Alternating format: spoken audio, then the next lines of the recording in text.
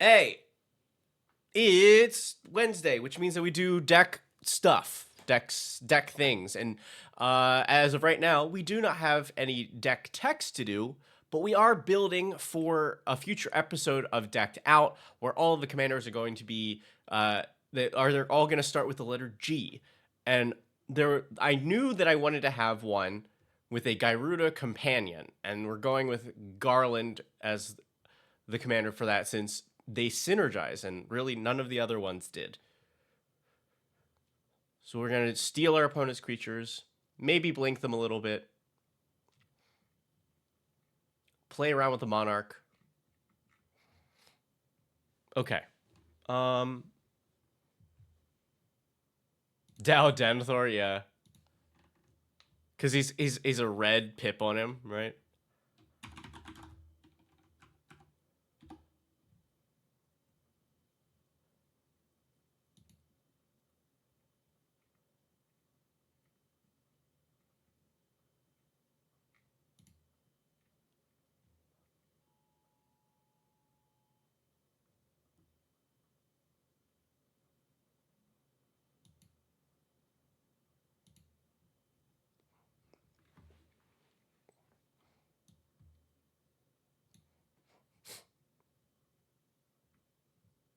Hmm.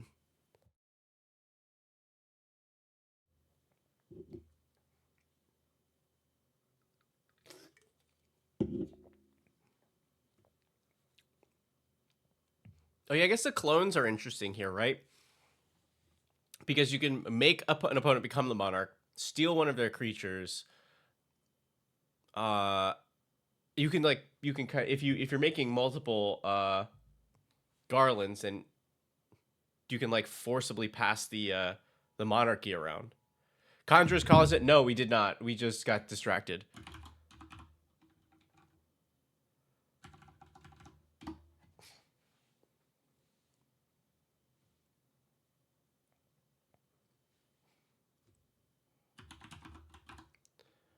Flash photography. Oh, this steals, right? Oh yeah, we don't want too many clones for Gyruda for it to turn into a Gyruda clone deck. Yeah, I like it if it's I like sorcery version.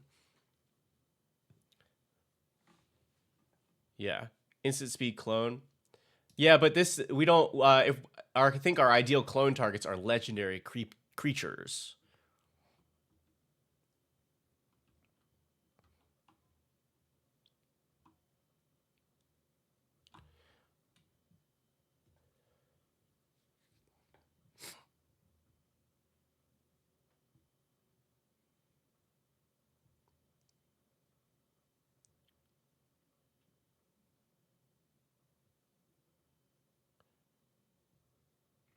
Gather specimens. That card is very funny.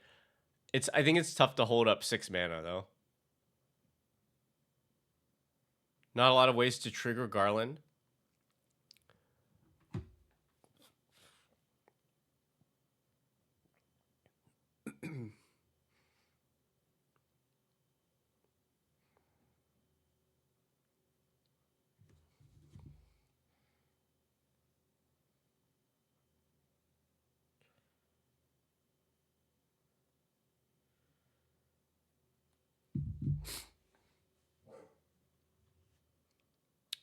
I mean, like, what you can. I guess you can goad.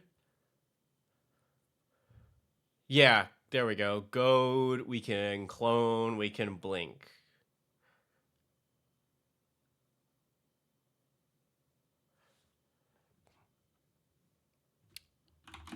Actually, John Ironicus totally works for this, right?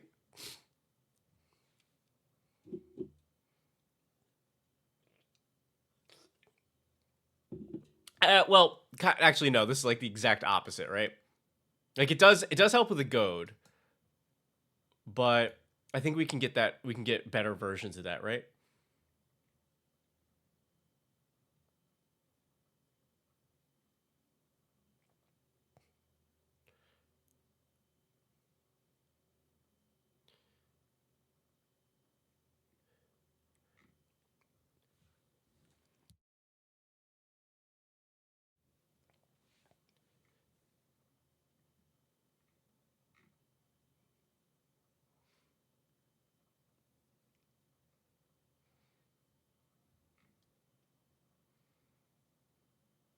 Yeah, I think I'm down for like maybe like two clones.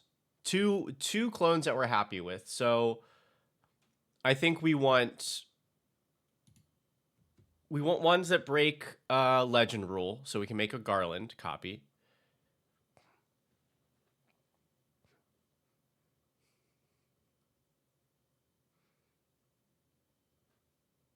Yeah. Yeah, Bloodthirsty Blade, like that kind of stuff.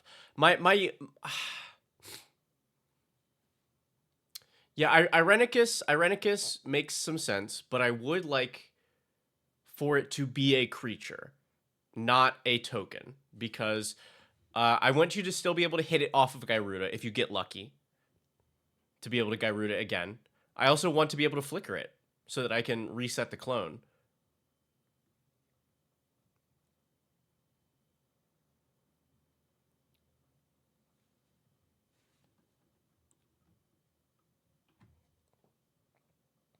Uh, Coercive Impetus is odd.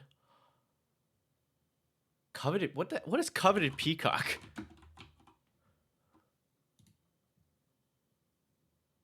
It is goad, but it is also odd. Laser Screwdriver, also odd. Is this the deck we actually want changing loyalties in? Somebody mentioned this already. Somebody definitely mentioned this already. But yeah, I think this is good here.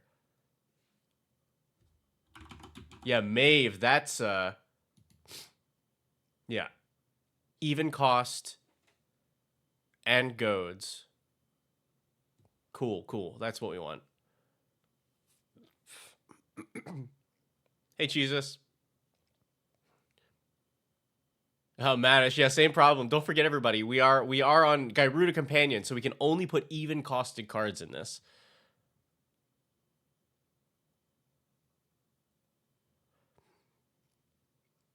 Right, clones. We need legendary rule breaking clones. What are like the two best ones? Because like there's Spark Double, there's like Sakashima. Ooh, Auton Soldier. I think Auton Soldier with Gyruda is too much. Irma's odd. Yeah, not Irenicus, because we don't want them to be creatures. Oh, the Doctor Who one, Flesh Duplicate. I think that also does not break legendary rule. Okay, so let's go.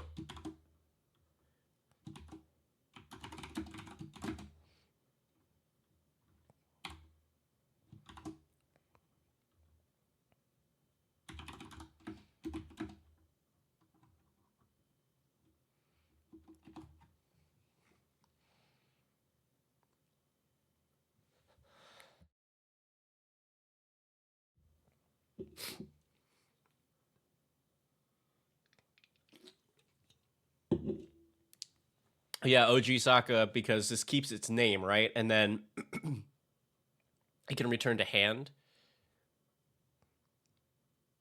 Oh, also, yeah, also clones enemy stuff.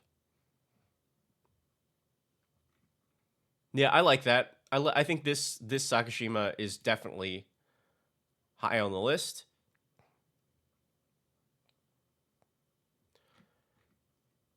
Yeah, I don't think this Sakashima does anything for us, right? Because like it breaks the legend rule for everything, but I don't think we need to do that. So Spark Double is just better.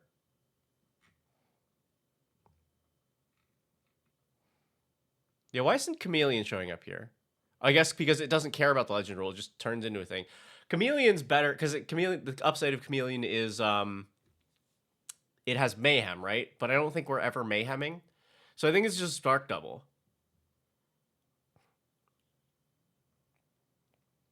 King Cow, thank you. Lazav worth running. Which Lazav? That's that's the one that can become a copy of a thing that your opponent like milled or whatever, or that went to your opponent's graveyard. I don't think it's particularly useful here because I just wanted I wanted some clones, but I just didn't want I didn't want this to be a clones deck. And really, the only reason we're running these clones is as to copy Garland.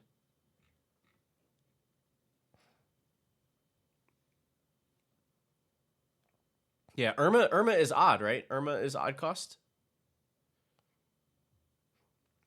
Because I'm worried about I'm probably good if we do Auton Soldier. Like, if you got Gyruda out and Auton Soldier, and you're able to swing with Auton Soldier, I think we're at a fine power level for that.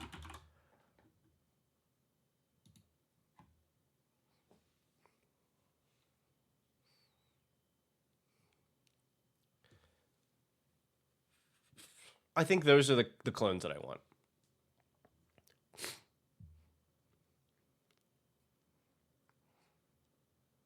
Any Demir ways to Myriad? Like Blade?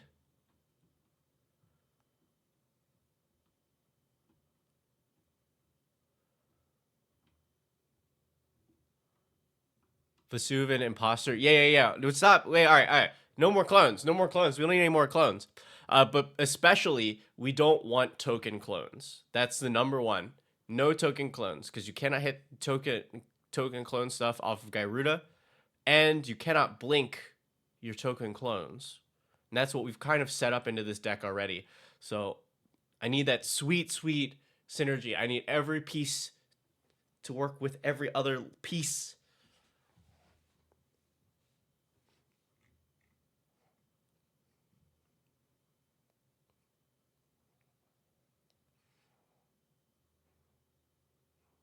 Oh, we can't run this Conjurer's Closet. We can't run the Ghostly Flicker. Ah. All right, this is tricky. We can't run Fealty of the Realm. We can't run any of this stuff.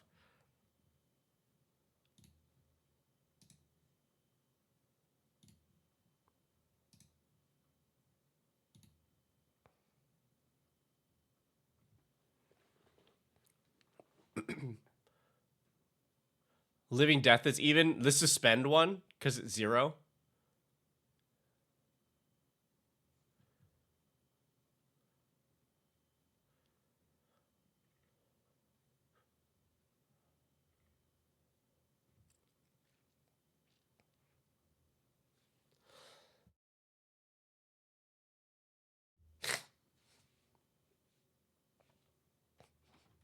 Oh, we need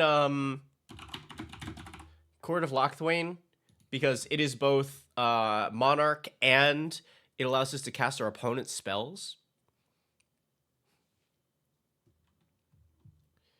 Mocking Doppelganger clones an opponent's creature and goads it. Yes, but that not the goad is helpful, but the clone is not, because we want to be able to clone our own stuff. Yeah, we don't need any more clones. No more clones. Bringer of the Last Gift is even.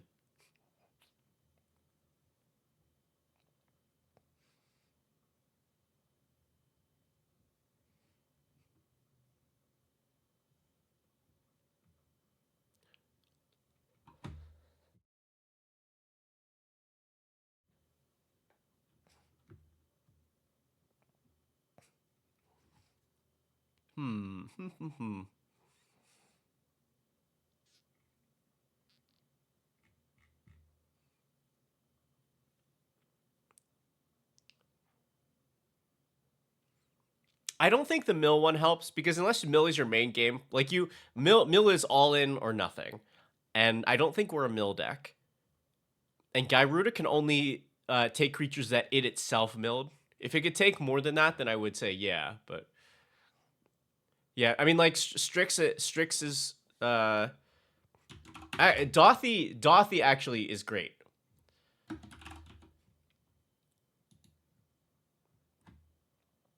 Like we may have to reconsider if one of the other decks is like graveyard heavy, but this being able to take an opponent's thing, great, and Shadow means that we can steal Monarch back.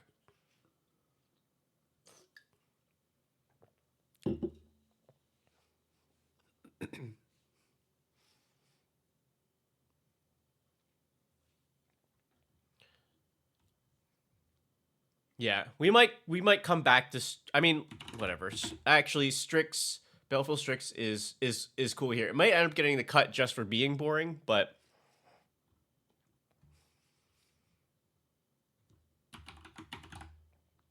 Volatile Stormdrake. There we go. Steal one of their little guys, and then it gives. Mm,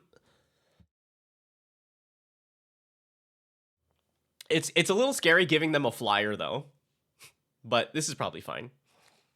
Sly Instigator. Oh, that definitely goads and it makes it unblockable, right? Renegade Silent.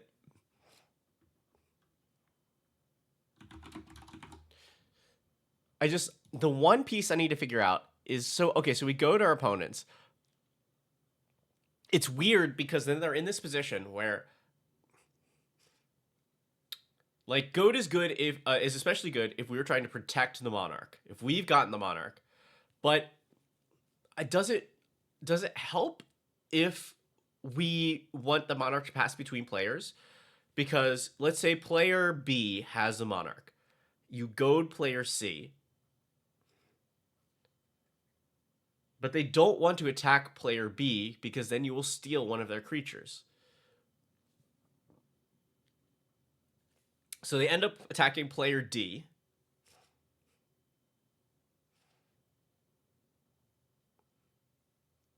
Maybe what we actually should be looking for is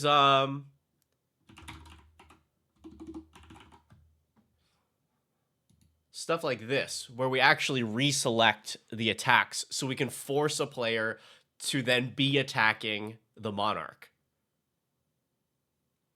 I think this is the better way to go. Yeah, Illusionist Gambit. Yeah.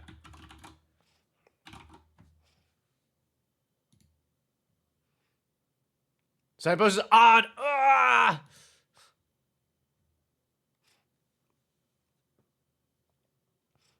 But yeah, Gambit. This is what we need.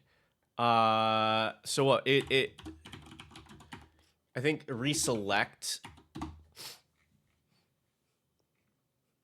They're both odd.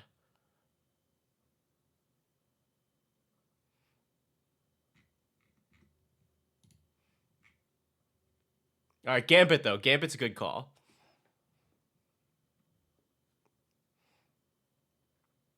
Oh wait, no. It's not even. This one does not allow you to reselect.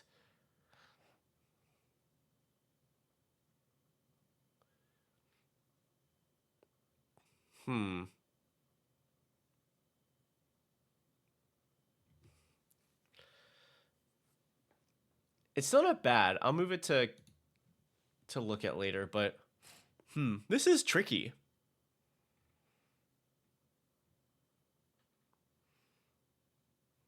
I know, right? Okay, so then this tells me that we're in the right. Like this is the right thing to do.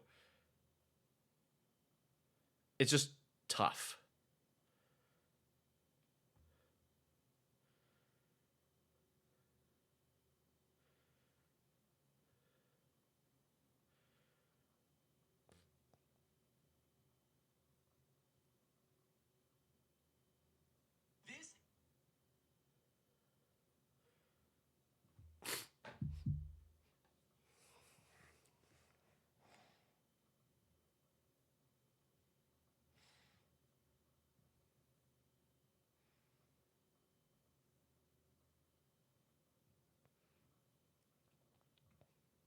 Control Center, yeah, blood bending. Thank you. Now that's what we're looking for. I know I keep saying that, but yes, control target opponent during their next combat phase. So then you can force them to attack the player you want. That's yes, good.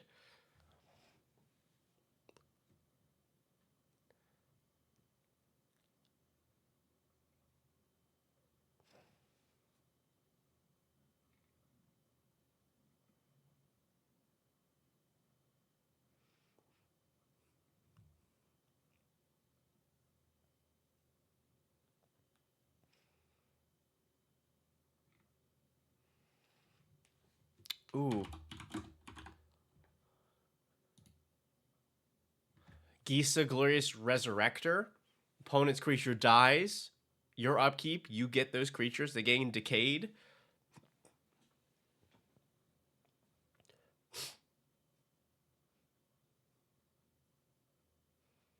If you're extra lucky, you could Thassa blink them. Hey, lab man, doing Garland Gyruda Companion for the G Pod. Mind slavery. I don't think we're mind slavering.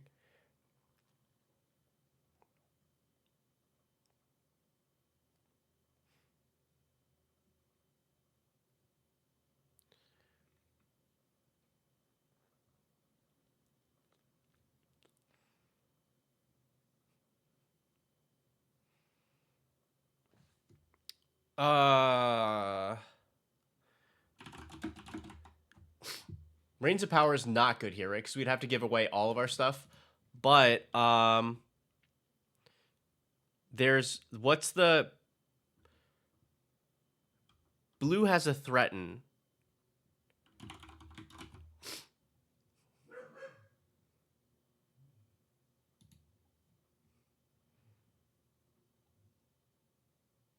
Grave Venerations.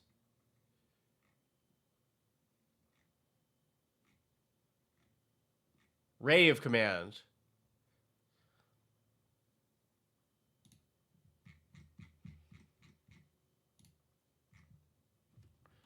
Oh, that's the new one, right?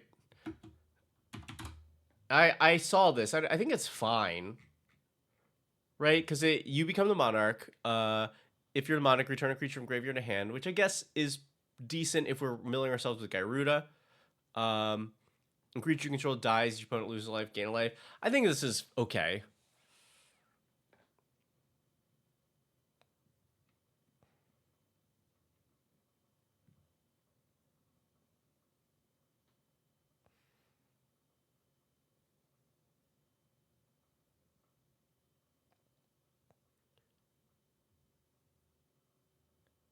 Hello, Op.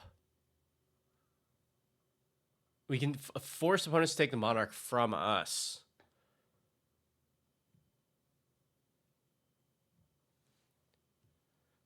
Well, welcome. It's a good place to be.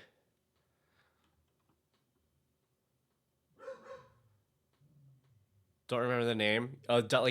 Domineering something. Is that this one? Target player gains control of up to 3 non-attacking creatures until end of turn. Yeah, but we... Oh, yeah. That's... I want them to be able to attack, though. Because we can't do much with them if they can't attack. Because this one gives haste.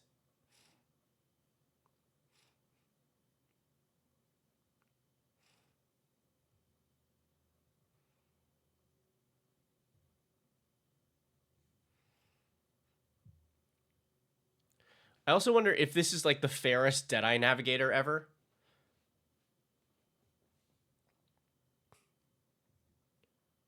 No, because I think the potential is too high for that to be super busted.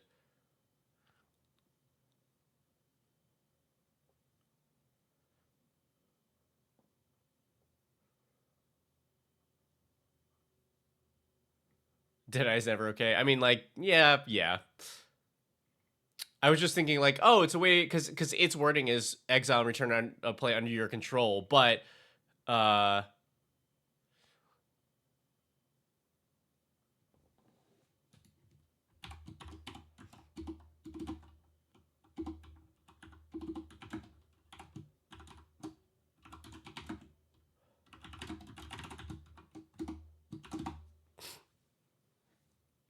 Sudden Substitution is sick. That card is awesome.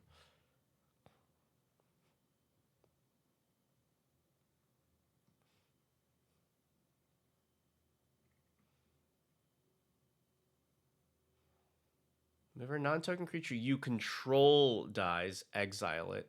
Beginning of your upkeep, you may put a creature exiled with it under control with a finality counter. Also, do we just have to run this, like, for the flavor? Probably. It does mean we still need to we need a way for our stuff to die. I guess if somebody blocks it.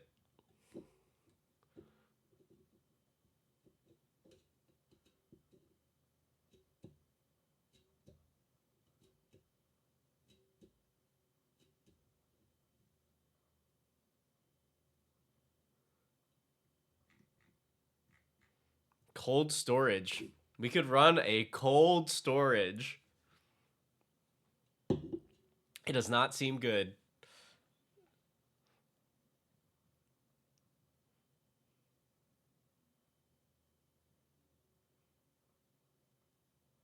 Oh, doesn't Golden Argosy, doesn't that's the kind of blink that we want, right? Let me look at the rest of these and make sure.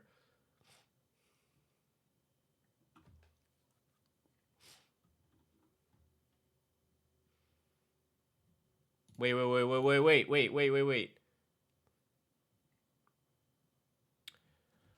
Emperor of Bones says, whenever one or more counters are put on it, put a creature exiled with it onto the battlefield under control with the finality counter. Gains haste, sacrifice at the beginning of the next end step. But we cannot sacrifice the creatures that we control but don't own. Maybe that is what we should be looking for. No Displacer Kitten.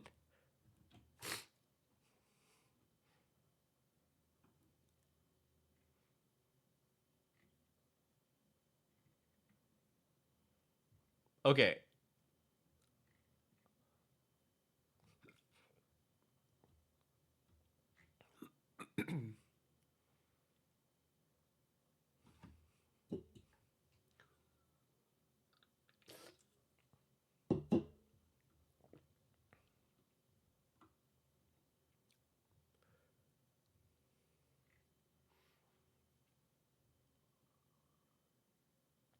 Ooh. Meldor, Swift Savior, deals combat damage to a player exile to one target creature you own. Ugh. You own. That's funny though. I didn't realize it was that specific wording. So like if you had a deck that was giving away your stuff, you could use this to steal it back, but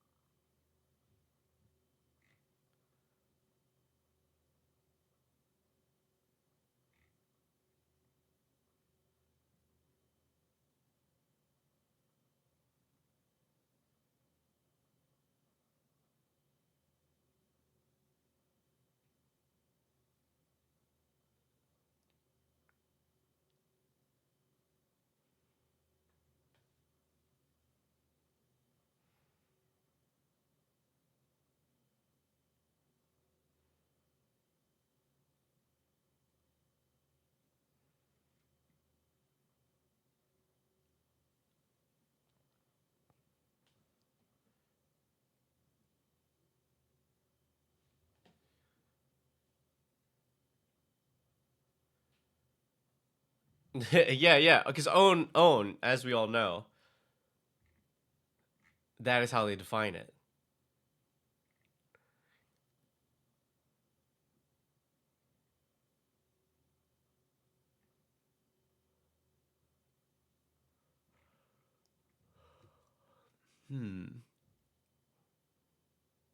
Okay, yeah, I don't think I need any of these other things. All right, what was I saying? We got to check the sacrifice thing.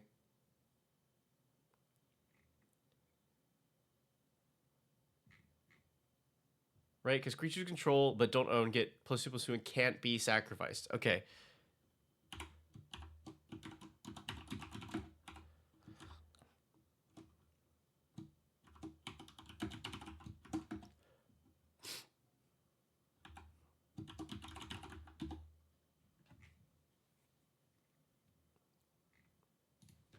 Can I do... There we go.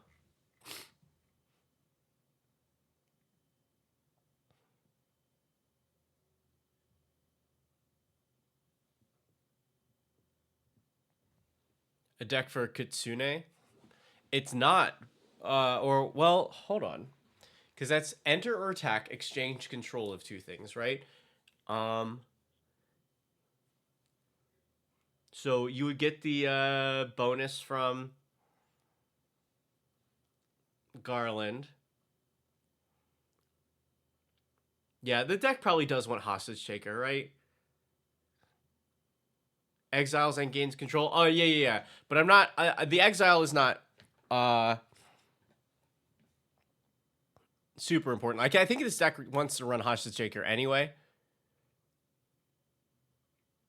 But I'm looking if there's anything else here that we can like that has the second end of turn thing like Emperor of Bones that we can get around.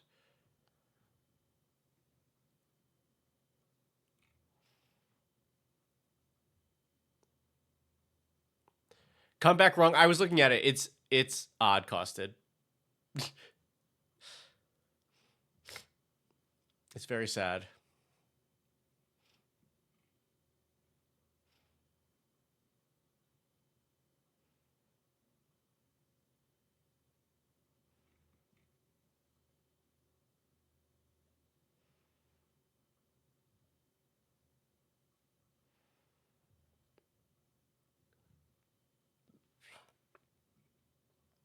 Spinal Embrace. Cast only during combat. Untap creature you control and gain control. You don't control. Gain control of it. Gains haste. Next end step, sacrifice it, which you couldn't. So it's a 6 mana instant speed, but only during combat. Steal. I think that's not super useful for this.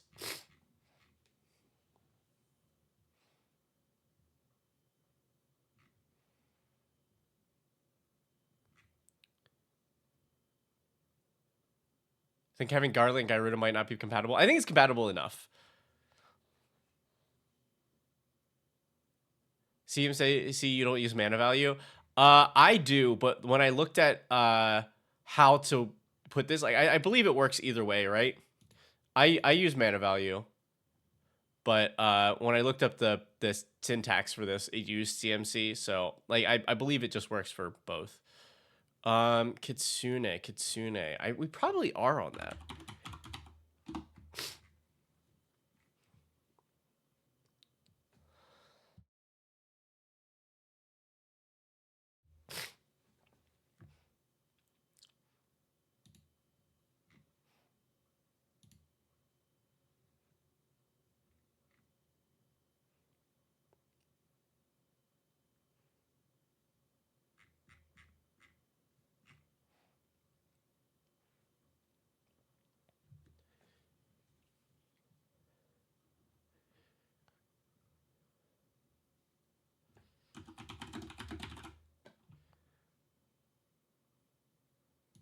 Maybe Sword of Temptation too. I there's still like one thing that I gotta figure out. It's one thing to make this work.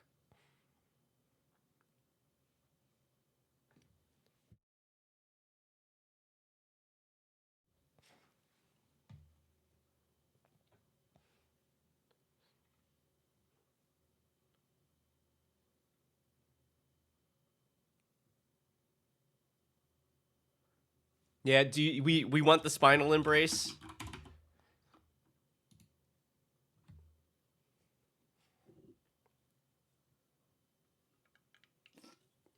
I think this card was originally an uncommon.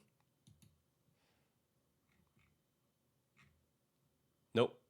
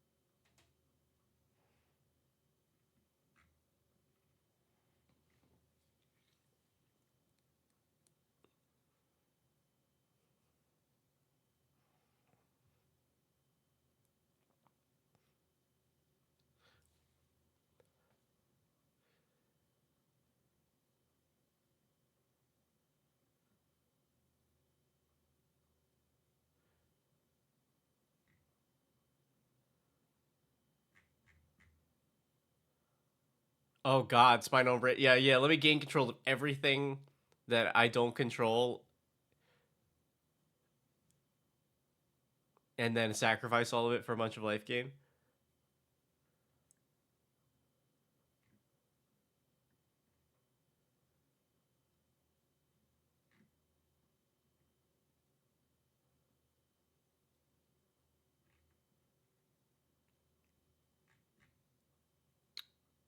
Hi, Maxathon.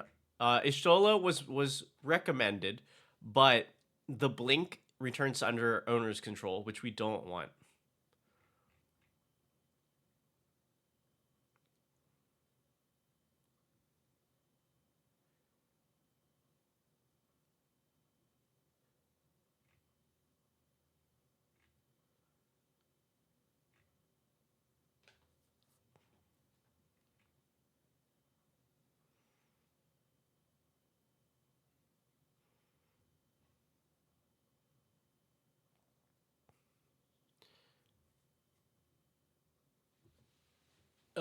Yeah. I guess I do need to be. I guess I need to be less picky about the blink because we do have both our commander and our companion are things that we want to blink.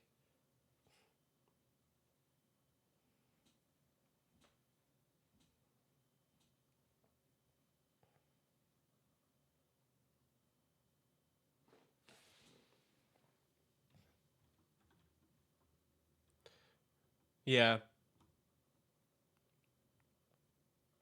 I guess it's also nice. You can blink Strix. You can reset Emperor of Bones. Okay, okay. Yeah, y'all got me on it.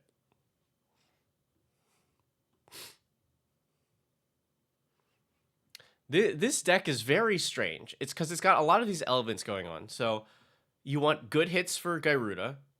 So we got like some sixes here. You want to have some Monarch synergy. You want to have some gain control of your opponent's stuff synergy. And you want that to like kind of work together. This is very, very fun.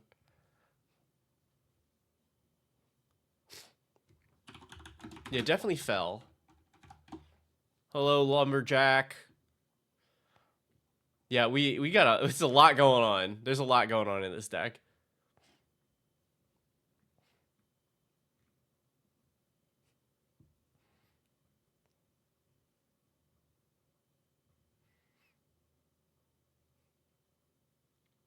You know what's really funny?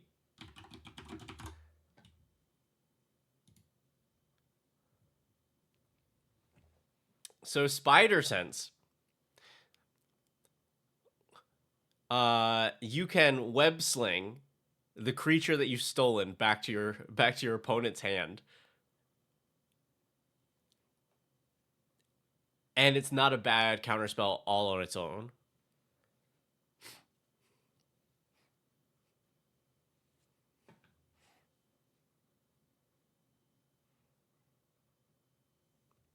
All is dust, boo.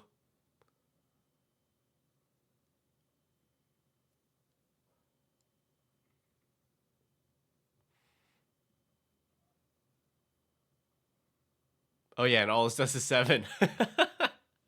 I don't know. It's so hard to remember, right?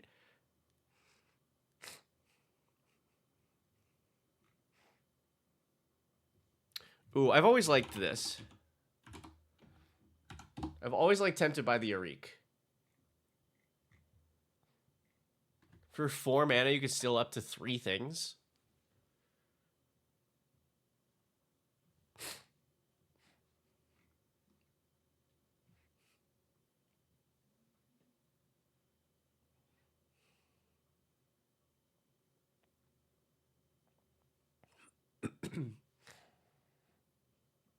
Yeah, so many good creatures at that value.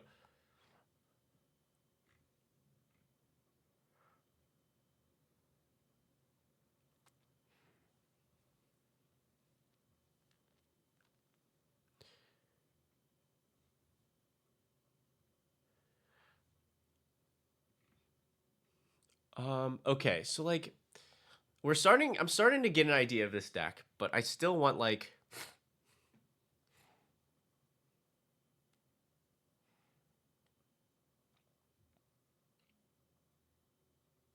I think we're making some real progress. I just want like one thing that helps to really that meshes all of these things together.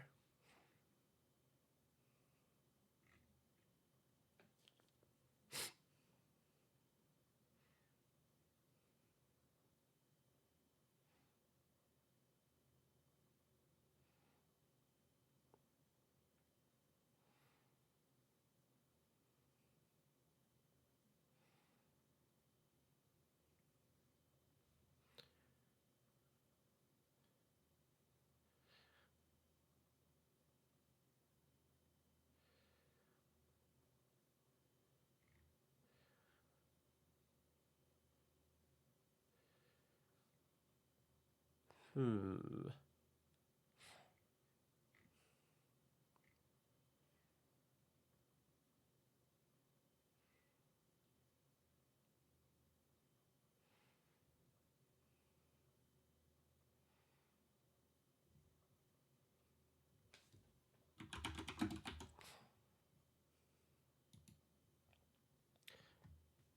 Altar of Ball, Staff of Eden. I think we could run Staff of Eden. Eden. We're definitely doing enough stealing where I'd be on board with that.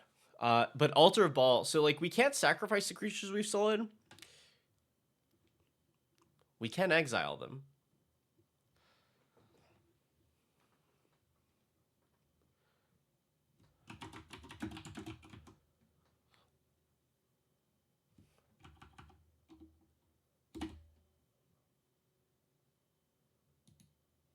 Right? Because Staff of Eden, legendary permanent, not named Staff of Eden from a graveyard on the battlefield. Okay, so like it is Reanimator, which we are kind of already doing.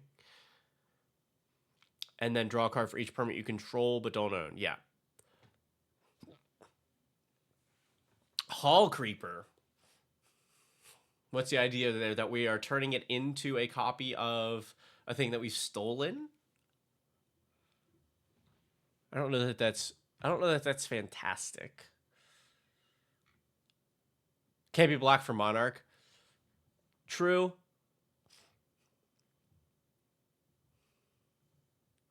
I would consider it.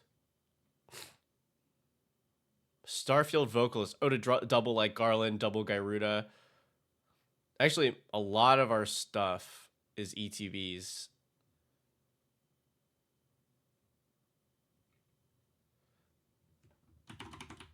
I like that.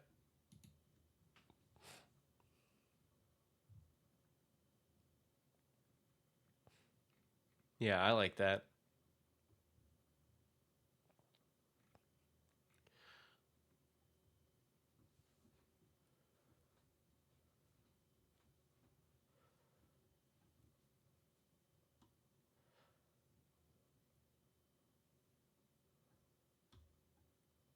Can someone become the Monarch twice? Um, it depends what you mean. Like, yes, like they could gain the Monarch, lose the Monarch, gain the Monarch again in the same turn. Uh,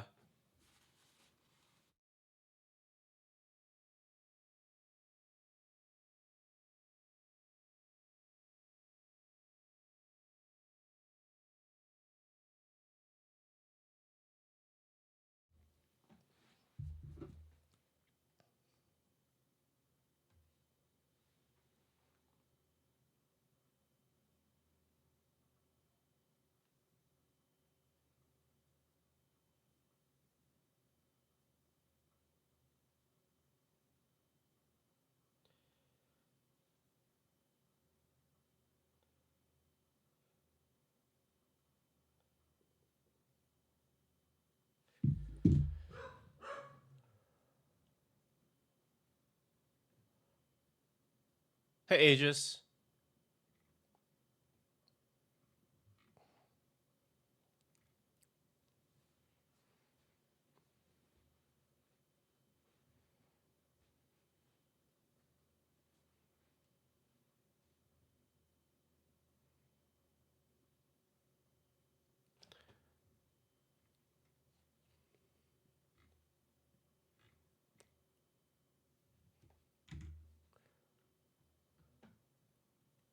Reason we're not running Gilded Drake because we typically will keep it to cards that people generally have real access to, and that is, Gilded Drake is not one of them.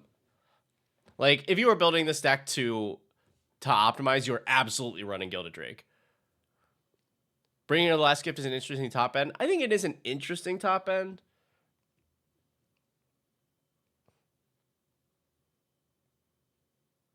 Is a swap Chimera? You mean the absurd stupid one? It's 5, I believe. The Energy Gilded Drake, we are running that. Volatile Storm Drake is here.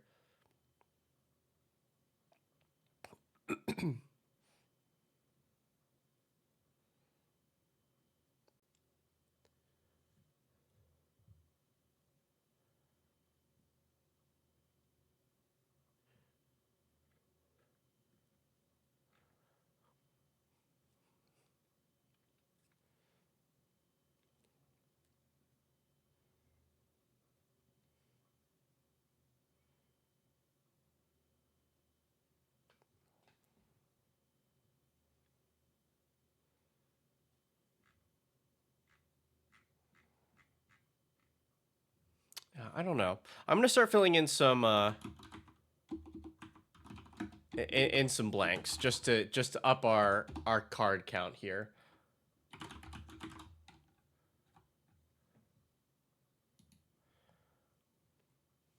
No Soul Ring.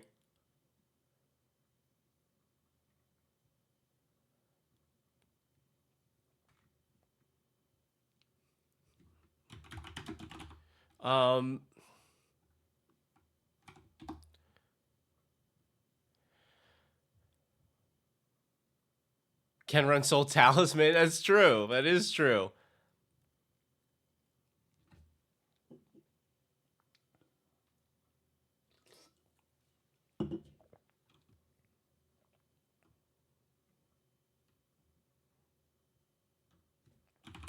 Oh, okay. So I keep wanting the Soul Stone is like on the edge of the kind of things that I put into a deck for decked out, because like that price tag is a little less accessible to a lot of people. But the deck totally functions fine without this, and it does do a lot of the things that we want. It's a Reanimator. It's even, and it at some point may be able to exile a creature that you've gained control of.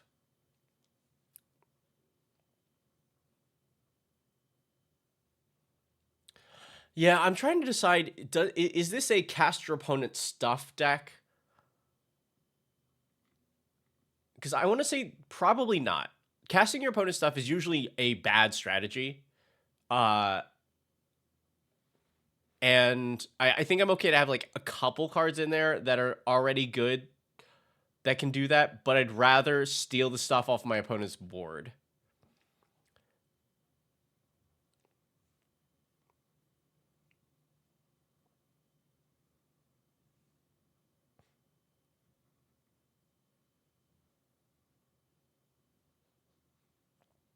Hate it on principle. Yeah, I think I just wanted to do the thing once on the show, and then I'm like, cool, now we can cut this.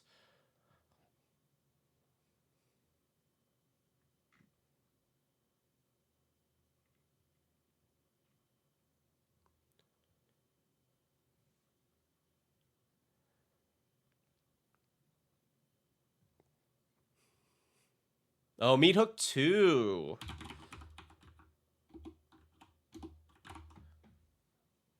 That's a fun card. Because we do need some sort of board wipey stuff. Creature you control dies, you may pay 3 life. You return it to your control, and a creature an opponent dies, they have to pay 3, or you return under your control. Great.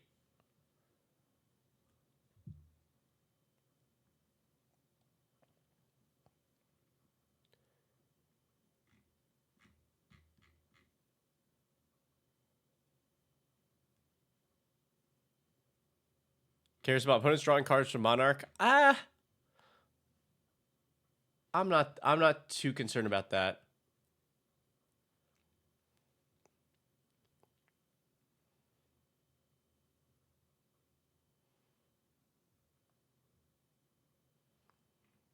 I do think I'm skipping out on too much Monarch stuff though.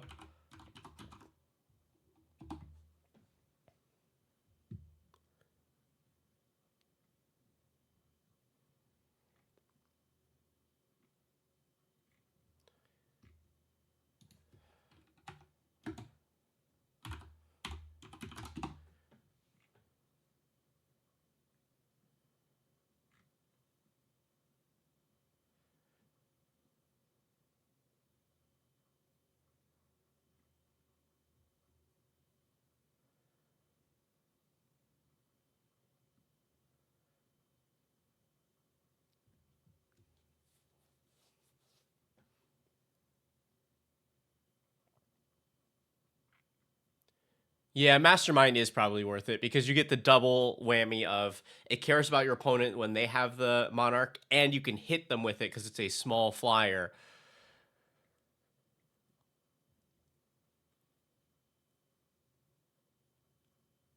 Laundry, Etherize. I think we want our opponents to be able to swing at us. I think we want them to be able to connect because we want them to. We don't even need Etherize because our opponent is like conflicted on: do I attack them to take the monarchy, but then I steal? They get to steal one of my things, or do I leave them alone? So I think we're very okay for them to steal monarch. We just steal it back.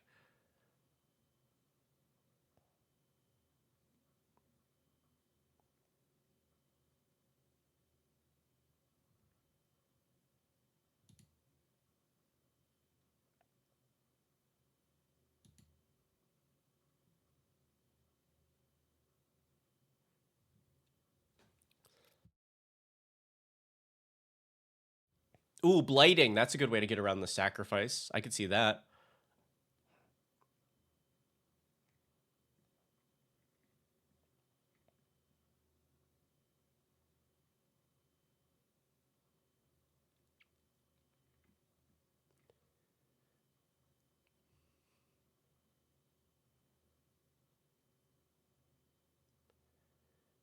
I don't hate the Azure Fleet Admiral here. And then I don't know that I need any of this other stuff. We may be coming back for Starscream.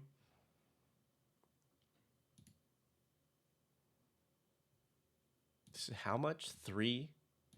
Because this is also cute because it gives it, like, we are kind of looking for plays to make on even amounts of mana.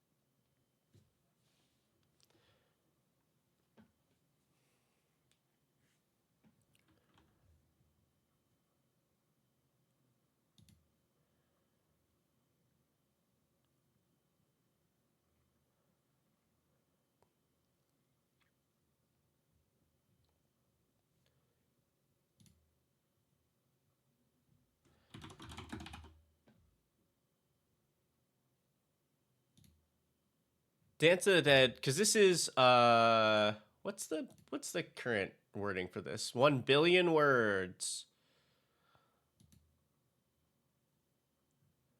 Comes in play if it's in play, yeah, blah, blah, blah. Return when Dance of the Dead leaves play, that creature's controller sacrifices it.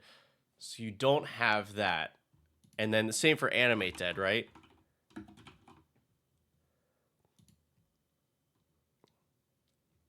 When the aura leaves, controller sacrifices it.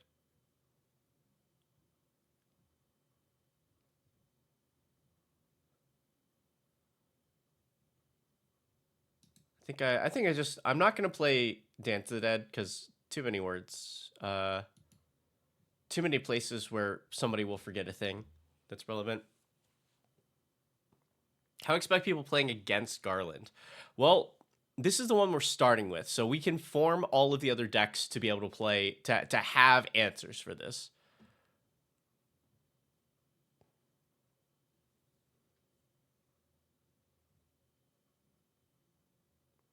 Still fine with Goad. Yeah, we've got a little bit of Goad.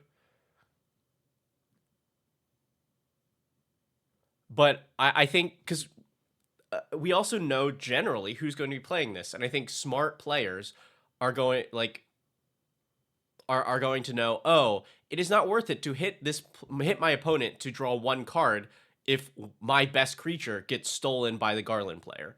So I don't think I don't know. I think the goad does not work as well as we want it to. Oh, right. We said it's a million years ago to do hostage taker, and I think that is a pretty good one here.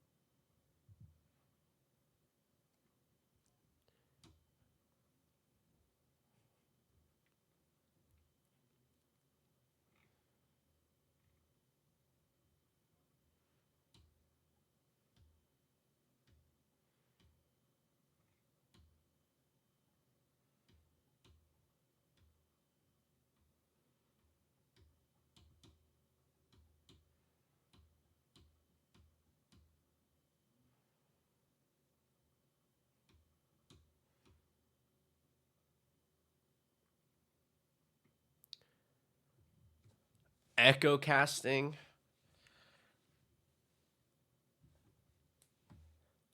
We do. I don't know. A lot of our targets that I'd want to copy are legendary. Oh yeah, we probably need a feed the swarm. Uh.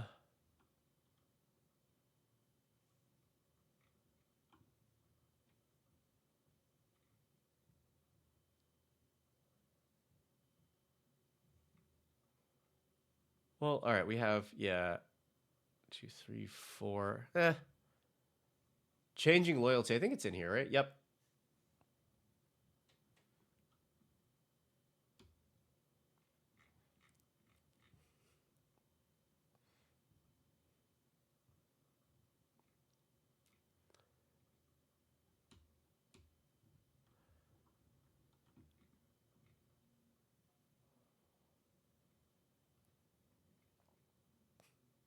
We considered it earlier, the Illusionist Gambit, but uh,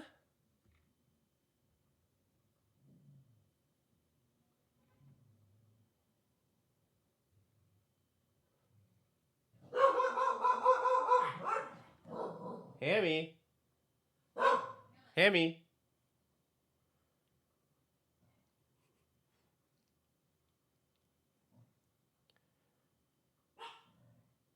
Do you want to get Monarch and prevent people from attacking you, or focus on keeping the creatures, or you want for? I think we want. I think we want kind of a medium between that. So we want to be able to get Monarch when we want to get it, but we don't need to stop our opponents from taking it back because then we get their best creature. But we also don't have to. We don't have to worry about trying to. Uh,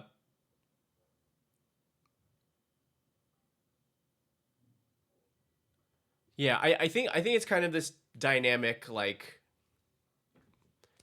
thing. We want our opponents to be confused as to what they want to do.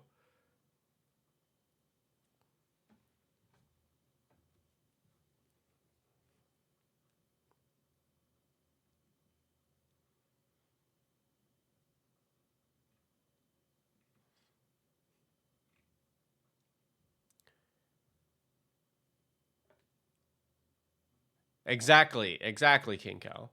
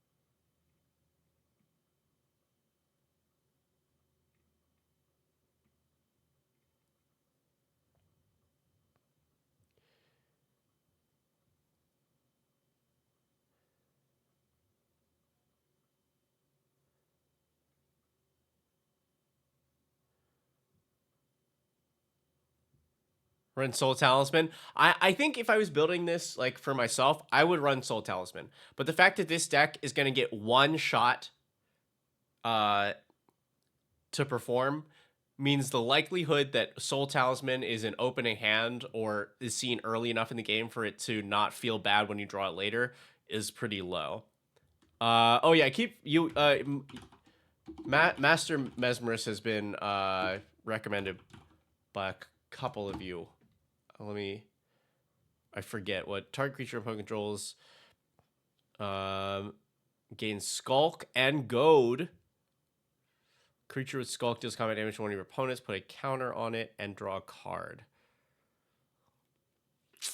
It is okay.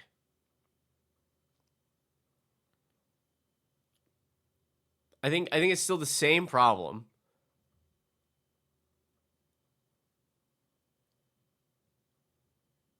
The goad is not as effective as I think we want it to be. The card is really cool, so I'll add it to considering, but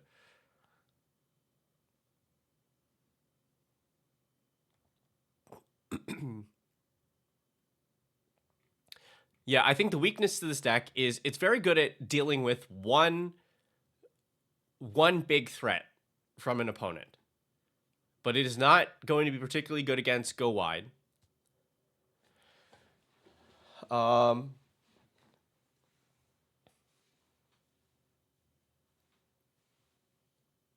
it's certainly a little mana hungry. So it's going to make like some individual very impactful moves, but it can get shut down by like removal or counter spells or something going wide.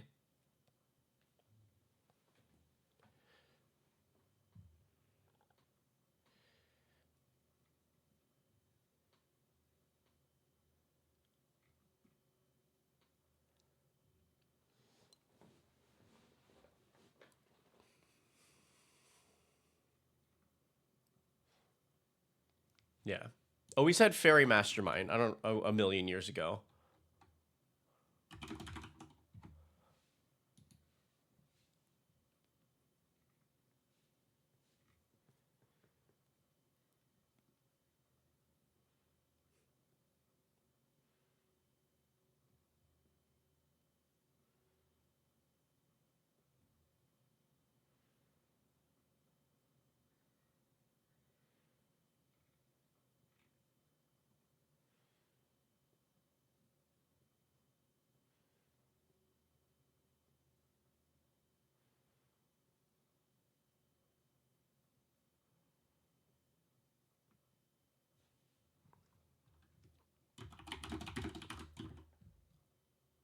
City of Shadows. Oh my god.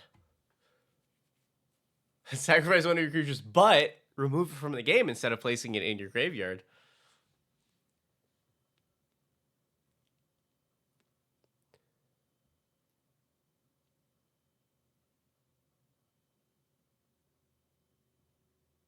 Yeah, I think that's weird enough. It's like it's not super broken.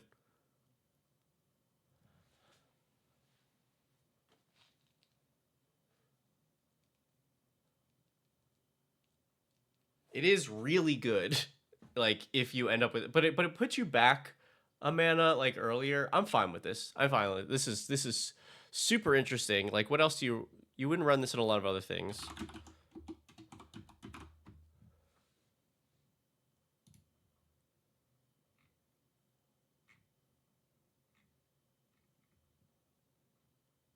Sacrifice a creature, but remove it from the game instead of putting it in your graveyard.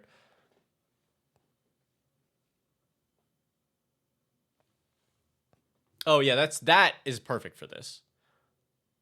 Yeah, exile errata. I figured that, but it like just reading the old wording is very funny.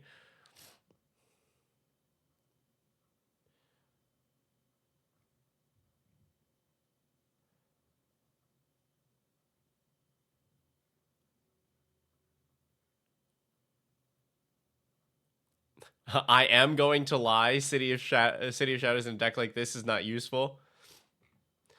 I don't know if either one you typed out what you wanted to type out and you are going to lie and that we should keep this City of Shadows, or if you missed a word in there, and then I disagree. This is uh, not incredible, but it is fun and specific, and that's what we're trying to do. Intentional? Okay, good. Yeah, it's great.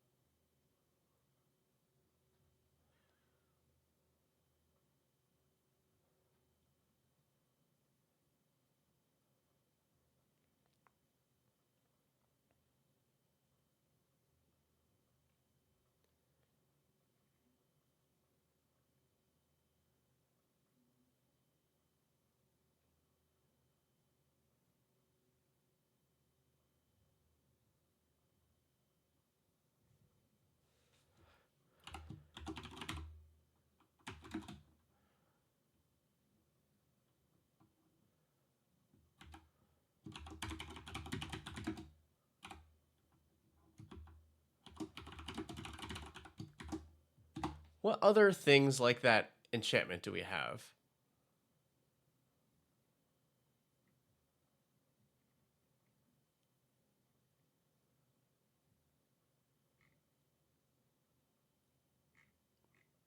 So we have changing loyalty, but like other ones that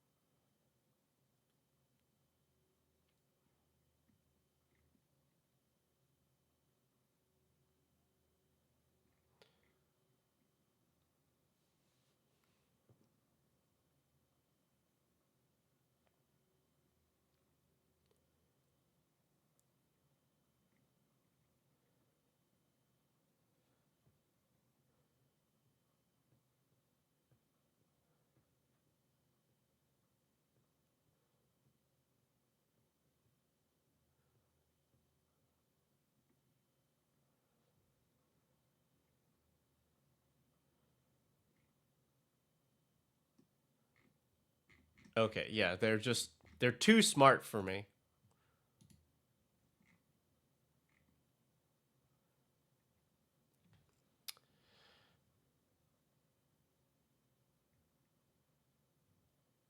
Hireling and Rev, yeah, I just are we able to consistently attack enough players for us to want those things?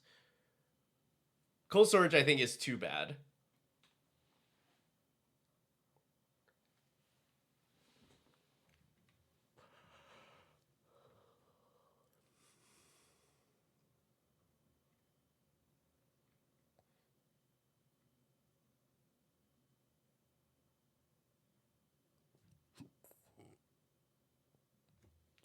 What are we looking for exactly? I honestly I don't know.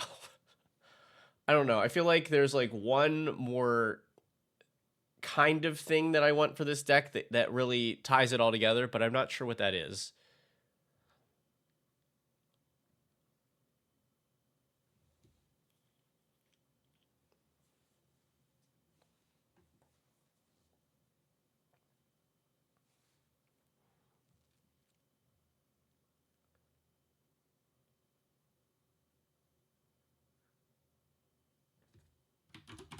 Oh, I keep wanting to put this card in more stuff too. Afterlife from the Loam,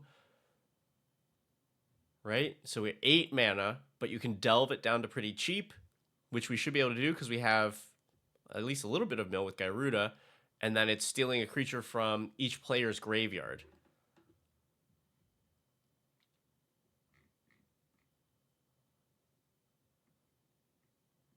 Yeah, Flip Rona is probably not bad because the front side allows you to put your reanimation targets into the graveyard. The back side takes your opponent's stuff.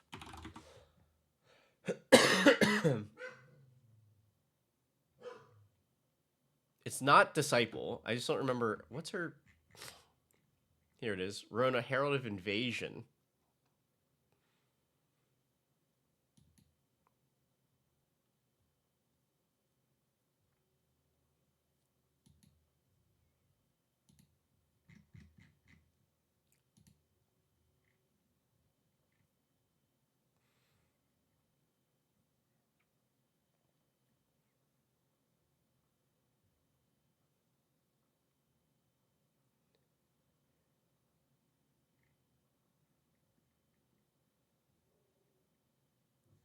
Yeah, because I think the core of this deck is you are controlling the board, right? You're soft controlling the board because you can steal opponent's creatures if they become the monarch. So Garland immediately steals one creature, and then you have like a light. You are dissuading opponents from attacking you because you then steal their best stuff if you become the monarch, and you always have this. I think it's going to be like kind of political, kind of control.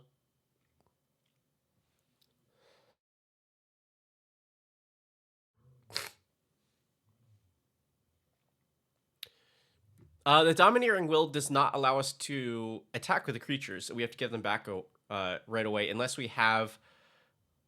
I think it doesn't quite do what we want, especially if Garland's out, because like not being able to sacrifice them, and then I think having like extra mana on top of it, like the City of Shadows would be the good thing there, but I don't know.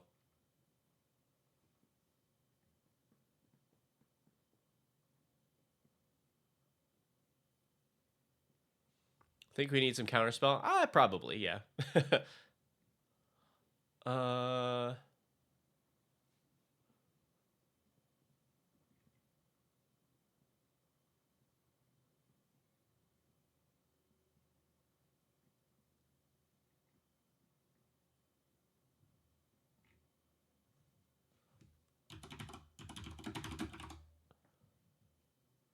Also get to play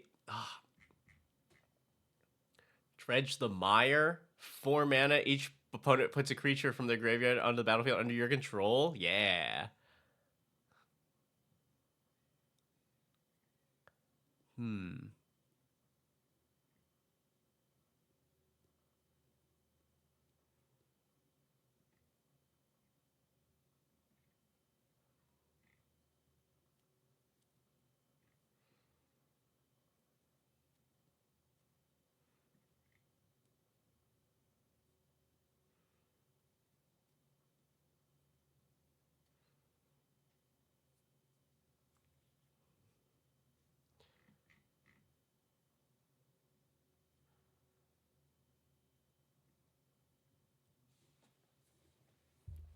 Mass Sacrifice is a little tricky because it gets rid of Garland.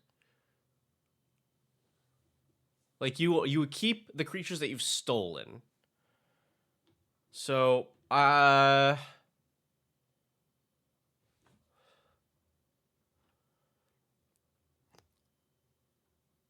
could see like one good sacrifice board wipe or something. But do we have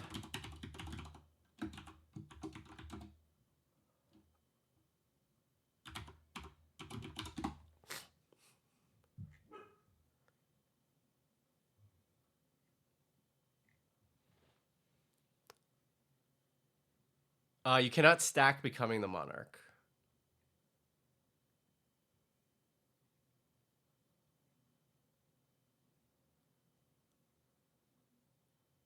Yeah. Oh, you all have mentioned this before. I think this ends up being a potentially really cool move, and at the worst, you can reanimate a 6/6 flyer.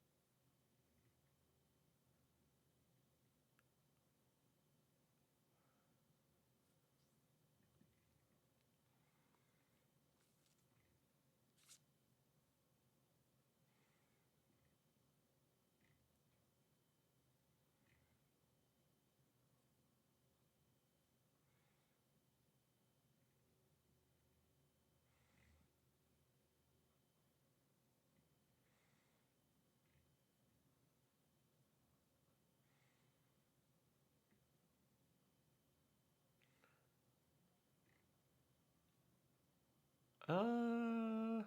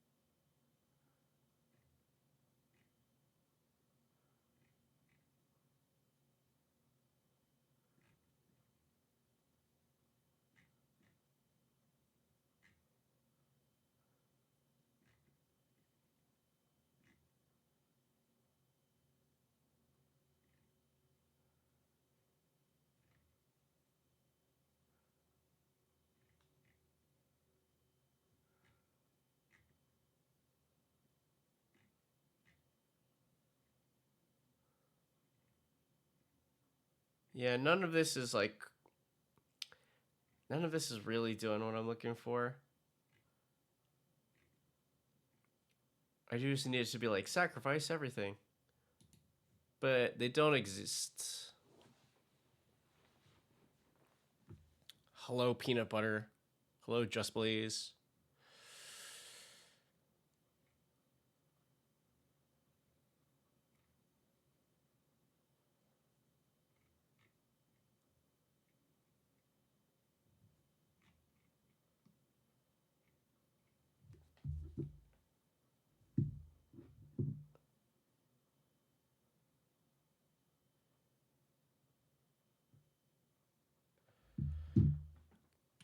But what?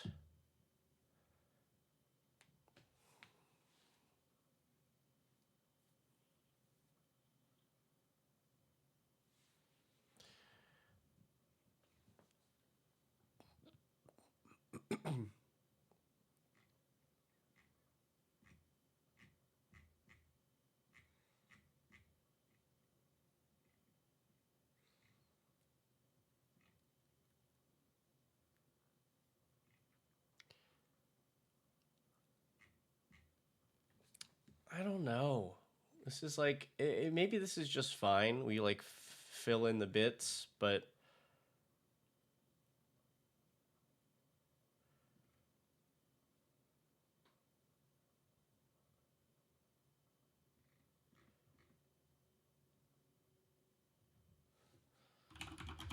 I maybe I just like give a couple more pieces of each of the things, like a little bit more Reanimator, a little bit more Steel stuff, a little bit more Monarch.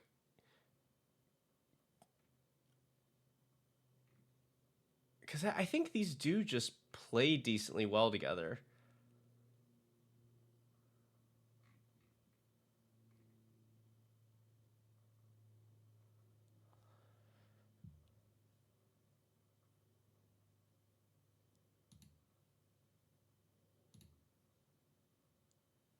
Don't forget the counter spells. Correct.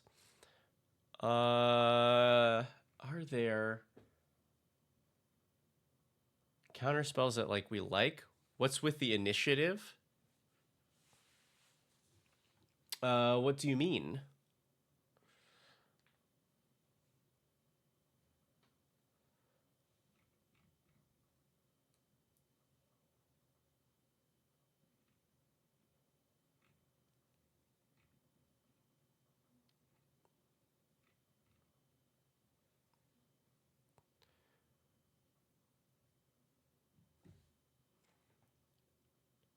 Make it more complicated to attack. I don't think it makes it more complicated to attack because they just end up in the same place. Like I'm not against it, but I could definitely see it.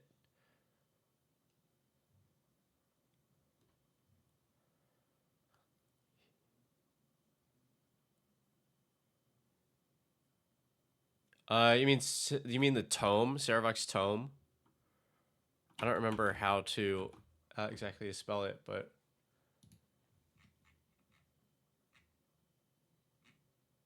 you mean this?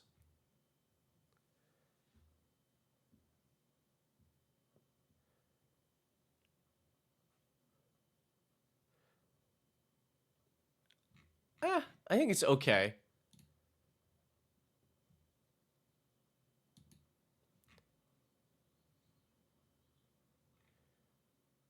Yeah, what kind of counter spells do we need?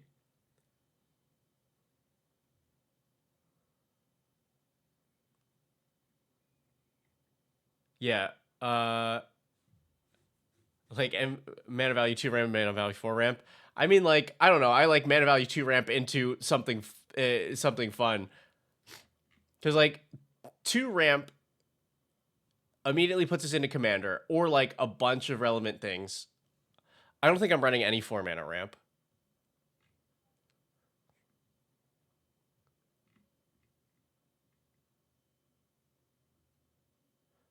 Ether Snatch isn't it just like 6 mana, gain control of something?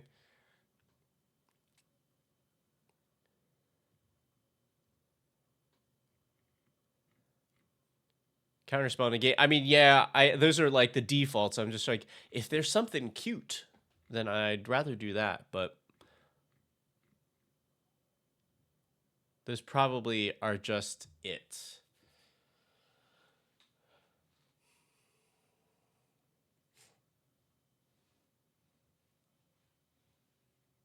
It's a funny Pact of Negation deck.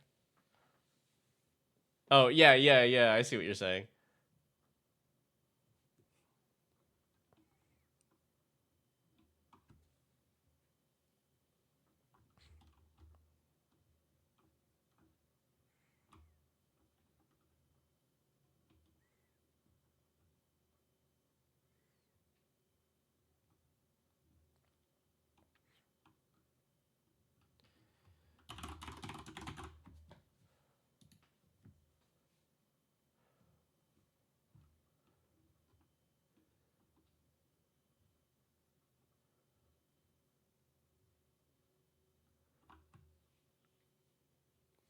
Oh, God. King Cal, do not speak that into existence.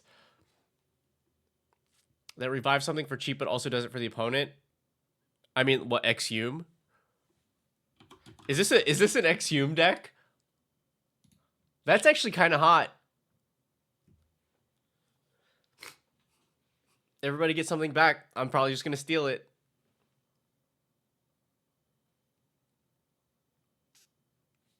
Exhume kind of spicy.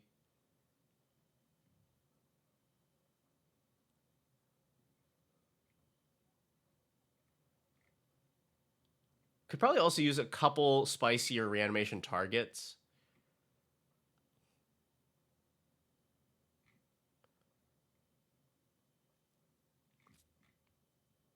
Okay, right. Let me do like 1 or 2 more good pieces of interaction. King Cal, thank you. You're doing the Lord's work today.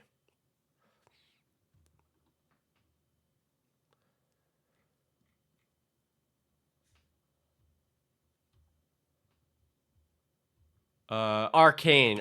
There we go. That's. I don't. Why can't don't know why I can't think of those today. Can't think of anything today. Oh, I'm gonna add a Bitter Triumph here for removal because that also discards.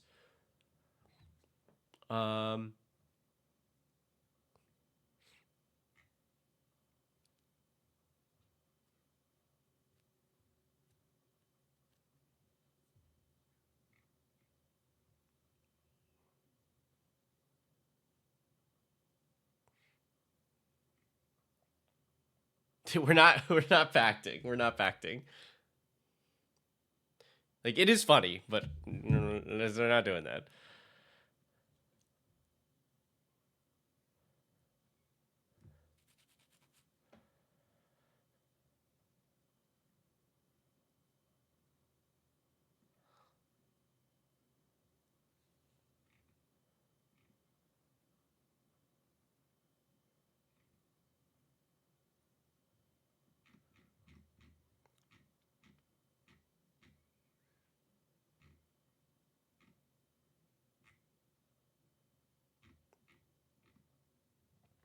Yeah, I can't think of anything better than negate, so we'll at least do in colors counter squall.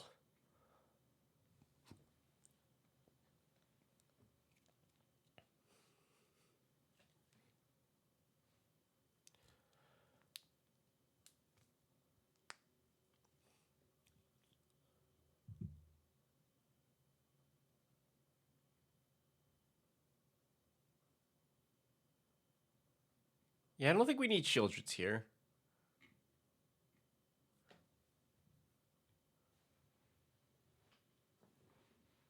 I think really the thing that we would need is like board wipes. Manly Muppet, thank you. Inevitable betrayal. I think it's the same problem. Is like if the player does not draw it like super early, then it feels really bad to draw it. It is even, but I think it's just the content thing of, okay, we're only playing this deck once.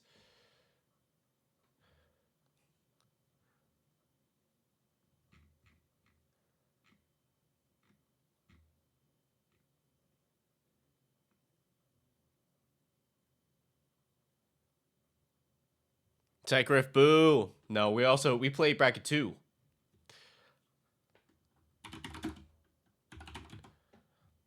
How about this as a reanimation target? Geth, Lord of the Vault. Steals more stuff from opponents' graveyards. Deluge. Is that the one that cares about islands? Because then I'd rather have something. Because like I'd only play that in a mono blue deck.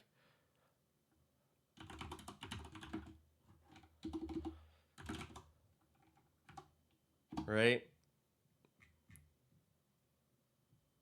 Yeah, number of islands.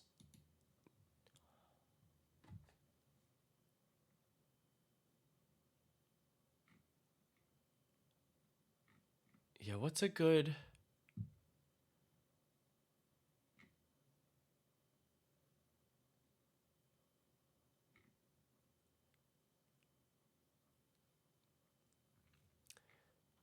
Yeah, see, also, like, when do you ever see Dragonlord and Silumgar, right? I know somebody mentioned this, like, a while ago, too. I don't know if it was you, Laundry, but give them a little credit, too.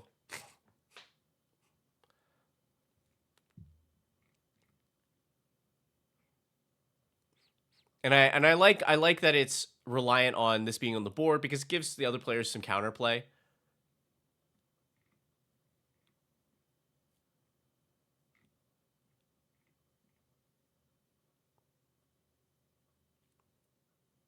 Massacre Worm. There we go. Good reanimation target. But also, like, whenever you play it, it is a good answer to one of the things that will stop this deck. Yeah, I'm down with that. Dirge. Dirge is okay. I don't know that tutors we try to avoid unless it is like the deck is really wants to find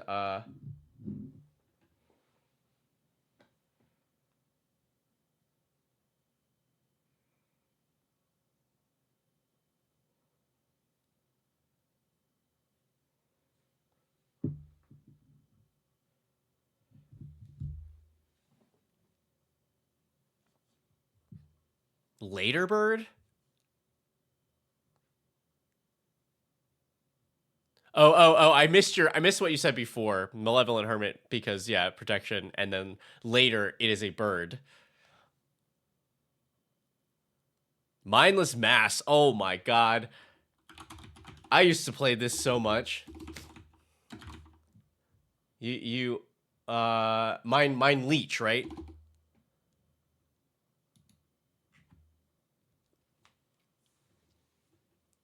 Yeah, you got me on Mind Leech Mass.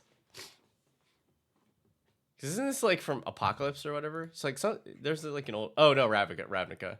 I'm picking that one. Scion. Sphinx Ambassador, yeah.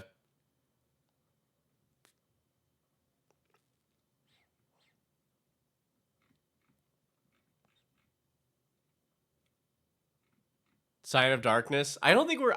I don't know if we're. Are we on Scion here? It does pitch itself, but that card has been crept to the moon. I do think I want maybe like at least one more mana rock at 2. Is there anything better than just like throwing in your typical like Mind Stone, or like Felwar is probably fine.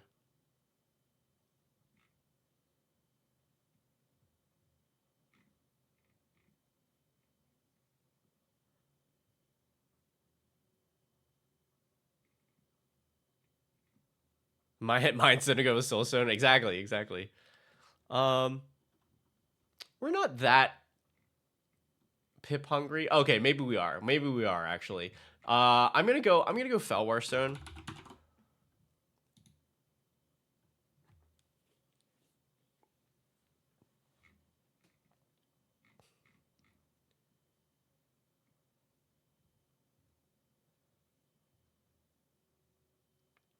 This deck's weird. This is great. Okay, give me some decent. What's like?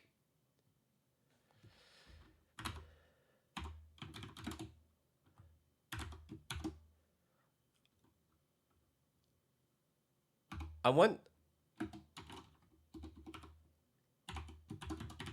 want like a big reanimation target now, and then I think we add a little bit more reanimation in general to it. A Blightsteel, yeah.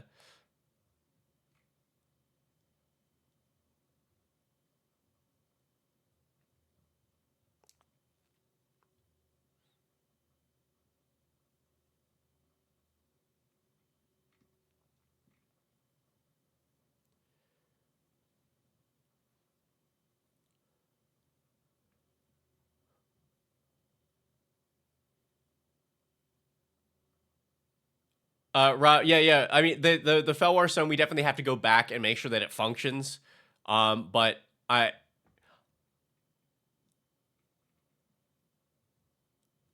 think it's just like this is what I'd like it to be, and then we go back and check. Suchi, it just like makes a bunch of mana, right?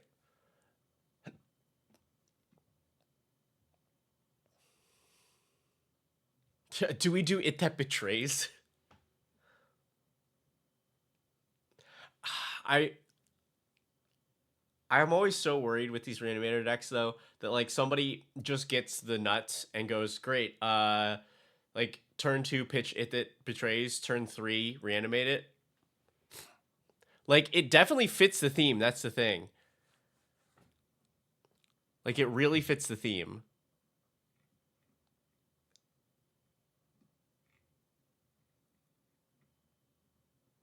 Like it has to be that, doesn't it?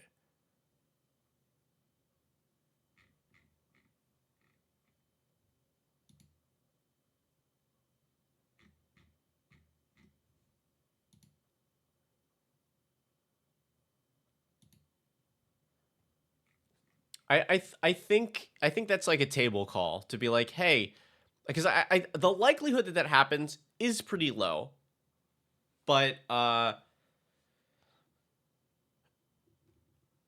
we just got to make sure that like because you know all you just need some removal. Like we're not giving haste or anything, and we have pretty interactive pods. Stormtide. I think this is a solid lineup of reanimation targets. So we're not dedicated reanimator. We just that's one aspect of the deck. We have Exhume, Animate Dead, Soul Exchange,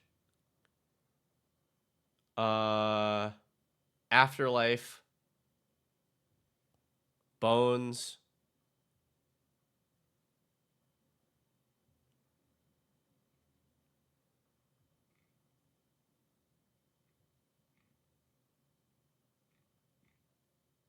Alter, eventually Soulstone,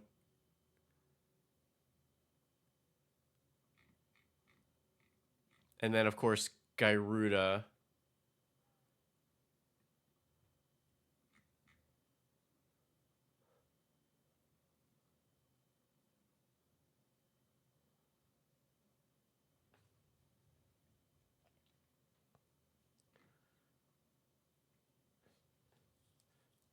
All right, we've almost got a thing here.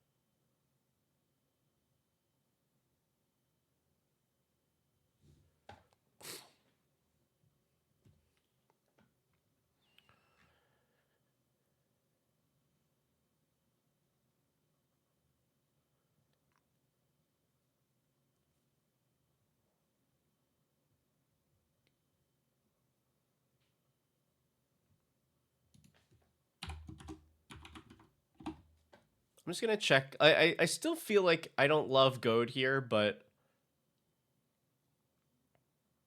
I want to see if we have any good options.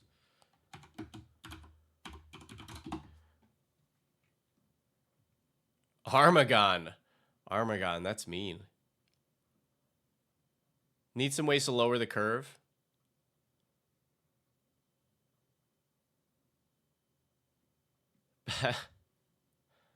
Pastel box. Sort of Feast and Famine made me attached to Leo.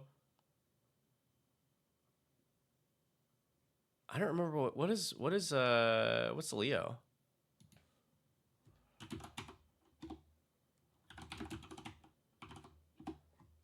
This one? That seems fine. Cause it's Feast and Famine is untap and discard. Like it's mean, but yeah, I think that's pretty fair.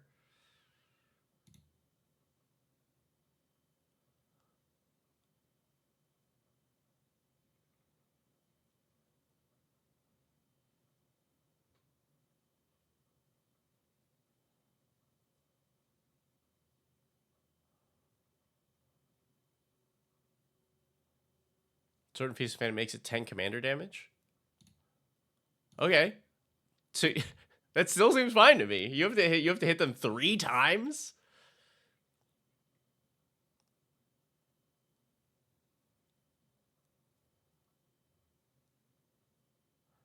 Alayla, we don't have that many things we're playing on opponent's turns.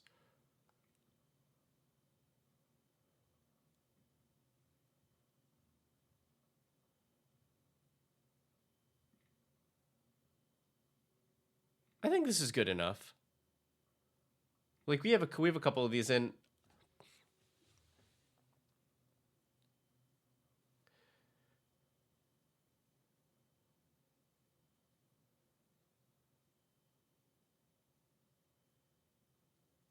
All right, I think I'm on board with John Arena because it is like the opposite. It almost feels like a non-bow, but it's cute enough. Like steal an opponent's thing, give it away.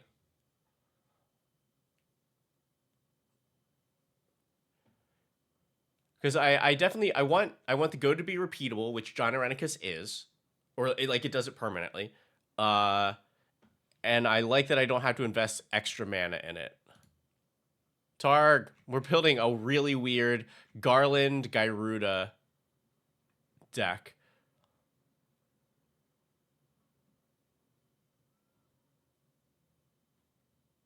This deck is super weird, and it's gonna be great.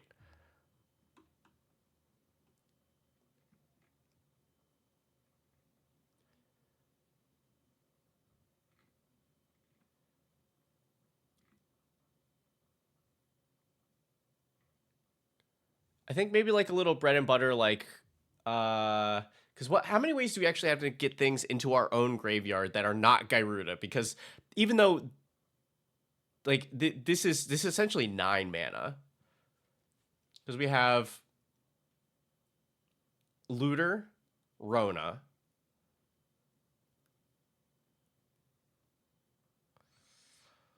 uh, nothing here.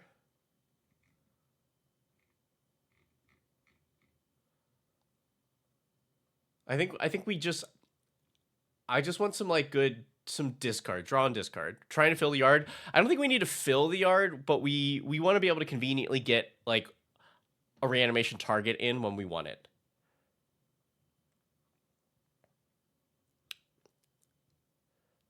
I think Fimage is fine, but I think the clones that we wanted specifically are ones that can hit our legendaries.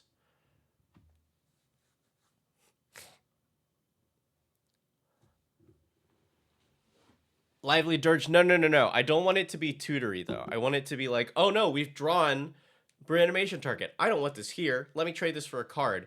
And then I think just regular loot abilities are the best for this because it also the flexibility of being able to just dig for what we want is good.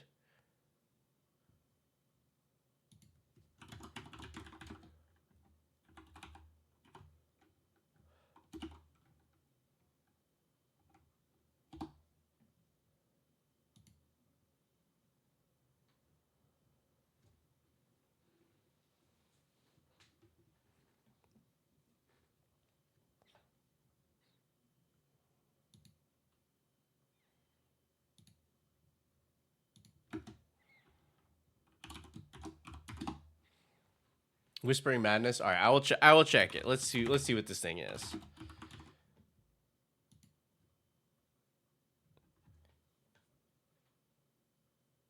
Okay, so it is Windfall, but with Cipher. Sure, yeah, I'm down for that.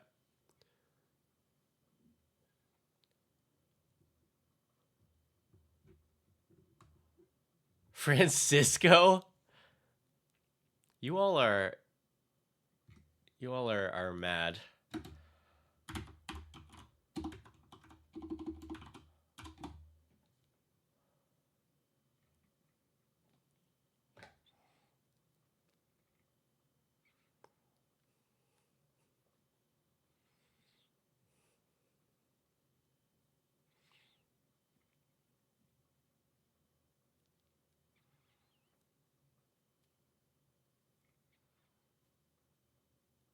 Where's Spark Doubler?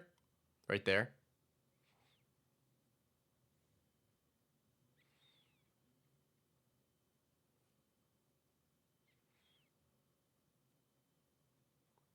Oh, do we run like Meringue River Regent here?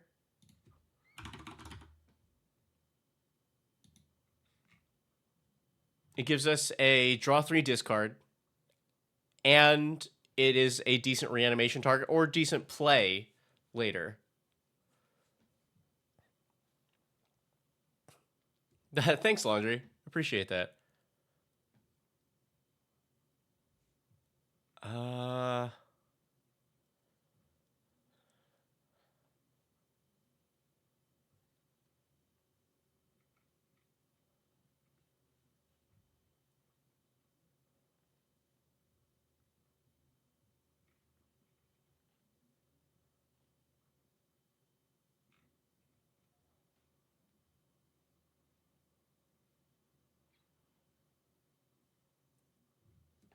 Oh, new Jazzy. Um,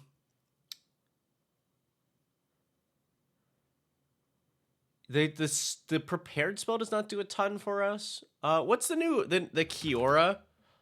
What I don't remember. What's the other part on Kiora? Right, it's this one.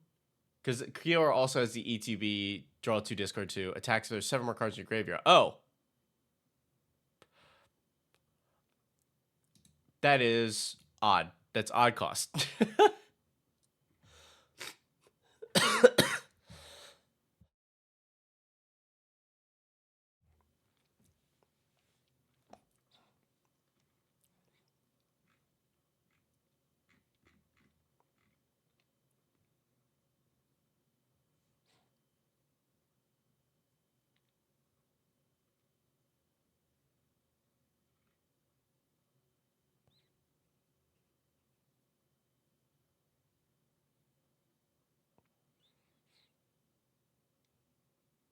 Celestis, absolutely not. Yeah, Day and Night is soft banned on the show. Like, maybe if we did a deck built around it, but otherwise, not a chance. Yeah, Will the Abzan is decent. It's a Zombify and it's everybody sacks. What do we have for artifacts? Not a ton. We have it's just like 2 mana ramp and some fun bits.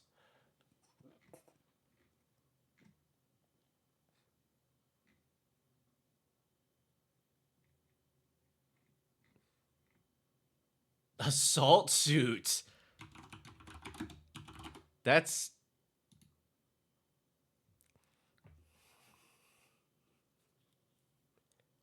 kind of funny.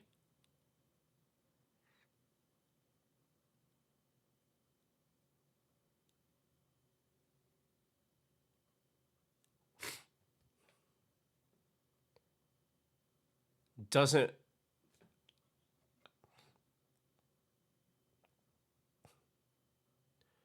force. Yeah, but that's still okay because what it does is uh it gets around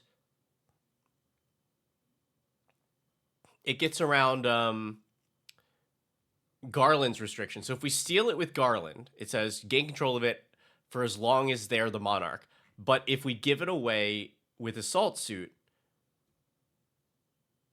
then that control, like what even if that player like loses monarch, it doesn't do the thing.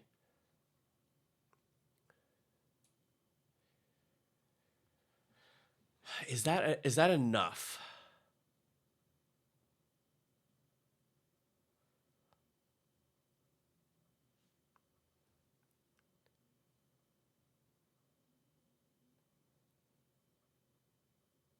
We were on looters.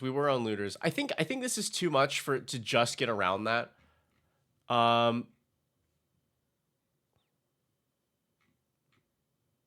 Yeah, I think I want like one more 2 mana looter and then I'm good.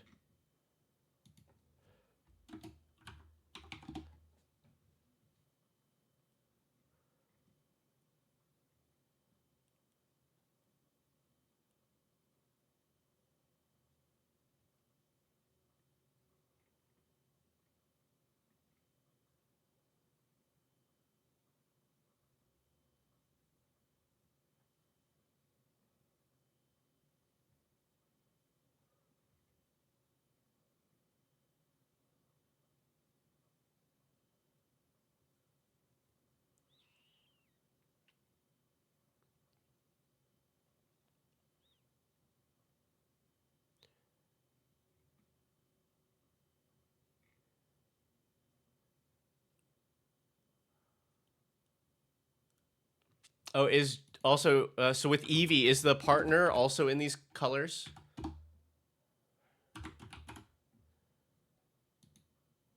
But is 3.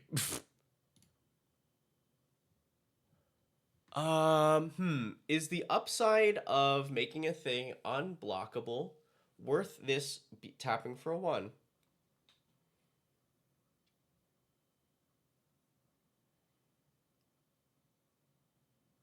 I don't think so.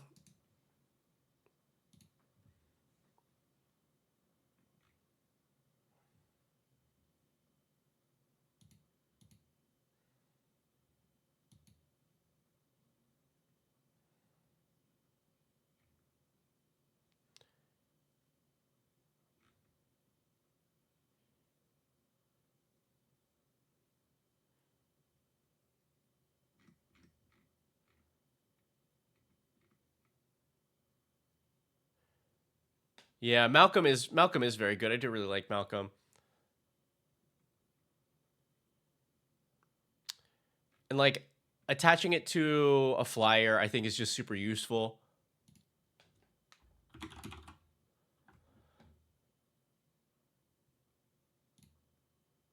I'm overthinking it. We can just go Malcolm and be happy about it. All right. Yeah. Oh, we're definitely on Emperor Bones.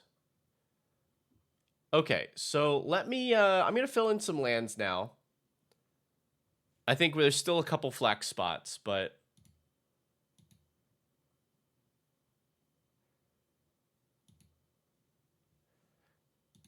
what do we want here?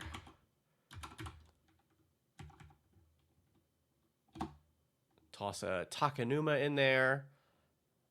I did like the suggestion for Agnikella. Um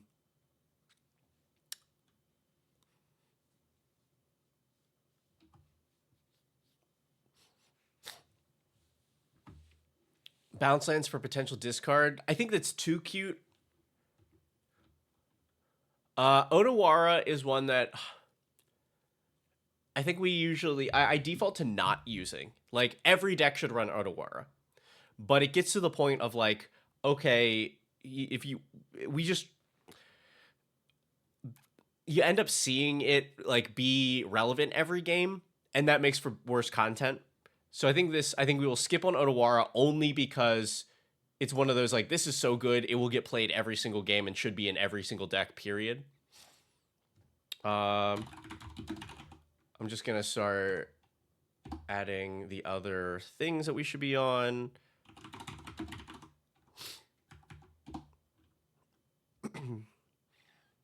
uh,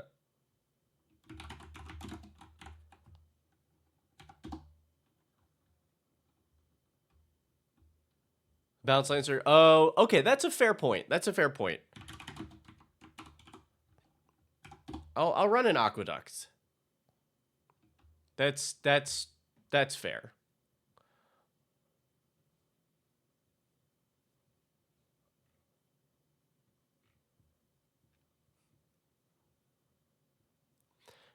But I don't know that I want to run the colorless ones.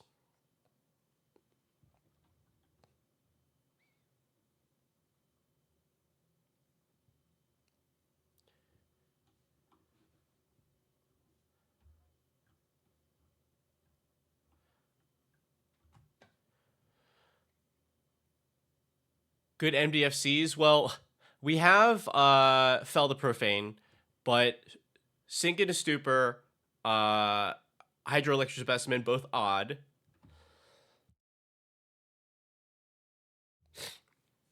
I don't want to put Bog in because I don't know, I don't want to.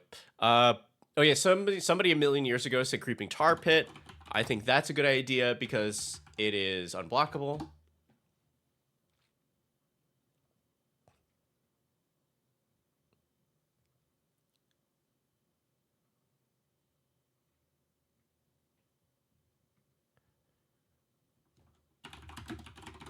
Tomb Fortress. Nice to have another reanimate option uh in lands. The Fear land Shizo.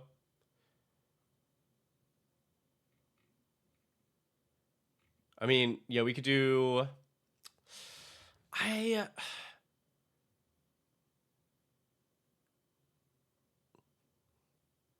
Is the Fear land the one that we want the most? We have like a decent number of Urborg because of city. Oh, I see. We try to stay away from Urborg for a similar reason. I think I'm committed to City of Shadows. The downside should be that you've gotta be able to use the ability first for it to act it for it to get mana.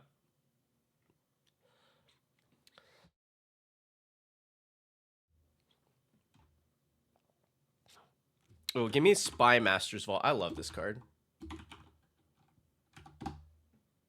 This card is just excellent.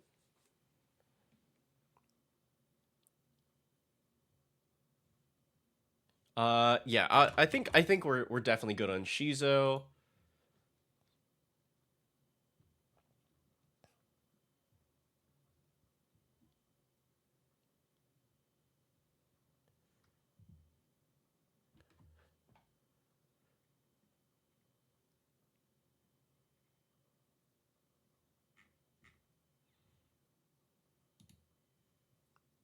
Yeah, what other cute lands could we do here? Oh yeah, the Surveil land for sure. Under city sewers. Oh yeah. Somebody pointed this out to me at CoolStuffCon. This the turtles under city sewers is half the price of the other ones. It does the same thing. If you don't care about having a turtle card in your deck, pick this thing up. $10 for Surveil Land is crazy. Like they all should be reprint them into the ground, please. But like the prices they are now, like this is steal.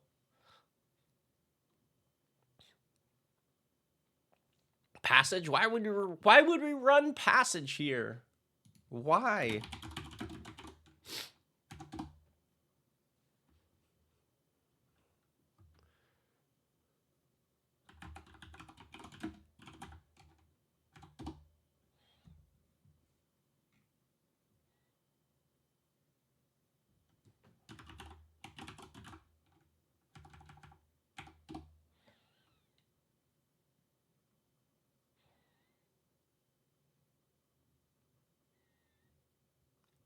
Oh, Port of Carfell. There's another cute tap land that also reanimates.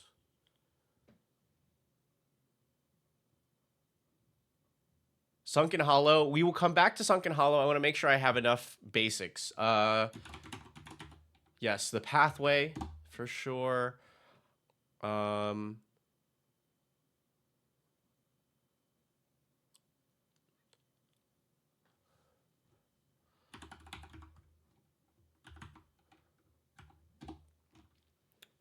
Verge. Lands to put a creature on top.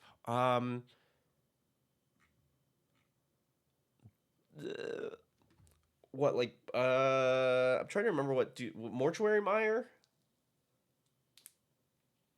There's of course like Volrath Stronghold, but I don't think I'm putting Volrath Stronghold in here. I don't think we need the synergy with Gyruda. I think we just kind of let it rip because the opportunity that you have to set this up, I think, is kind of rough. Like most likely, Gyruda comes out in case of emergency. Tropical Nerd, Tainted Isle, yeah.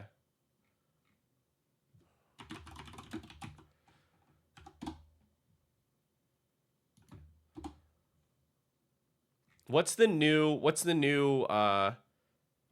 turbulent, right? Oh, there's not a turbulent land for these colors, is there? Because it was just the colors of the Strixhaven schools. I have to wait for that. You want Cephaly Coliseum? Schultz, I guess.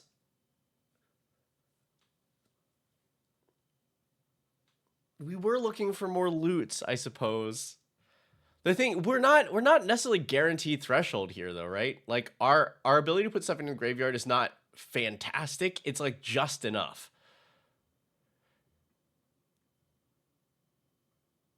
Hey, Lekman. I think that's the problem. Is like we don't quite have enough like self mill or stuff. We're just like we need the bare minimum to be able to dump stuff into the graveyard if we need it.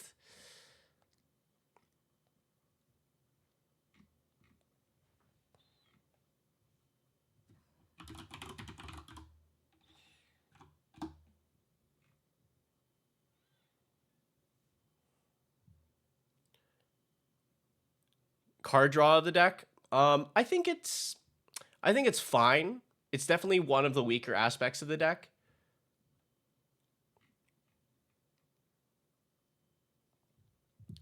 But we have like, here's a free card draw.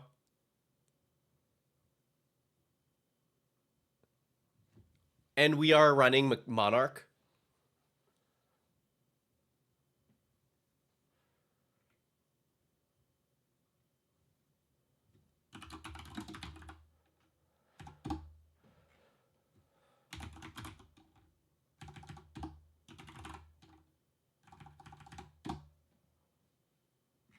What's our distribution looking like? Wow, look at that.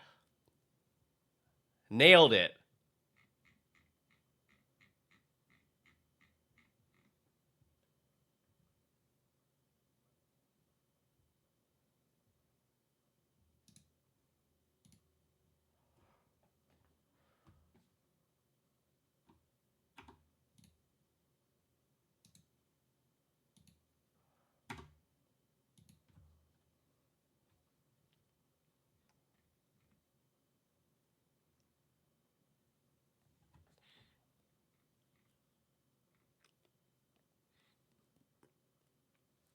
What's with the drawbridge?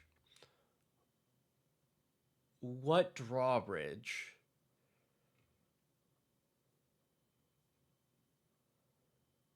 Oh, also, we definitely should not be counting City of Shadows as a land in our count.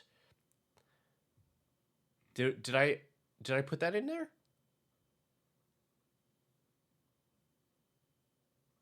Yeah, I don't think it's not in here. I don't think we need it either.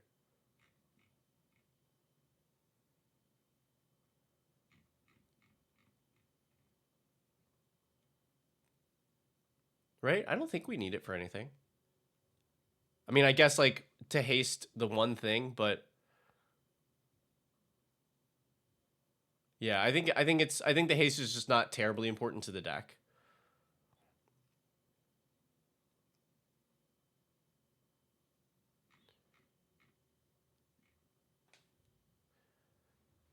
I definitely feel like I'm missing some like good lands.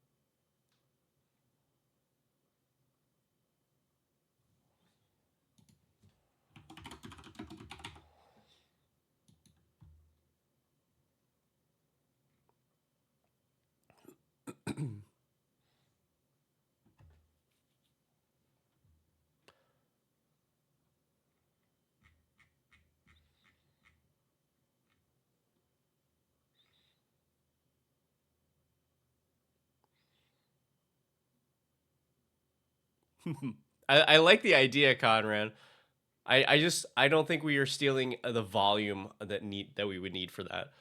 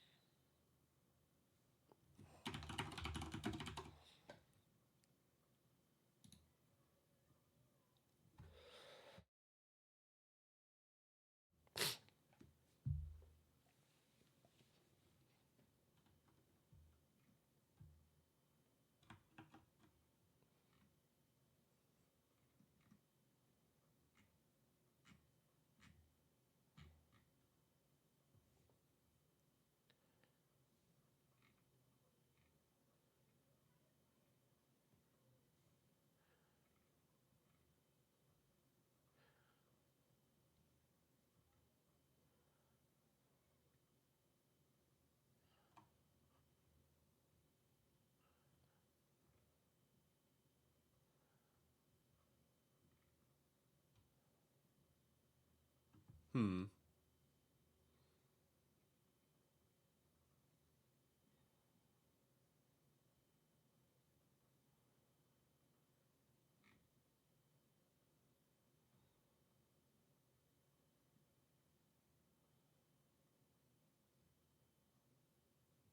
All right. I think I think you go like one more land and something.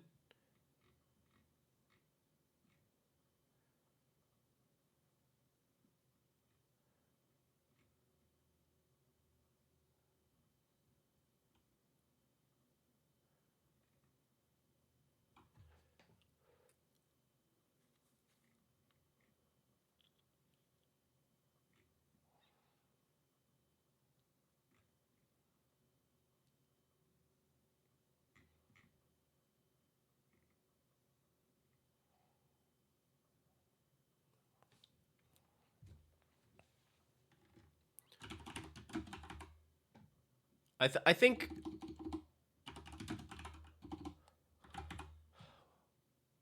good old fetid pools, totally fine here. Is an island and a swamp. It's a tap land, which we're not as concerned about, and cycles. Nice and simple. And then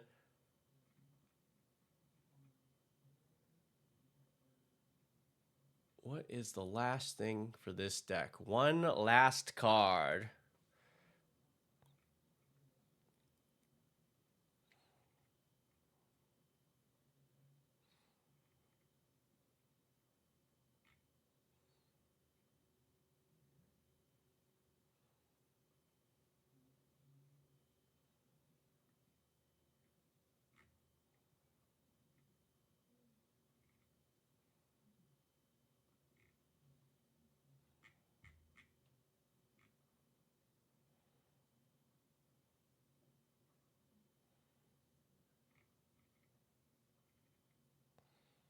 Hmm.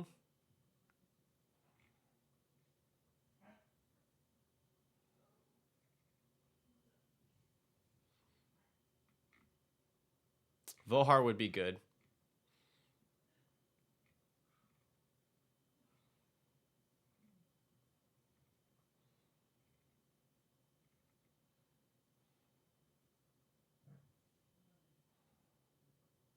The swamp's like, oh, troll? I don't hate that.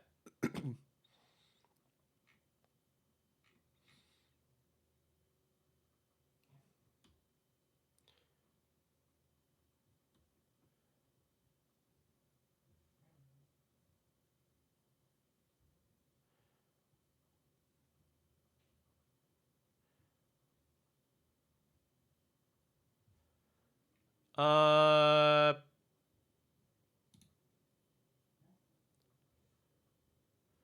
how's the GG deck running? I know we're about to playtest it for the first time.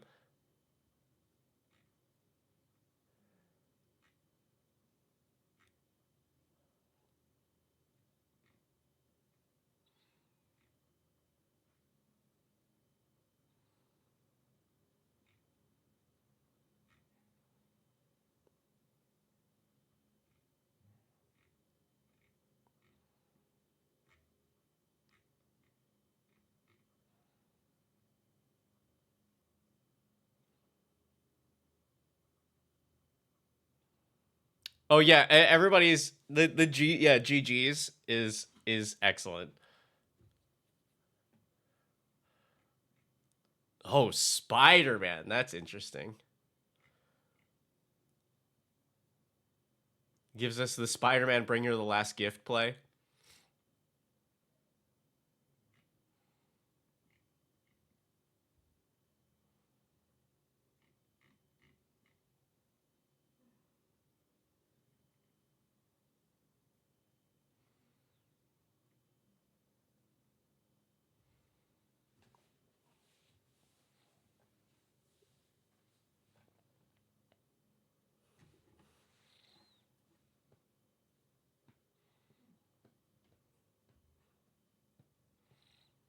Yeah, it is 4.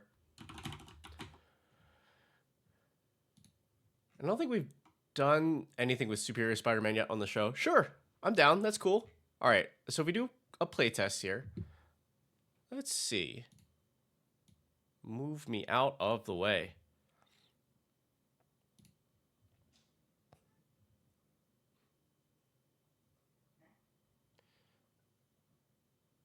This is fine, but slow. I don't think I would keep this.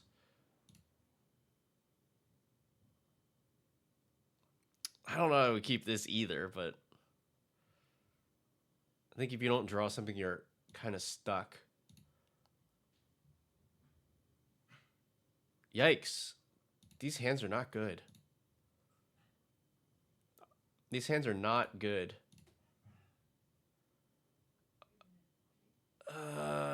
These hands are not good. Is this already a problem?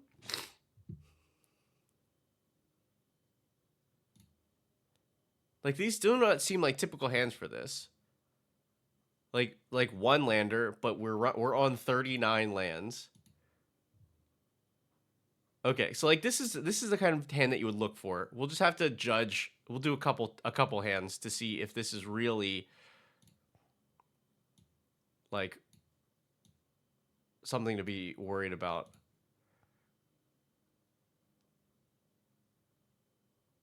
Because we can go here and play Garland. Monarch is now on the table. We gain control of something.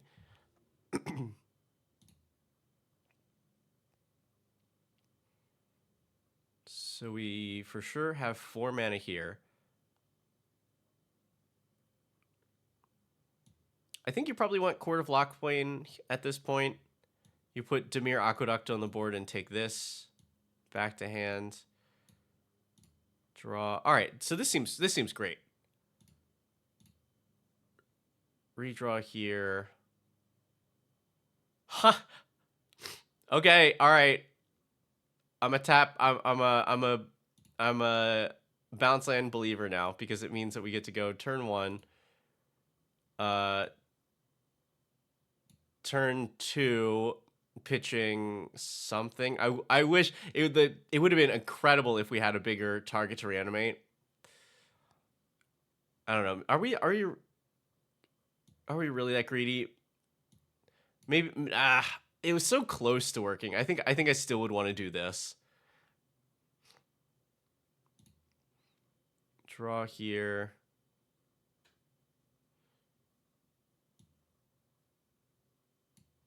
Yeah, this is... Why is this playing so awkwardly?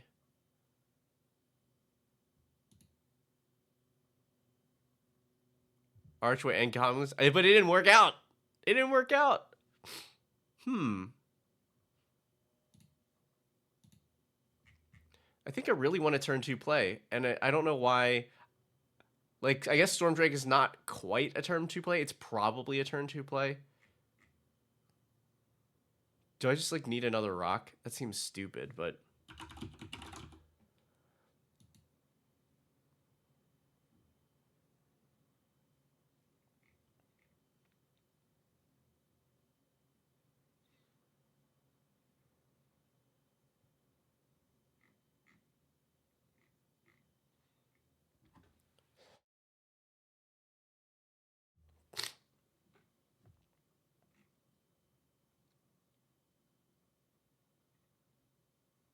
Yeah, last card was Spider-Man. Cause like I feel like if we hit a 2-mana rock, like the deck totally works. But if we don't, it's like let's say we do this, we're gonna go polluted delta, we're gonna find our sewers right there. We look at this, we go, no thank you. To turn 2, and go like, I guess we don't get anything out of this, do we? So we might as well like play the line that comes in tapped. Draw, turn 3. 3 years! Knight of Bawa, that's sick. It's good to have you.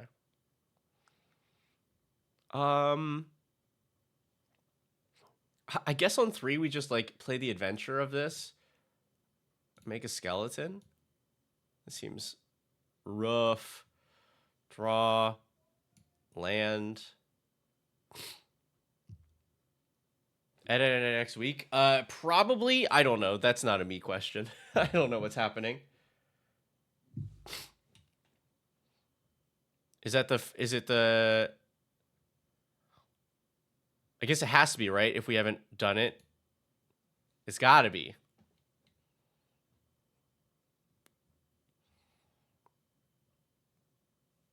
So this is a Garland turn, and now we have Garland, chunky blocker, or like scary blocker, not really chunky, and the exile the next turn if they don't get their creature back. Like that to me, I'm already happy with this, and like plenty of playable stuff here. All right, we have a rock on turn 2. Island Signet, Verge, and we can go Garland or Grave Venerations. I think it's pretty clear it's Garland here. Steal a thing, draw. Beautiful. So if they have not gotten it back yet, we don't have a swamp.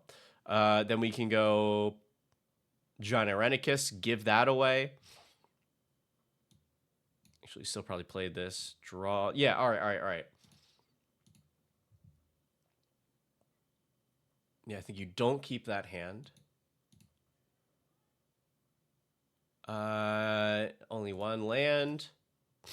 Okay. Yeah, one land. How are we getting one landers in this 39 land?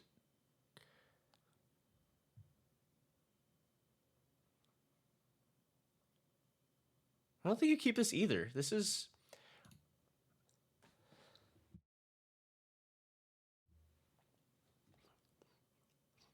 Yeah, because like we definitely would keep this. Draw. I think any hand that ends up with something to play on turn 2 that's relevant is keepable for this.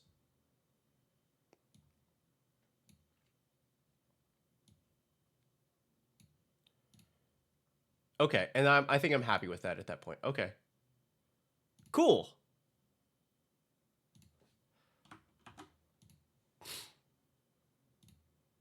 So then I save that here.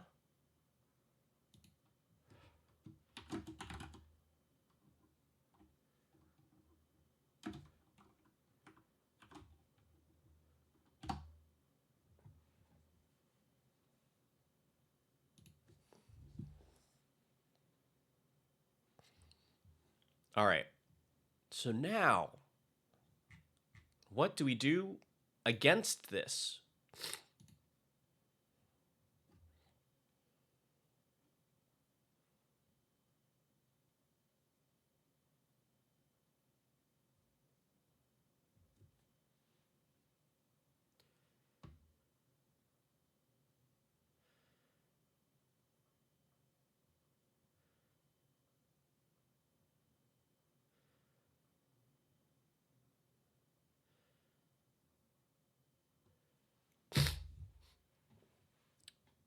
All right. So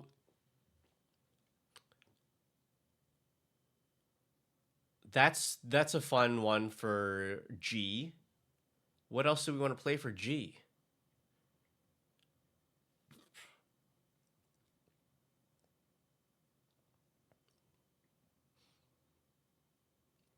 We have like a little bit of slower deck that controls the board, especially creatures. I do kind of want to play Go-Go, but I'm worried about what happens when this gets stolen.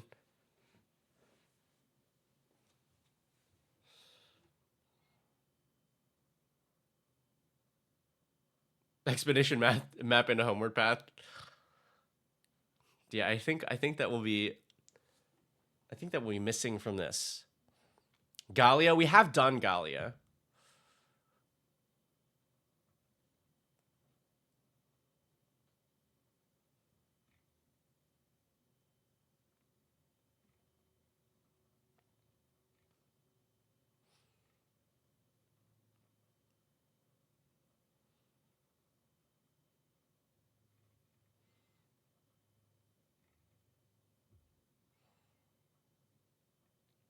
What's the requirement? Starts with G.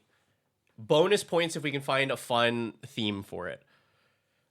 Like the Garland deck was particularly fun because we have Commander and Companion that starts with G.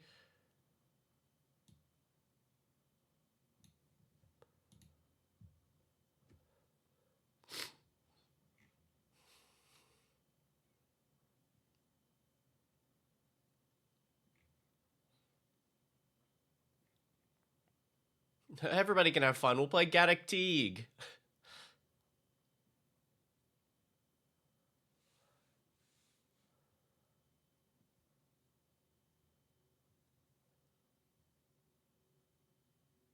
All Final Fantasies.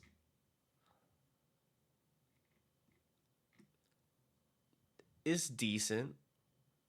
But if we did Golbez, then we have two Dimir decks. Two, like, graveyard-based Dimir decks. Electman! Is that what I think it is? Do you have a deck for me?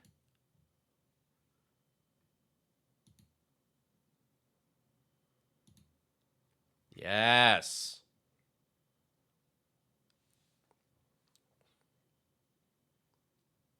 And it's a very special one. Well, it actually is also a very special one for us. That is officially the 50th deck tech.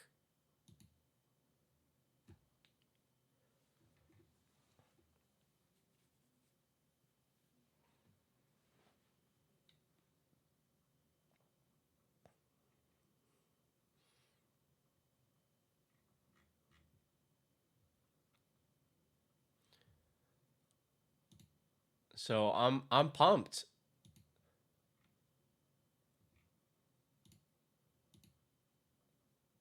Is it the one you just put in? Yeah, it's the one that you just put into. Okay, so let's pause for now.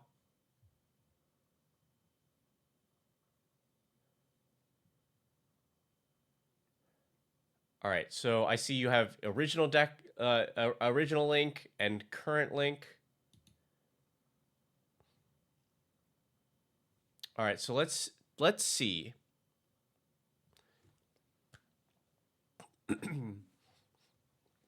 Okay, so Electman says this is an intended bracket 2 deck for Shiko and Narset. Okay.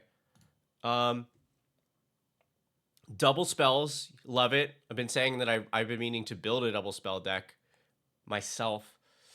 Getting benefits from it is even more fun. Agreed.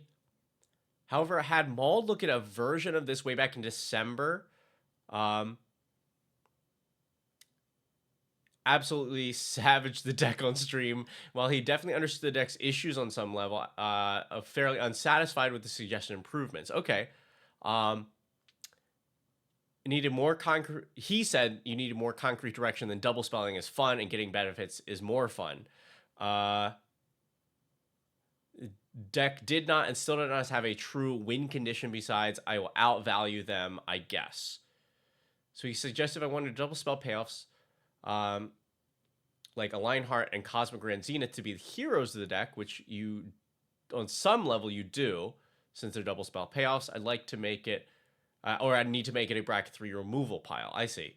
You want me to prove him wrong? Don't worry. That's one of my favorite pastimes. Want to still believe in the double spell dream.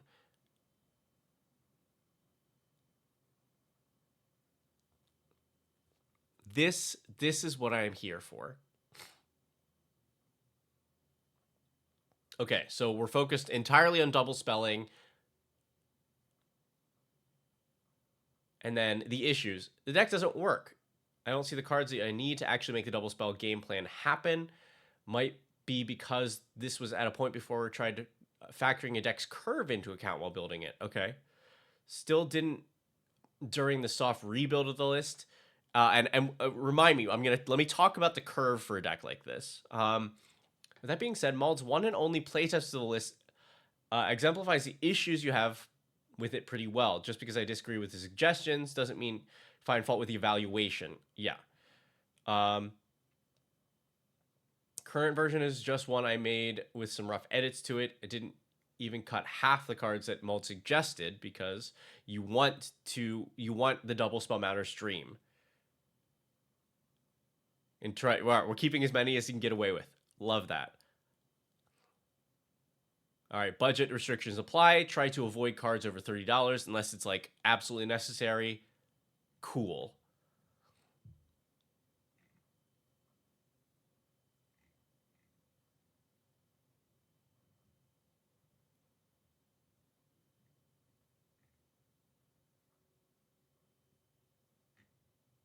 Okay.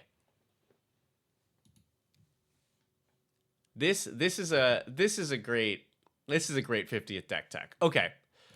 So is this first link is the original list that Mauled looked at, and then the second one is what you are doing currently. This is the one we'll duplicate.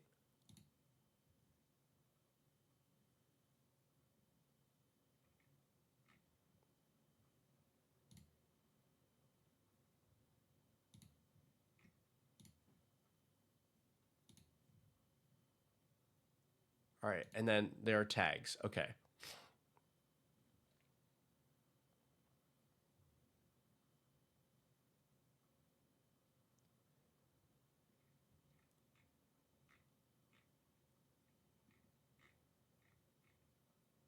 Okay, so this one does not have the Mauled cuts, right? It's this one.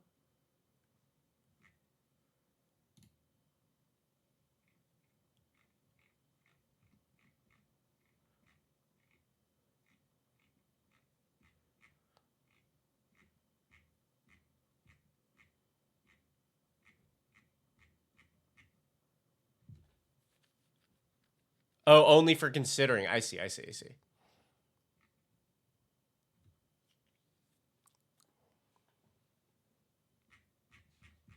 Yeah, prepared helps this deck out a lot. Mauled cuts. Cuts the cantrips. Interesting.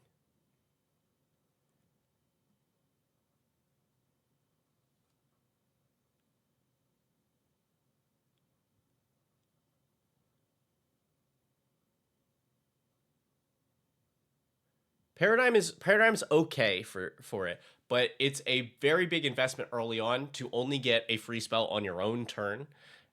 And I think the real double spell dream is to double spell on as many players' turns as possible.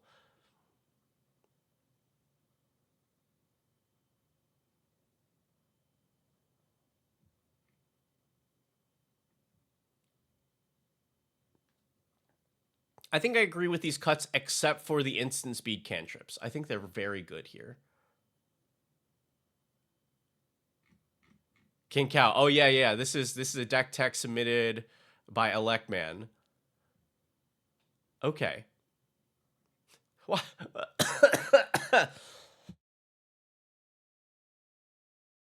Oh my god, why is this here? And see, I had an actual physical response to this. Why is this overwhelming splendor here? Did I suggest this?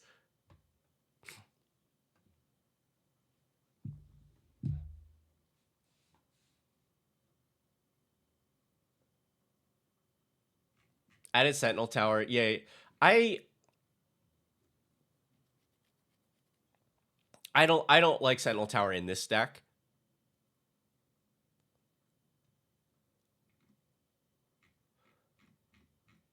Personally.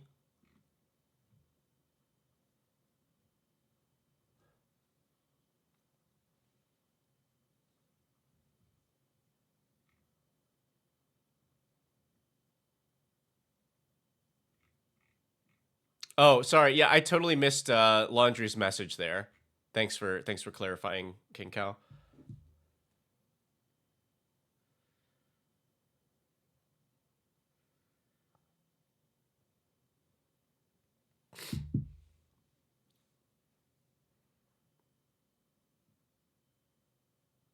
Elk said it was a must play. Oh, because you copy it.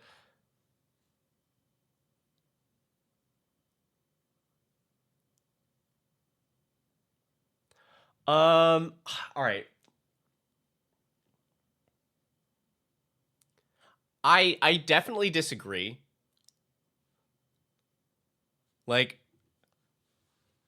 I don't know.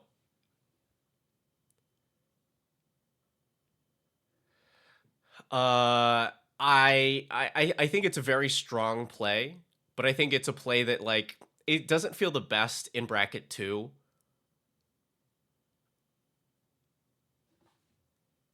Like this is a card that I'm very happy to play in bracket 4. I'm very happy to play in bracket 3 and tell people that it's in my deck, but it just it's often a thing that's very not fun. Like uh, unless you're at the brackets where playing a non-fun thing is fun and people are aware that that's a thing that can happen. But I'm definitely not playing this here. Okay, so let's take a look. So Shiko and Narset, there are two things that we want. First of all, we want to cast 2 spells, and it can trigger each player's turn. You copy the second spell if it targets a thing, but otherwise you draw a card. So this is kind of specific. I want to ask, is the double spell dream just double spelling and getting value out of it, or is it triggering specifically this ability? Because that changes how you approach the deck, right?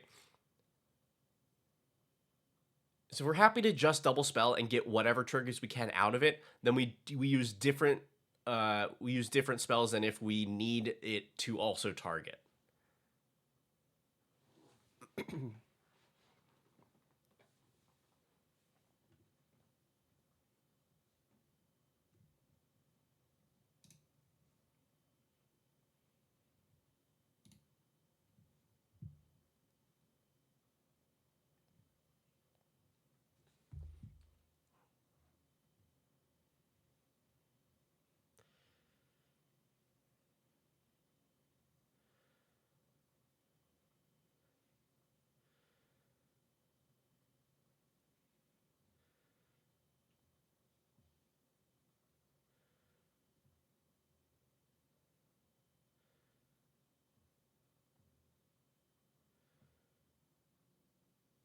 Okay.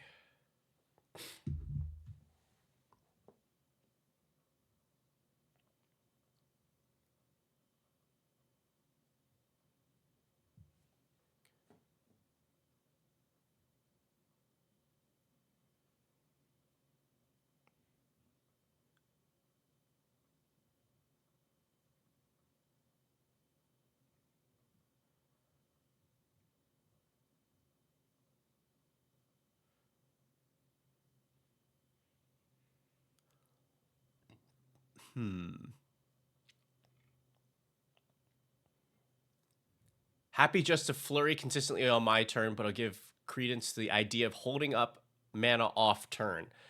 Don't really have a deck that wants to do that in rotation, but ultimately I want to focus on double spelling and getting value from that consistently. Great. That we can do.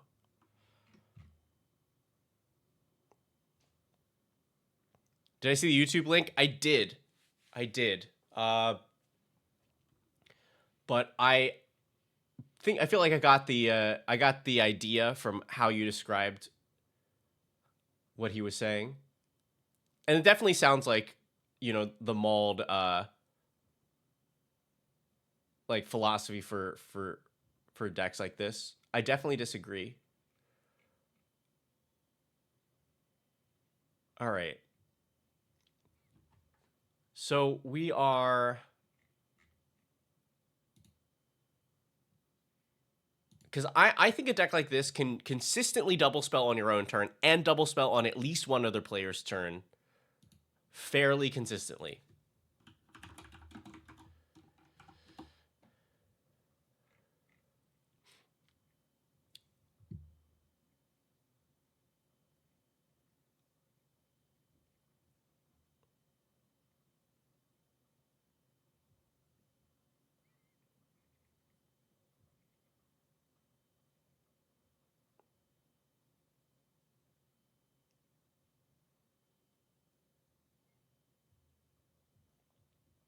Yeah, dude, we definitely got some brand new like goodies for this deck from Strixhaven. So yeah, I see you've already started to update your flow state here. Corporeal projection. Oh hey, look at that. Playtest just feels so bad. All right, well let's fix that.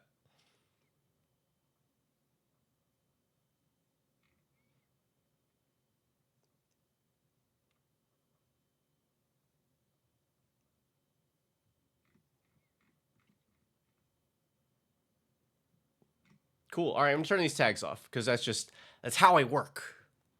Um. Oh yeah, you got flashback and erode in here. Good. That flashback was like the first thing I was going to recommend.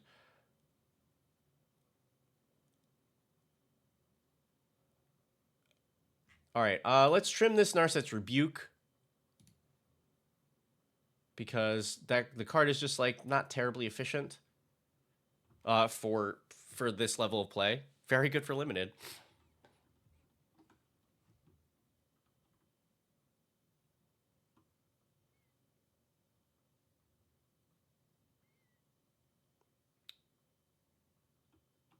Let's see. Timely Ward. You feel that people are blowing up Shiko and Narset? I think we can drop that. I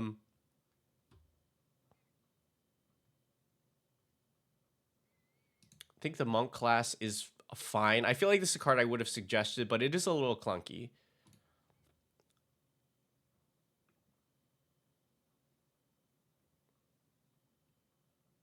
Kitsa and Stella Lee feel like snap ads. Why is that?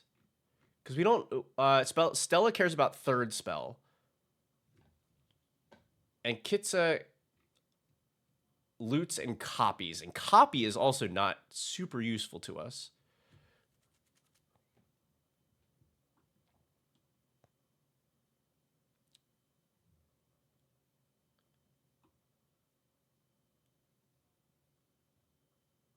Rob, yeah, Rob, you definitely make the Strixhaven one. I'm sorry, it's just.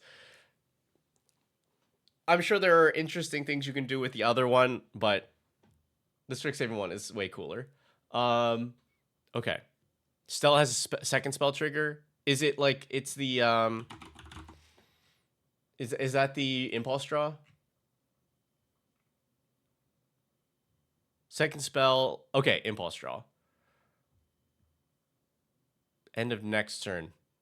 I'm down with that. I like that.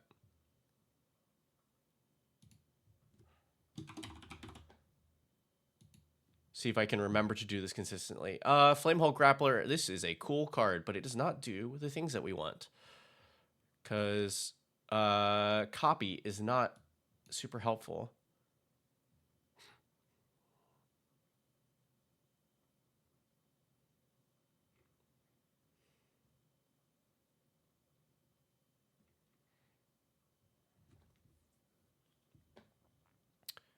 Sanar. I think we can cut you.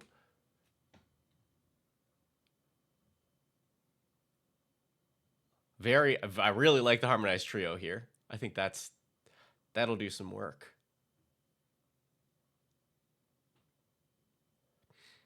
I think we can drop this since this is specifically here for. Well, I don't know. Actually, we can pause on cutting that for the moment.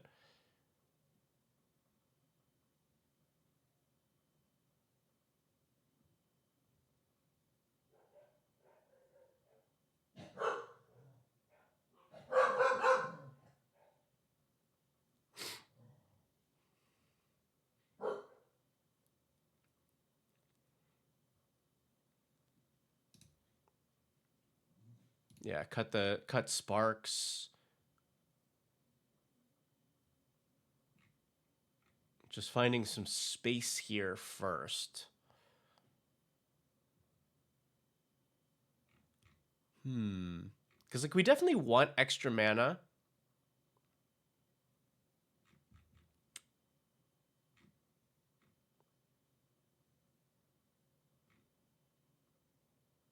But the talismans are so much better here than the signets.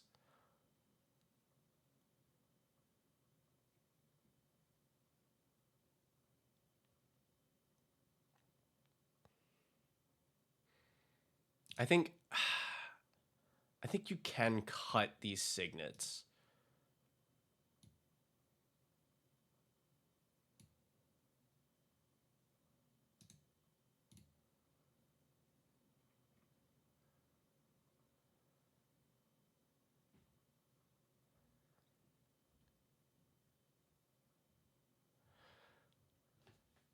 I was the one that suggested go all in on mana rocks. I was, and I think if the dream is to double spell on each turn, then we can upgrade what rocks you're going with here. Targ is already kind of on this. Tablet of Discovery, by the way, if you all aren't playing this card, is so good. This card is so good. It's so good.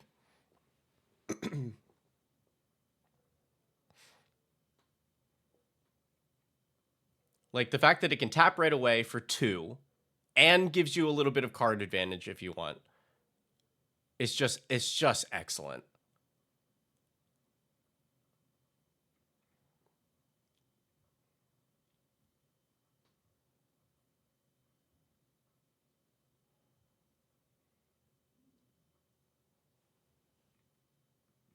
All right. Weirdly enough, I think you don't run stock up in this deck. Probably not combat tutorial either, even though it does target.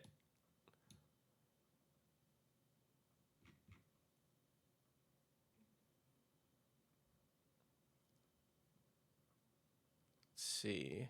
I'm cutting this Spine Rock Tyrant. 5 is a lot to commit to on your turn. Yeah, flow state is in here, and I think you keep it. Cool.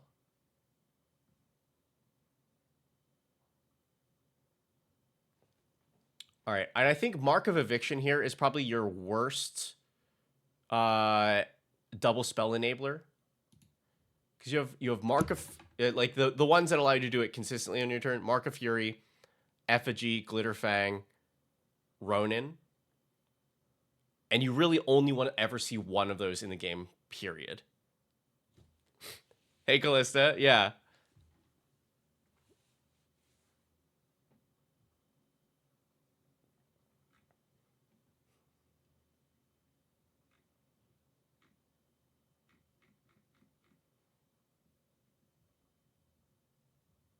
Okay, so we've cleared some space. So now,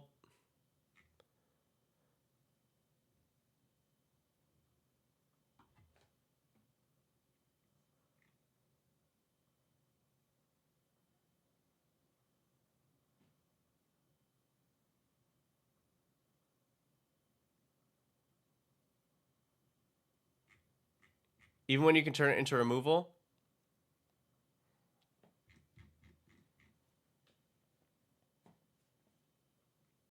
yes, I think so, because the way that you turn it into removal is not the most efficient.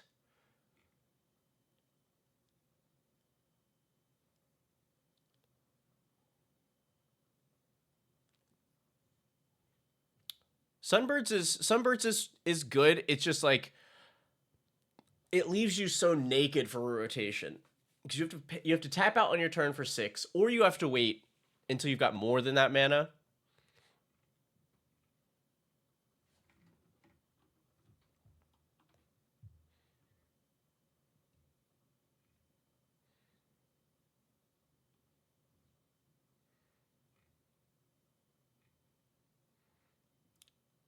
Let's see. 1, 2, 3, 4, 5, 6, 7, 8, 9, 10, 11.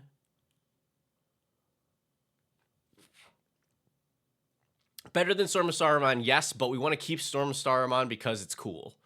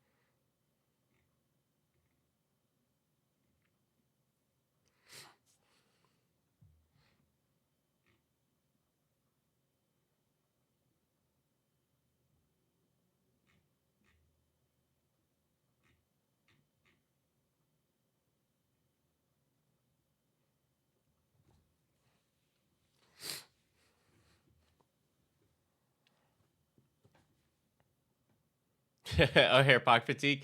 Yeah, that's definitely not bad here.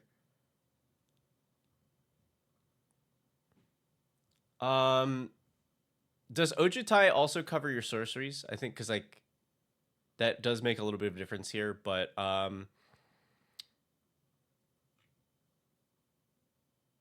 okay, if we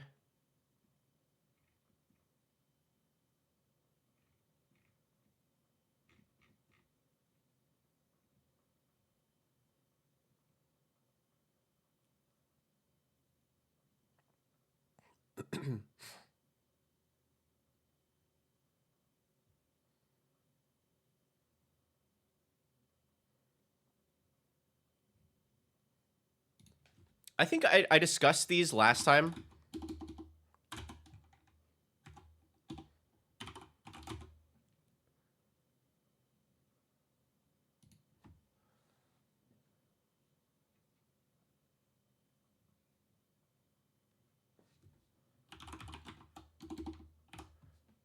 Right? Am I thinking of the wrong thing?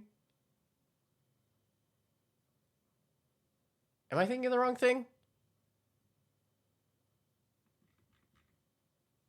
Dragon Lord, not this Ojutai. Or maybe it's what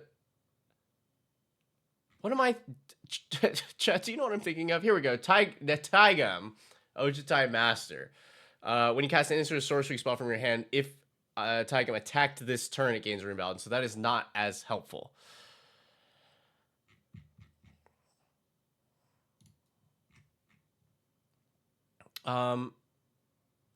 Okay, so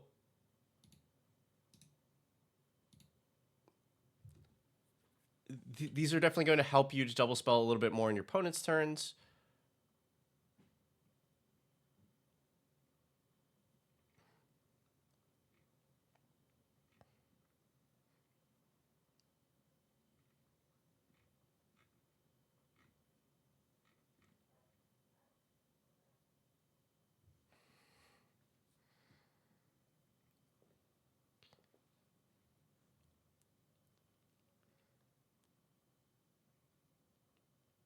Yeah, because we really want to get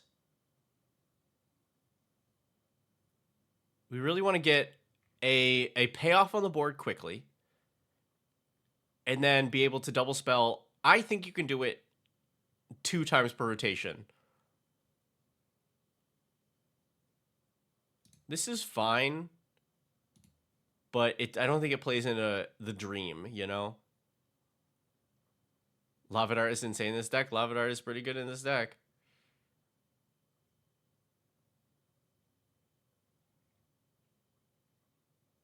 Do we have Veyran? We don't. I don't think, but I think it's overkill.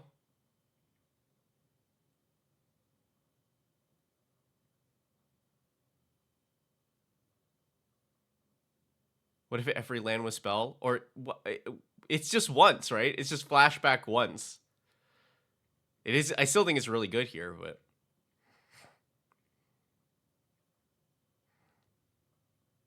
let's see. Flame is fine,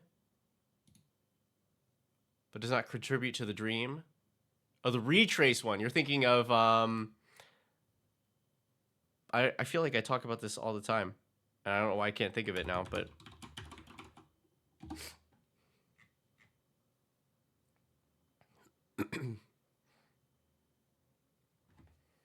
Flame Jab. There we go.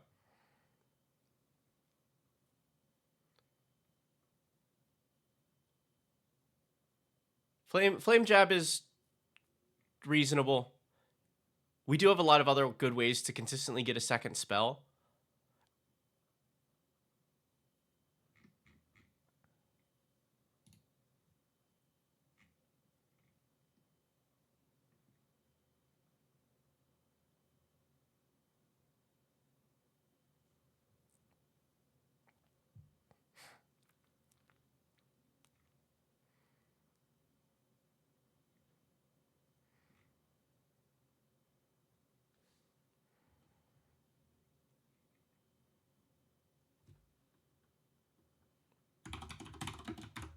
We are missing a ledger shredder. I know it's a little pricey, so I don't think you need to have this, but that's another second spell payoff, and you get your opponent's stuff.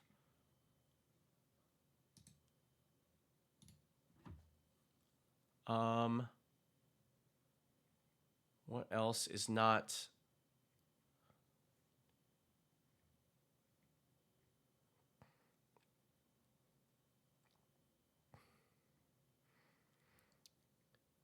Yeah, because this, I think we can reliably do a second spell on our own turn, but what I want to focus on here is being able to set it up on our turn and at least one other player's turn. Hey Thor, thank you.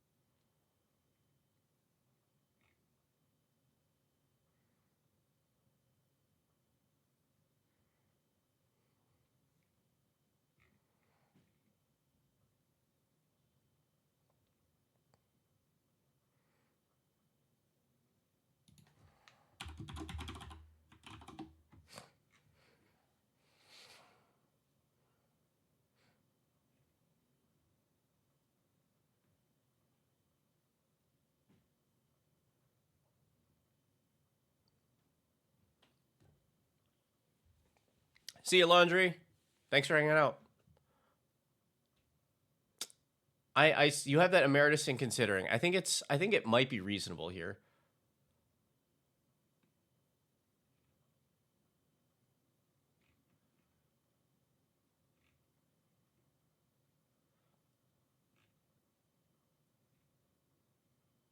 Oh, Sky Coach Conductor. Oh, this card is so good. I don't know that you have any good targets for this, but it's nice because this provides you 2 spells in the same opponent's turn. Flash it in, cast all aboard.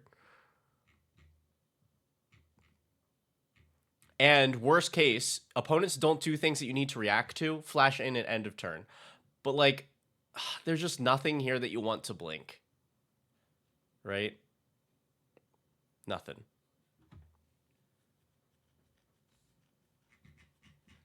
What else did you have down here? Yeah, like Emeritus I think is a real consideration.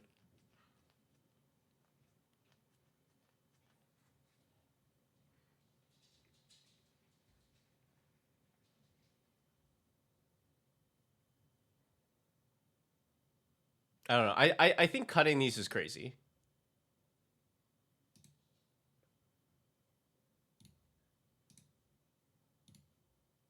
There's some of your best enablers here.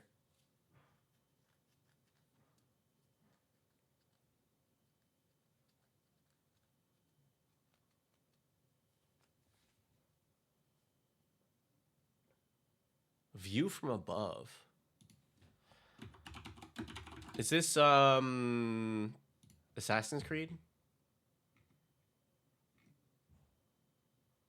No. Target creature gains flying. Oh, this is the return it to its owner's hand because if you have a white permanent.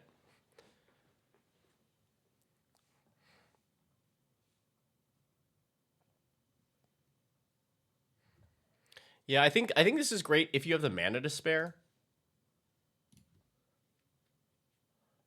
But I think the deck itself should be able to cast relevant spells for the second thing.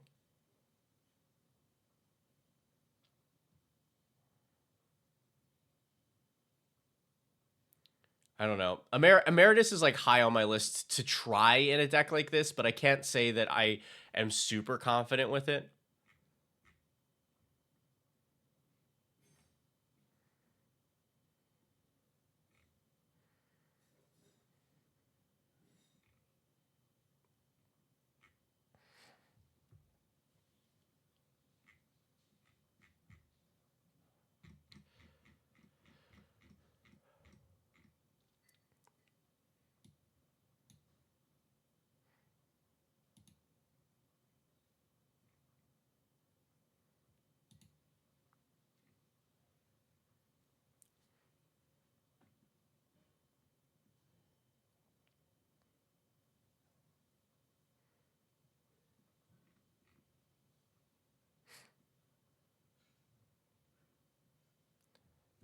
Yeah, I think Reign of Riches, I only really like in a deck that is really leaning into treasures as the first thing. But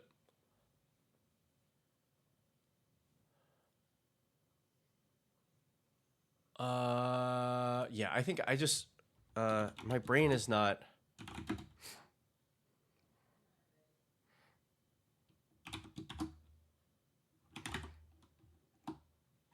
because I know there's definitely some stuff here that I would want.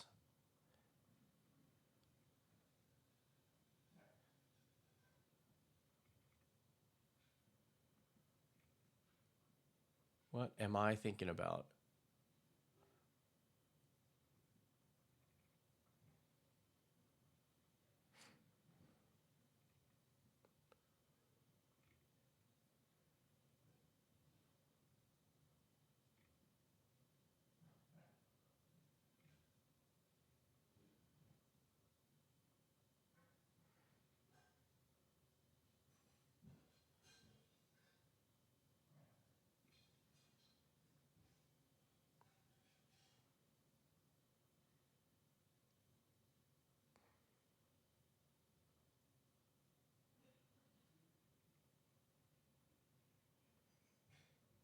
Because like there's the 6 mana spell. That's not bad.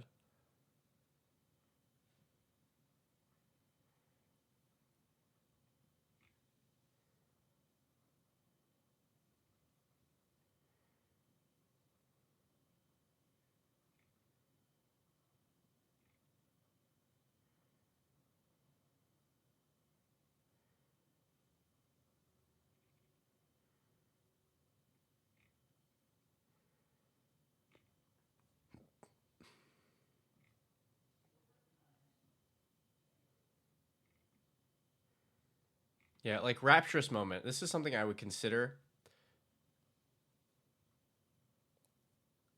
Like some good card velocity and guarantees you're gonna get hit your second spell on your own turn. Hmm.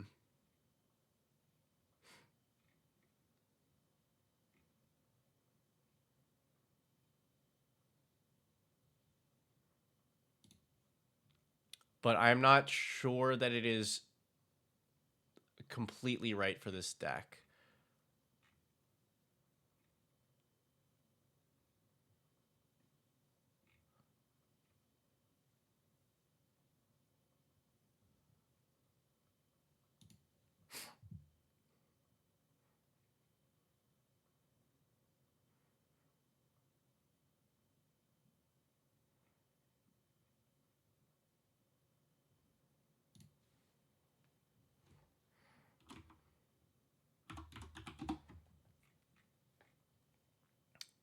I mean,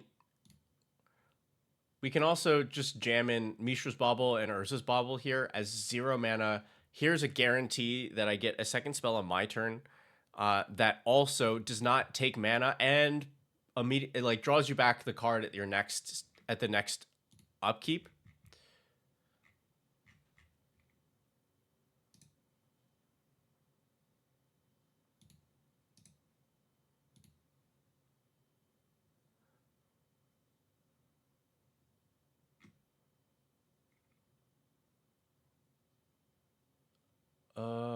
Oh.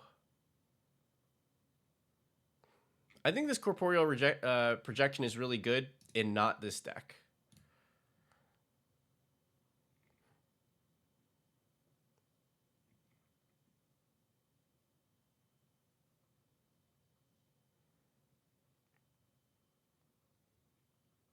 Yeah, I'm less concerned about the commander cards for Strixhaven because the goal of the deck, the goal of the precon is different.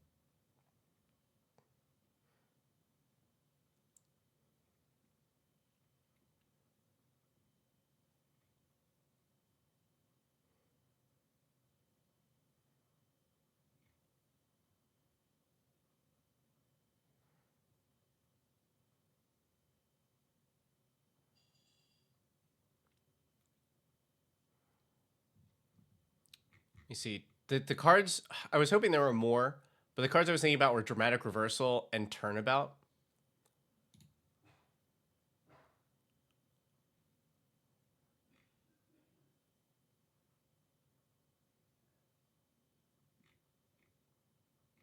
I think I'm pretty on board for Turnabout here. It's just like, God, it's so flexible. And if you just choose untap all of your lands, it's usually at worst a free spell, but you usually end up with a little extra mana out of it anyway. The Dramatic Reversal, I guess, is better if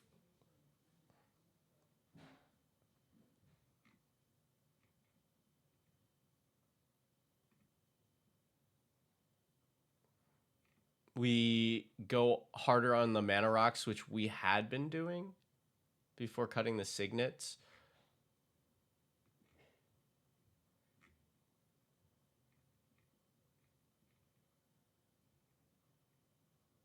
Let's see. Yeah, looking at these, what rocks can we get away with here?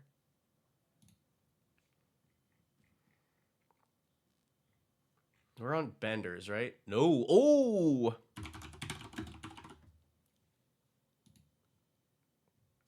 Easy. Bender's Waterskin made for this deck.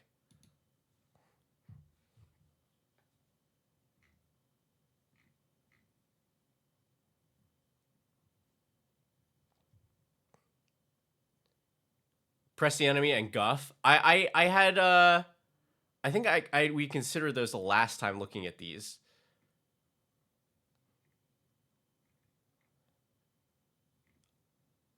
I assume this Call of Coppercoats is in here as kind of a win condition. I think this is a bad win condition. It does not put enough power on the board. Like, even if we're copying it.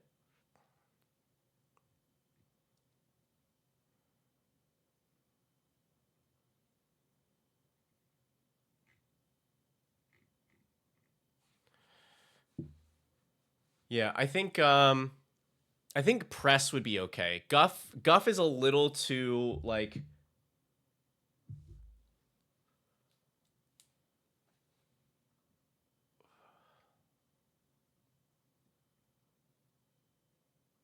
between that and Cloud's Limit Break. Cloud's Limit Break also does not help us with win the game, which I think we can do also. But what is the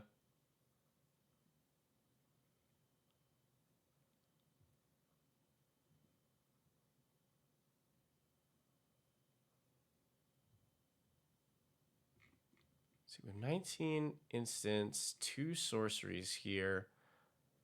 But funny, I think was Barankari Zev in the original after we teched it before?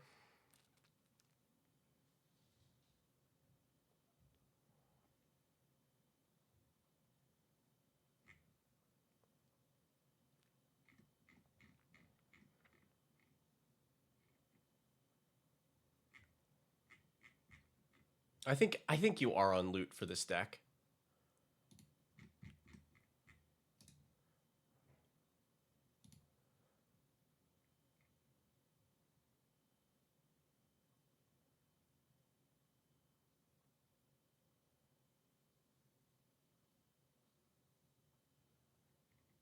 Yeah, I've had a similar experience with Barankari Zev. It's tricky. You really have to lean into like one thing, right? Because it's only giving you the same type.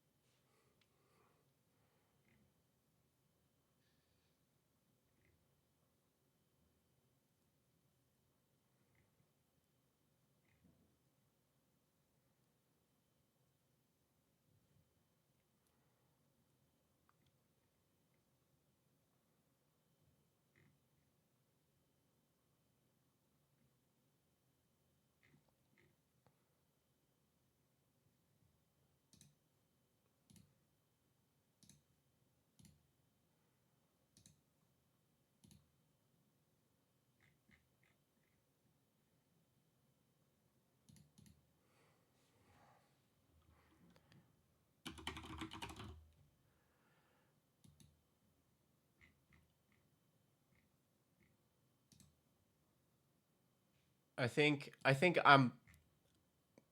my initial instinct on these signets, like initial way back when, was correct. I think you do want these, which means you can play dramatic reversal, and then I don't know if this is too. This might be too much for this bracket, but it means you can run a pretty hot unwinding clock here.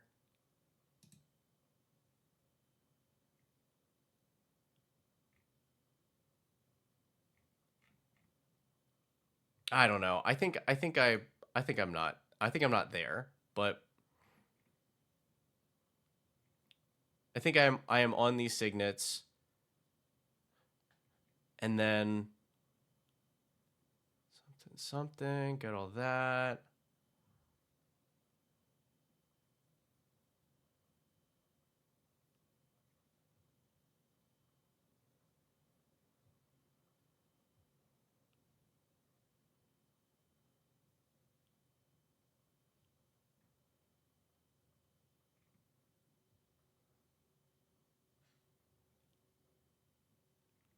Hey, volunteer, how many people are in the queue still? Currently, none.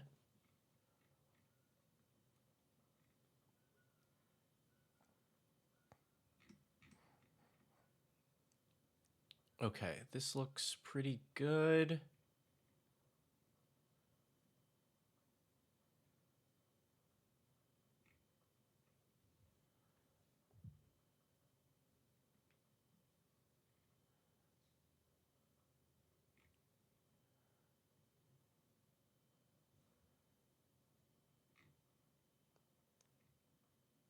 Definitely worries me that our board controls a lot of individual interactions.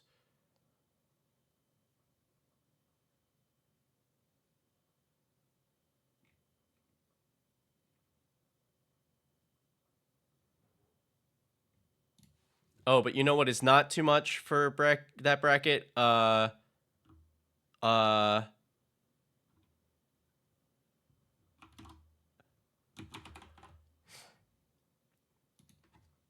Unsolvable Plan. Oh yeah, that one untap, totally fine.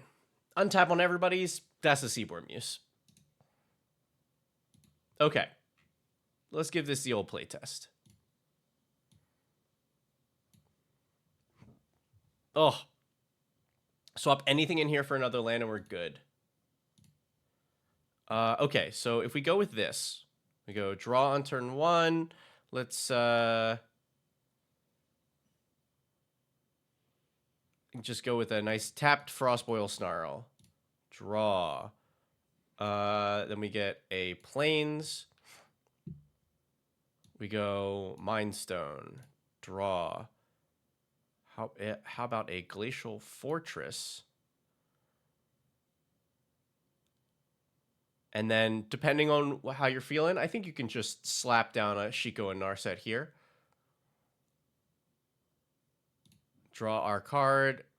Rugged Prairie. All right, so now, from this point on, we should be able to do our thing.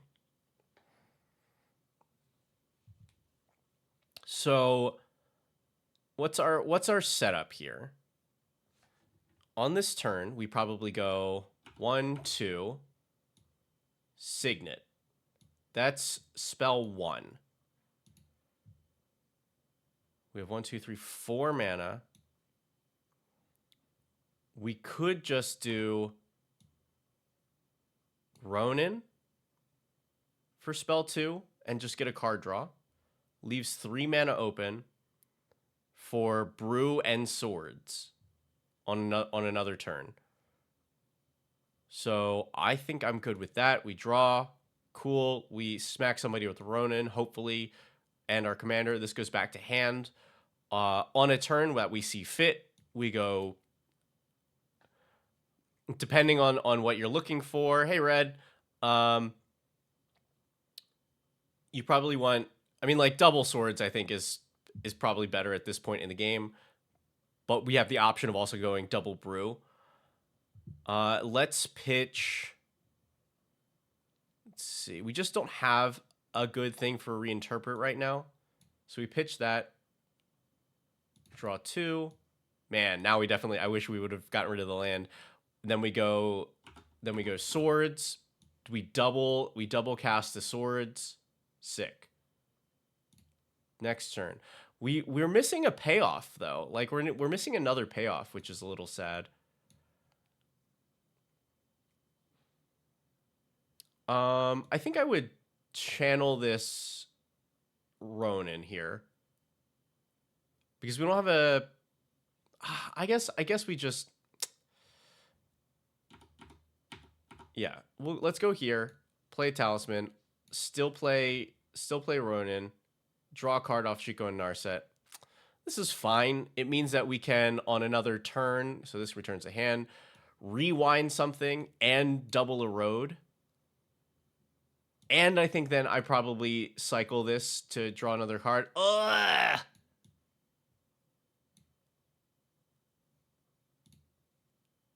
Dang, that's a little rough. This is a really good setup, but we got super flooded.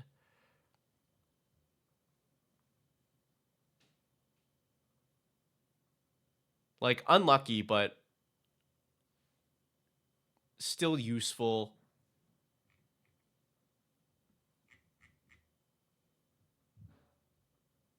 Do we keep this for the turn 2 cutter? Because it doesn't get the second spell for a little while. I think you would not keep this.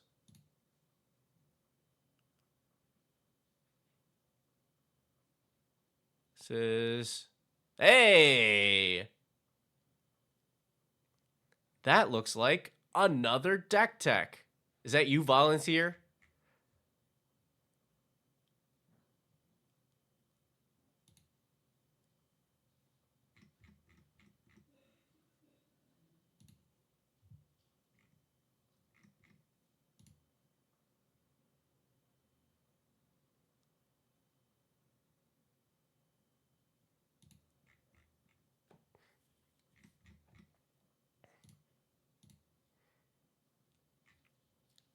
Really appreciate that. Yeah, it is. Okay, cool. Just make sure to post your deck list either here in the chat or in the share your deck channel in the Discord, and we'll do yours right after this. I think I am okay to keep this using the consider to dig us a little bit. Oh, great, and we hit. Excellent. All right, so here's a path on turn 1. Draw. Turn 2. Just put this Mind Stone out. Draw. Turn. Oh, this will be tapped. All right, so we'll play a tap land. We have 3 mana.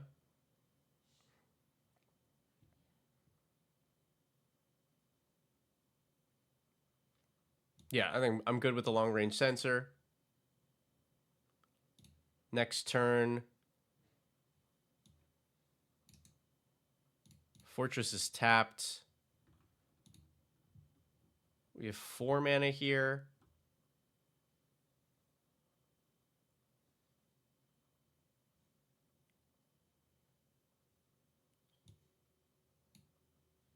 Here's the Shiko and Narset. And then if we untap here, we're in really good shape. Ooh, there's the deck list. Okay. Yeah, I think if you untap in this position, you're so incredibly set. Because you can go swing Shiko and Narset, put a counter here. No scry. Oh yeah, totally forgot. Totally forgot to scry. I think we'd be happy with the flow state that was on top. So you have 1, 2, 3, 4, 5, 6 mana. Oh, and Targ taking the 3rd spot. Yeah. It was the planes though. Oh yeah, I think we keep the planes. So with 6 mana,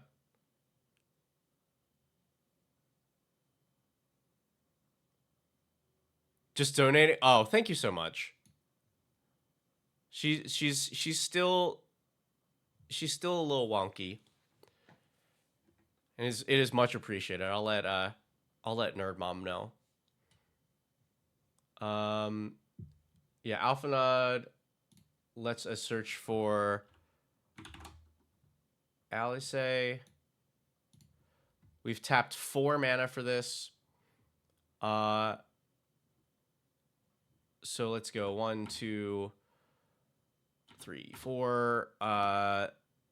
And then we will consider. We want the Surveil just in case. Talisman. Talisman does cast for free. I think we would draw this card. This is also drawing us 2 more cards. Hot. I think at this point somebody probably kills one of these, but like I think you cannot lose this game now if you untap here with both. Right? Because you swing King Cow, Guinevere's doing all right, but she had some major surgery that kind of came out of nowhere, but she seems to be doing decent.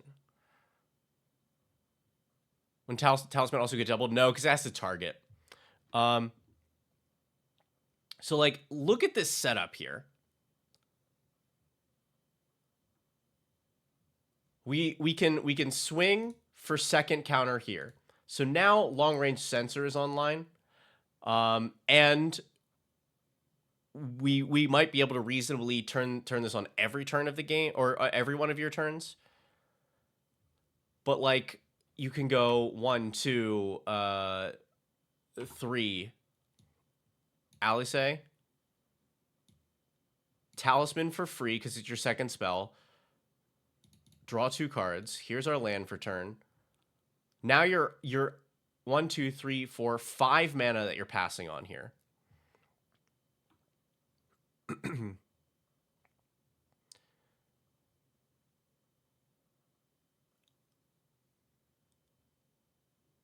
I wonder if you might put the Signet on board here as well. I don't know. You really want to get this aligned heart online as well. Because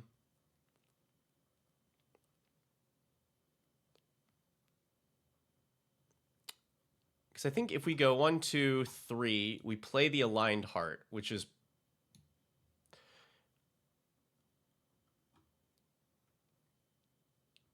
then on an opponent's turn, you pop a Dramatic Reversal.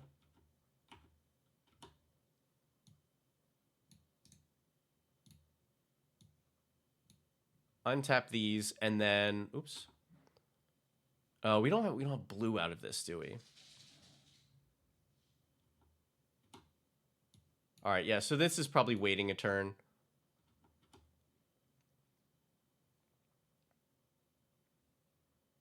Yeah, I don't know. This setup, this seems incredible. Because like you the win con though, you still have a big you still have a big flying commander.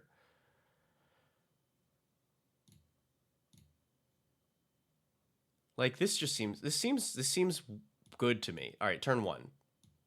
Turn 2. Signet. Draw. Turn 3. Let's just play a Plains. Mystic Gate probably comes out next turn. This is a commander. Okay, turn 4.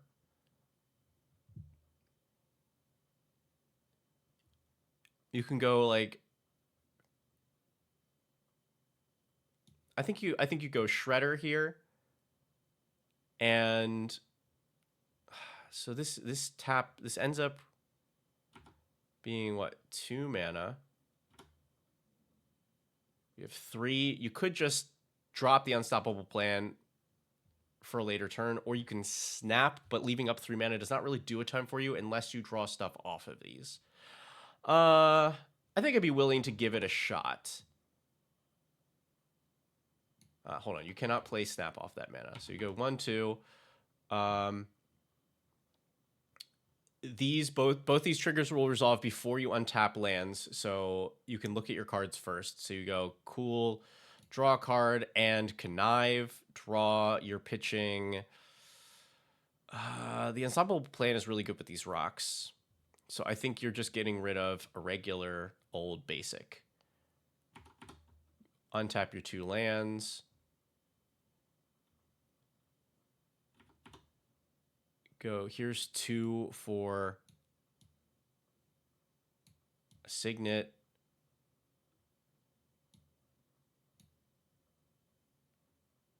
I think you just tap out for these. Like, somebody probably kills one of these things. Also, somebody probably plays into your Ledger Shredder one time. But like, even if let's say this happens, you now untap with 7 mana here, 8 mana.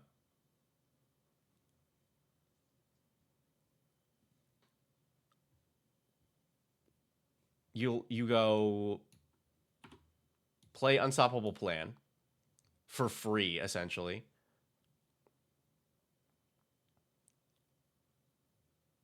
And then, like,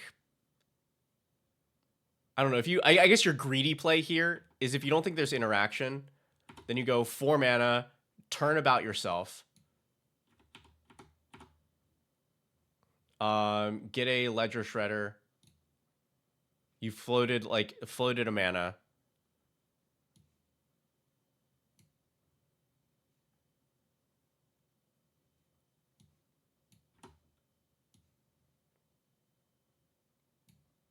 Replay here, untap.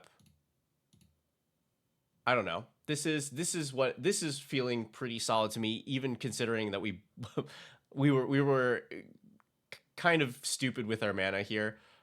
Like, keep in mind, your Ledger Shredder has also been gaining you like some card selection, so you probably are not having this rewind at this point. Like, oh god, like, yeah, flow state here, just the right spot.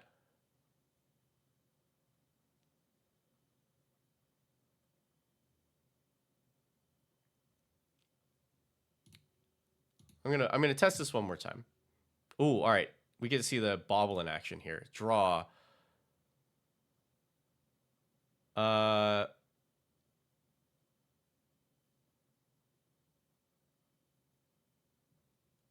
Here's a Frostboil Snarl. We'll show them the Radiant Summit. Let's just bonk somebody for 2 on turn 1. Very funny. Draw. Here's 2.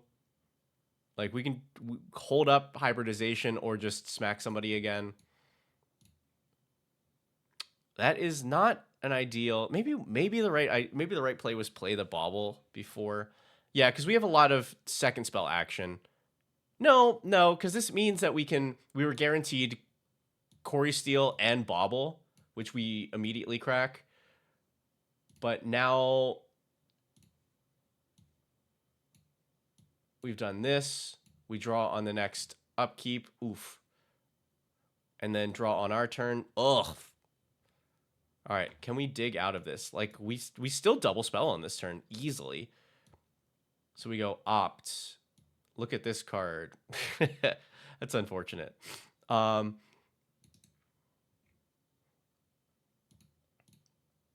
is unfortunate. Okay, but like, we still end up going Fleeting Fury, make another monk, run at some people. Wow. All right, yeah. So we just got super screwed here. We're super behind though. I mean, yeah, like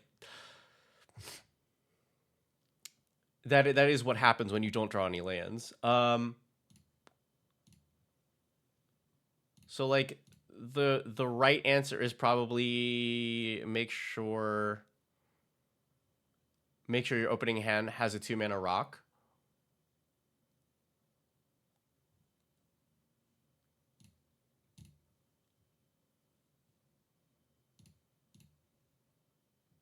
Yeah, because I don't think any of these hands I'm happy to take unless I'm playing something relevant on turn 2, like this one. Orchard, Plains, Signet, Forge. Can we go Uthros, and I guess we only really get the Effigy. We could play a Thraben Charm here.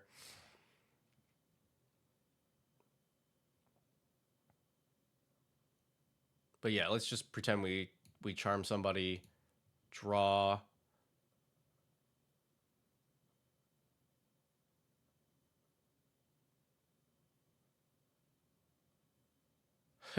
I guess if you can cycle the prism here, so you go play Shiko and Narset, cast Pentad Prism for 0. It gets no counters, but you get to draw off of the Shiko. We hit the land drop.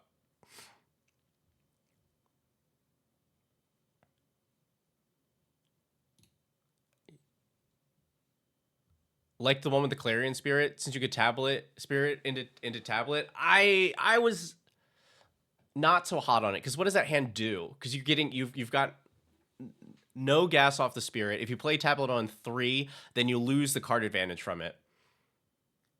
So like I want to play the tablet when I can play into something else. I don't know. I said I would stop. I had this problem last time, didn't I? Of like I just want to play test this all day.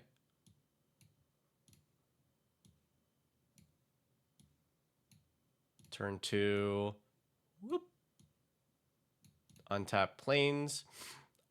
Here you can.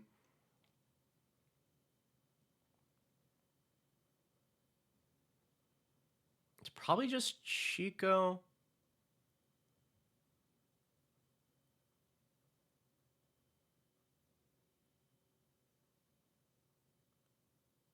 I don't know. I think I want Alpha Nod here.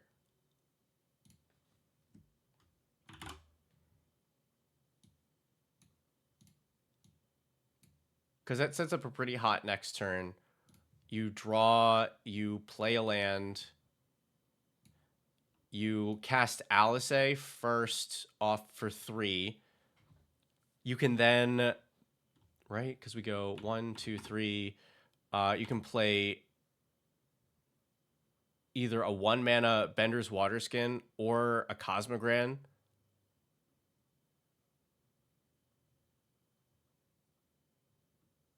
I think I'm probably playing the Waterskin, not to scare everybody, because I want to play like Zenith when I can get something. So Bender's Waterskin, that draws a card off of Alphanod. Sick. We tap for 2 to put 2 counters onto the Pentad Prism.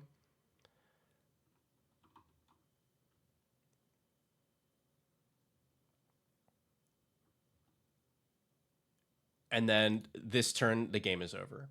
You go, here's a land. You can go 1, 2, 3, 4. Shiko and Narset. You still have 1, 2, 3, 4, 5 mana. I guess you Cosmogran on this one as your first spell instead. No, I want the card draw. I think the card draw is the better thing here.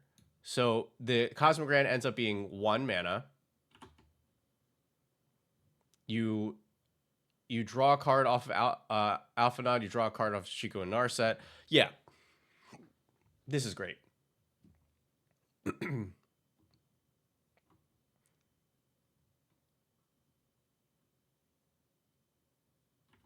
you can go 2 here for a Boros Signet. On your opponent's turn, Bender's Waterskin untaps. You can tap for 1, remove a counter here for 2, float a mana, Dramatic Reversal,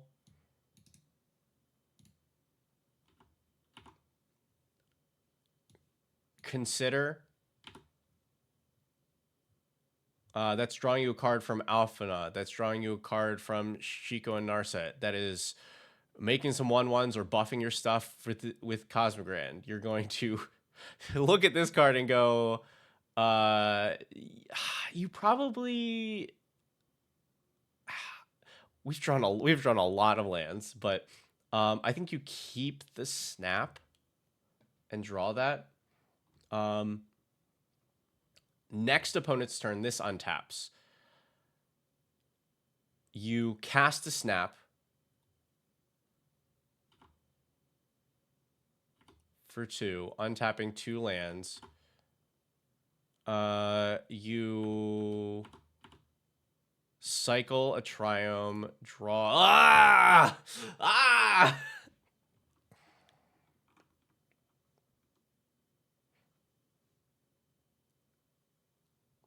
Okay. I'm going to hand this deck over to you. I think this is in a really good spot, with the only other thing being any of these that you can turn into MDFCs, especially instant speed MDFCs, would be great. You're probably good to just cut a land anyway, since we added back in the 1 mana cantrips.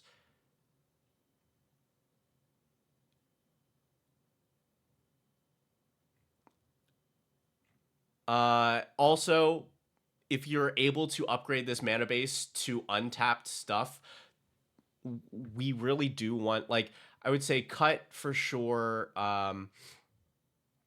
like Path, Perilous, what was there was, you probably don't need the Surveil lands in this deck. Cut Monastery for lands that are untapped.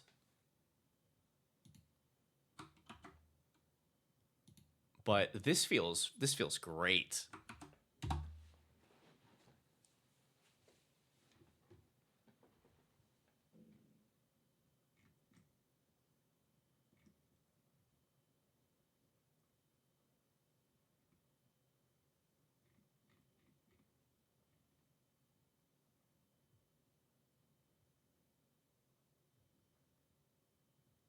Yeah, what is the thing that I would want? I think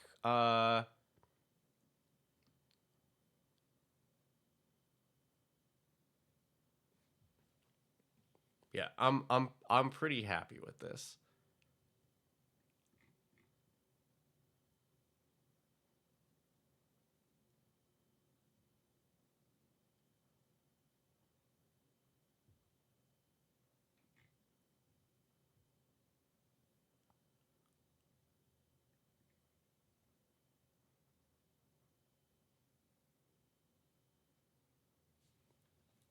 Corridor Monitor. I think this is it. Why Prismari command over Flame? Because Flame requires you to have a wizard, which you do not have in the command zone. You have 1, 2, 3. So this is almost always going to be just a single mode. Prismari, you're guaranteed the 2 modes. It's almost always going to be copyable by Shiko and Narset, and it can just be a really nice end step of, like, I'm going to make a treasure to set up my next turn. Alice is a wizard too? I don't think so. Or, oh yeah, there we go. Okay. But it's definitely not enough to consistently say you're going to get 2 modes out of this. Yeah.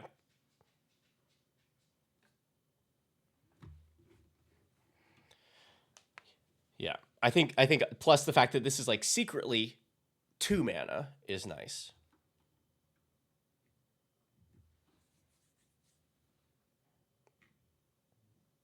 All right.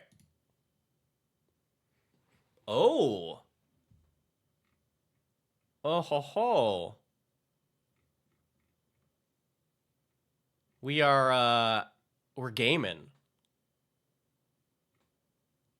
All right, volunteer.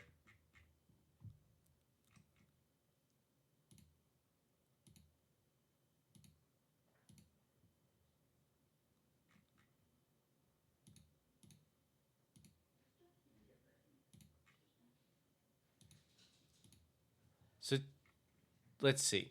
So this is Timnacrom Mill. Hi, Hammy.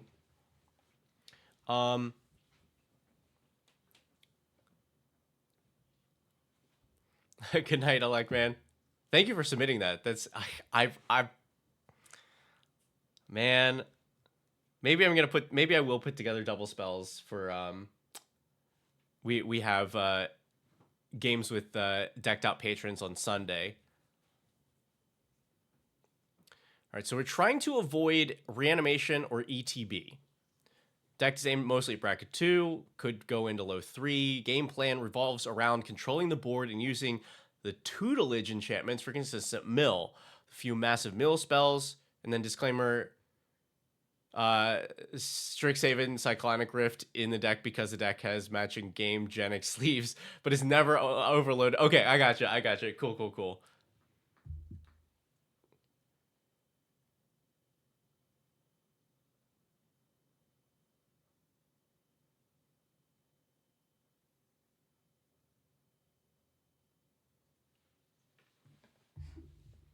Hammy, you just hanging out here? You hanging out with me?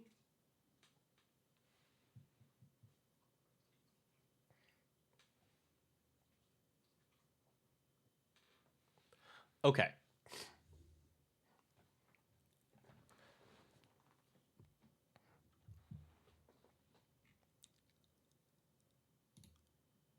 All right, we do have some tags.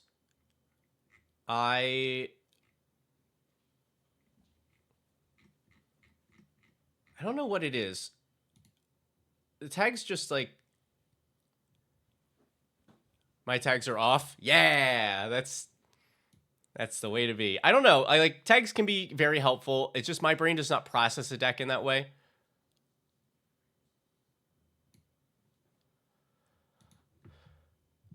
All right, so we've got Tim Necrom, probably the best partner pair possible in the game, but it does give us 4 colors and a lot of card advantage, and we're using those to get these colors to mill, which is kind of funny.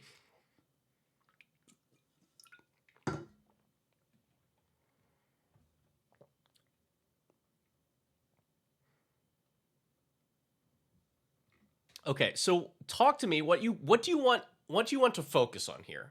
Because you've got the idea. Are we just like, is there a part of the deck you feel is not working well, or like anything in particular?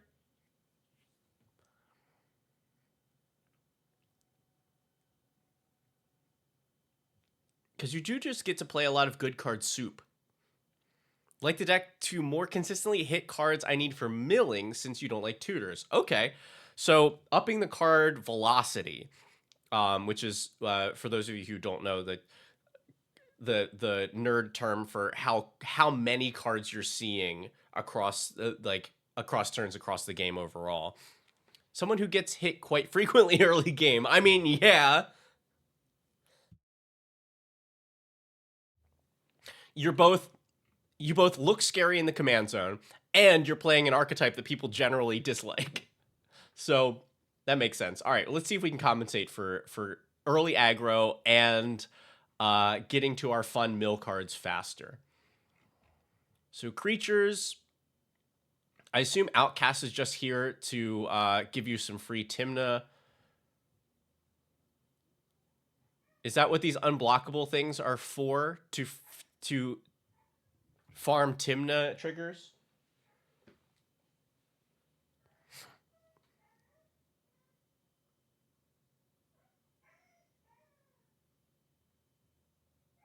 Okay. Yeah, you're just like main decking Hushbringer. No wonder people are upset with you.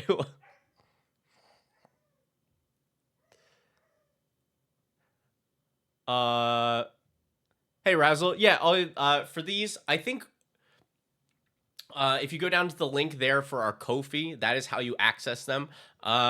We may not have any extra left for today, but if you really want one, I might be able to make. I might be able to extend the time, but I think it is probably done for today. I also have to be good to my voice because if you all couldn't tell, it's a little tired after double like almost back-to-back cons, and we did a bunch of big filming in between. But if you had your heart set, I think we could probably do it. Erode and Path to Exile are ramp spells. Tell Nerd Girl that.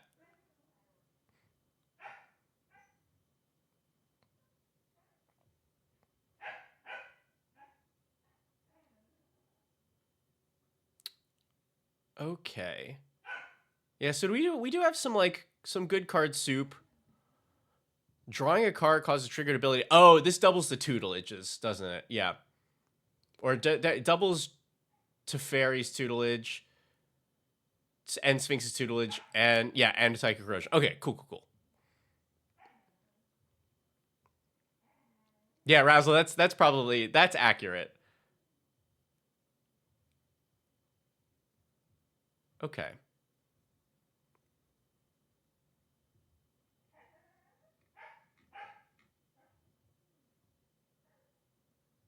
All right, we have some of our mill spells. Oh, and Snared by the Mara. What a great card. You'd probably cut it. Planetary Annihilation.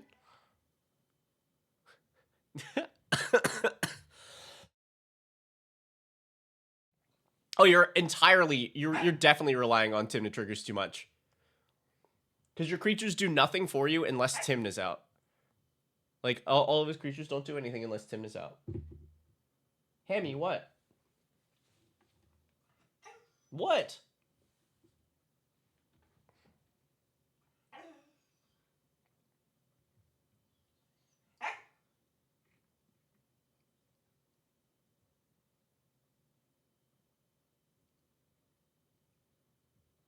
Okay. Bunch of interaction.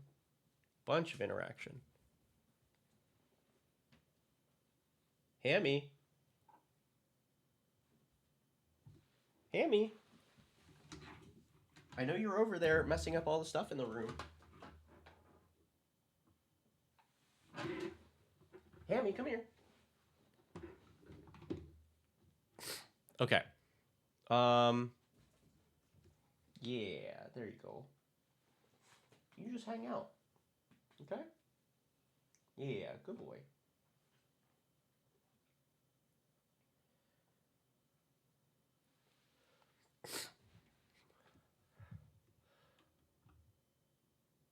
I appreciate that, Razzle. Thank you. Okay. Yeah. Crystal for sure. Okay.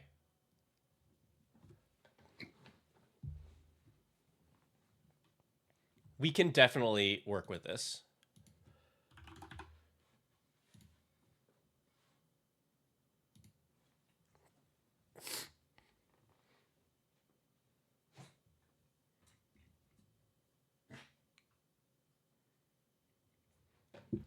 So we do have all of the big mill spells, right?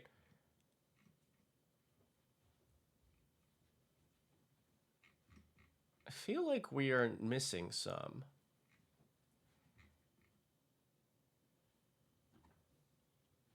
No Fracture Sanity, but it's triple blue.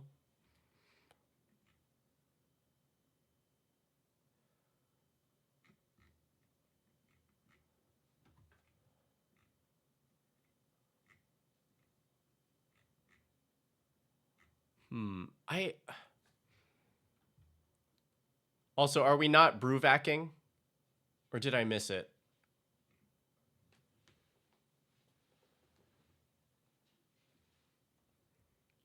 Don't want brewvac? Fair.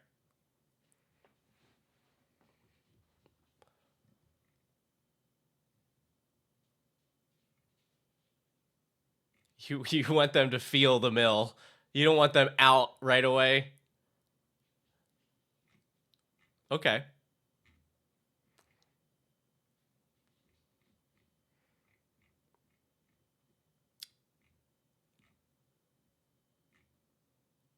This is definitely tricky because it's not my typical style of deck. But it does mean that we can get kind of weird with this. Because of the 4 colors. So I'm going to trim some cards down first.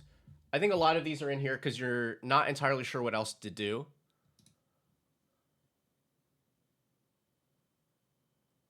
Do you have considering?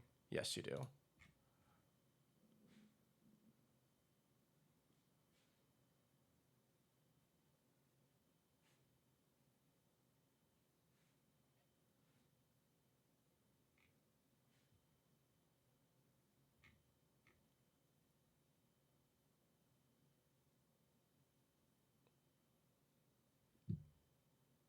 I like Estrids here.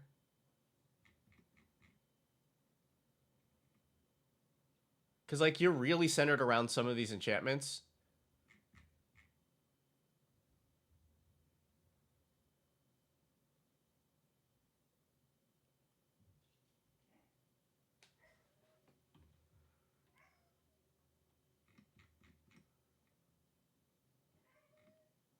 All right.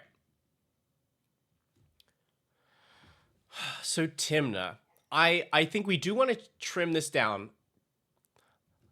Because, again, the creatures just do nothing without Timna.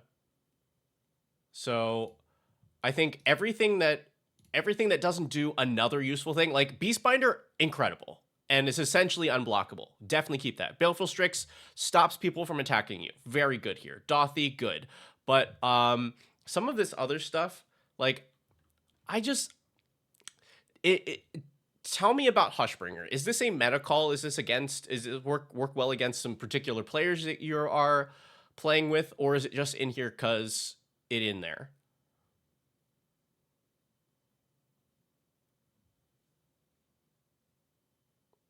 Let's see. This seems like not a solemn deck.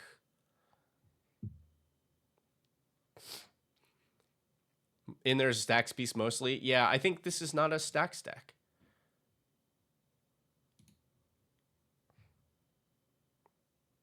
It generically sometimes stops Laza.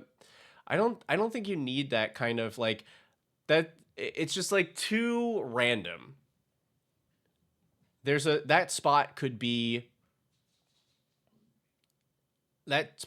more millie stuff. Is this here just as ramp? Because it doesn't feel like you.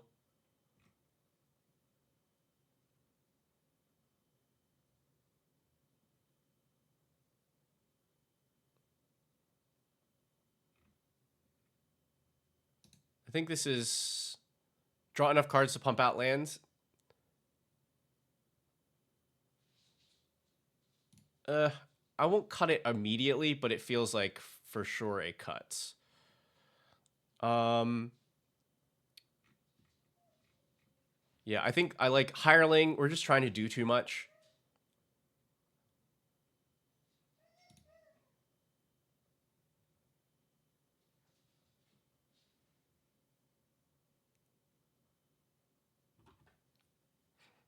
This is for opponents drawing cards.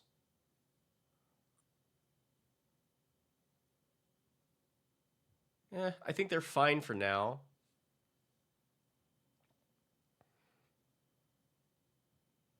Okay. Sorceries here. This is fine, but I don't know what it does for our deck. This is not a good board wipe.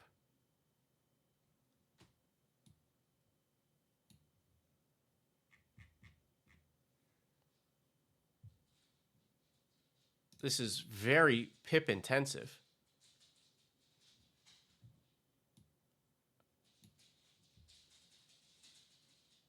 This also seems like not a board wipe for us.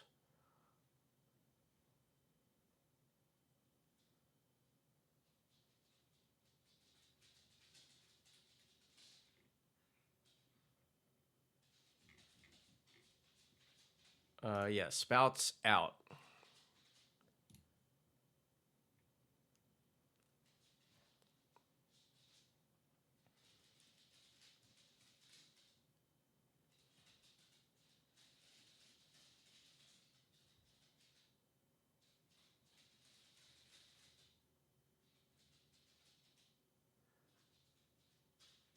What are we sacrificing to Flare? Nothing. Sideboard. Oh, Lawrence. A trauma response to green players. I mean, like, I get it, but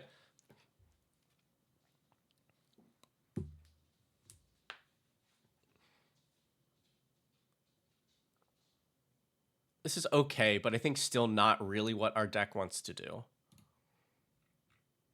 Okay. Soul Guide Lantern, is this like in case of emergency? Uh-oh, I've helped out the graveyard deck.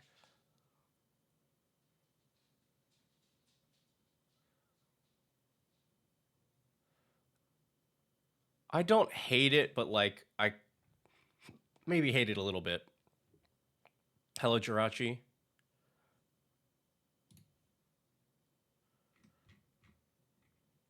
Tutelage, tutelage, tutelage. Yes, this can go. All right, so that's my initial trim. I think some of these creatures are also going to come out. But, all right, we want to get to our relevant mill spells quickly. But also we want things to continue to hurt, right?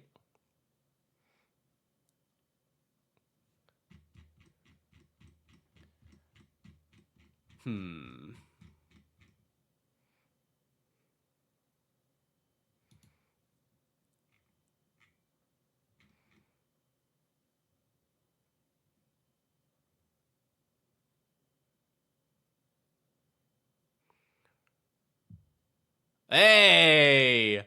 Tard, thank you so much. Oh my god.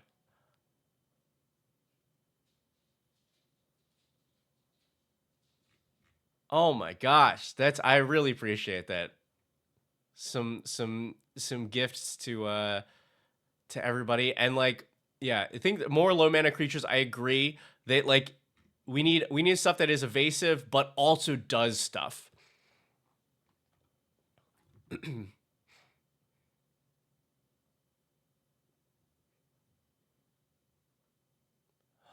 Malcolm Locke PFB.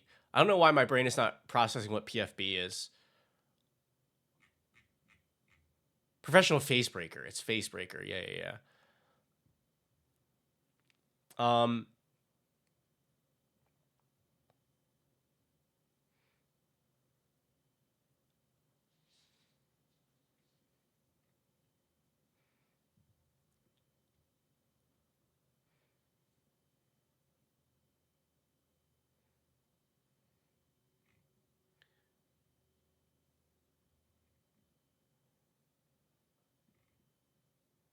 Yeah, no, I definitely should have known that acronym. Okay.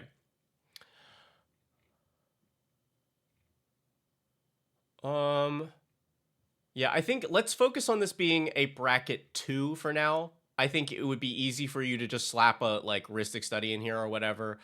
But I'm gonna focus on bracket 2 style.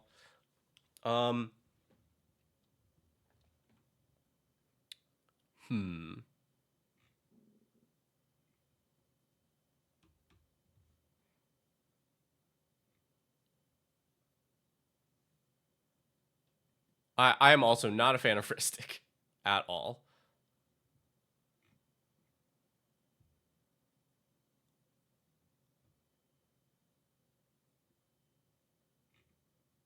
Do you have any like sort of budget restrictions here?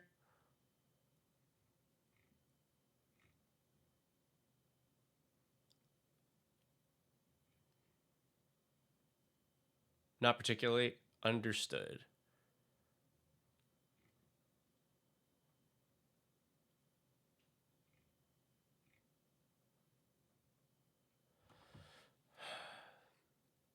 Nothing like 50 plus? Yeah.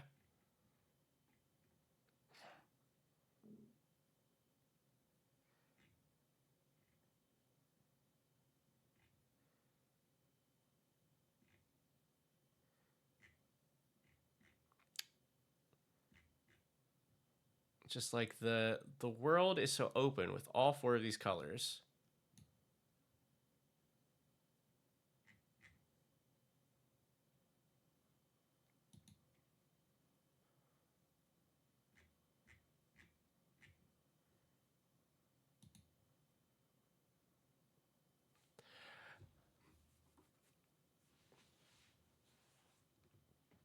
looking for stuff for like this painful mill style. We don't have Mind Skinner, but we are in 4 colors. Like there's a lot of things going for Mind Skinner. The fact that it's getting in on opponents for free, but it also stops it. Like it doesn't count as a trigger for Timna.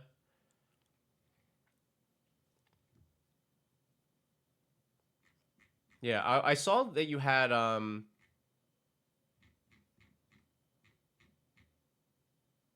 think Windfall here. Is there a reason you're not playing the Windfall? That seems pretty great.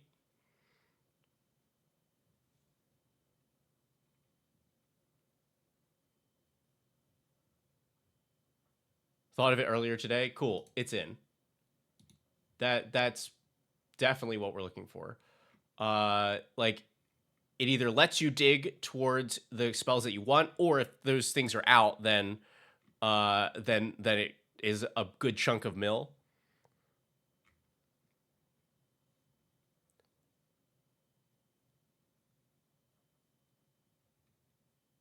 Maybe Dark Deal. I think you could totally do Dark Deal. Like, I wouldn't want to lean into Wheels too much, but I think both of those at 3 mana.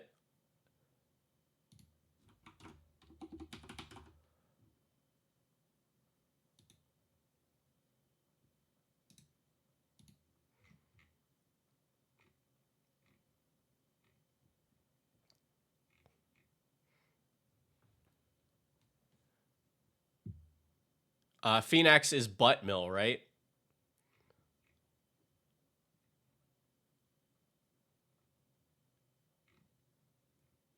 I mean, it's actually not bad considering a lot of the cards that you've got in here. But we don't have... I don't know that we have that thing consistently as a creature, right? Because this is... Devotion to Blue and Black 7. Like, this is... We're not going to ever have this. It would only be here for the mill part. I think you could consider it, but you happen to have like you would lean into it a little bit more. But I think we'd have to totally restructure that deck.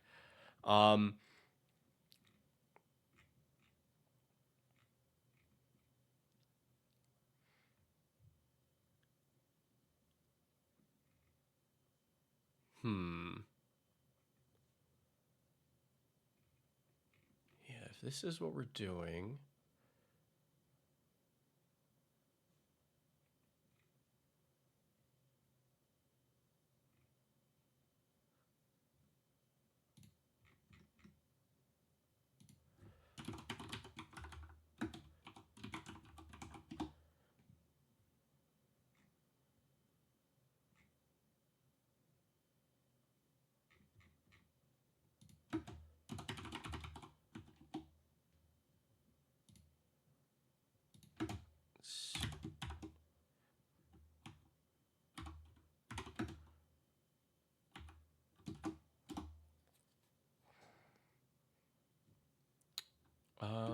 Let's see.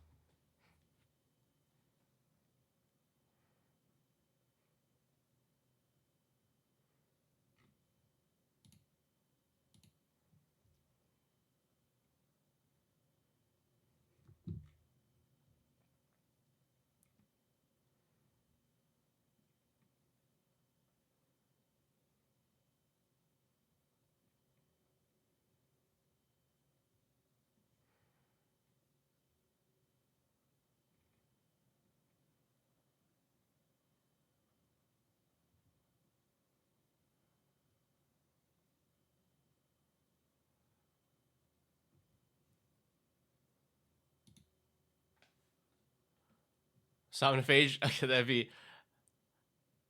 It's chunky. How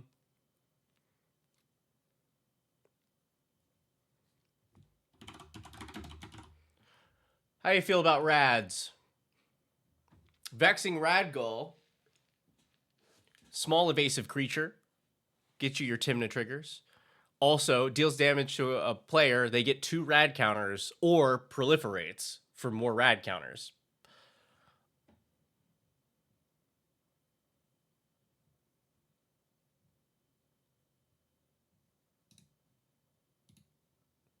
Because singularity rupture, there sure is.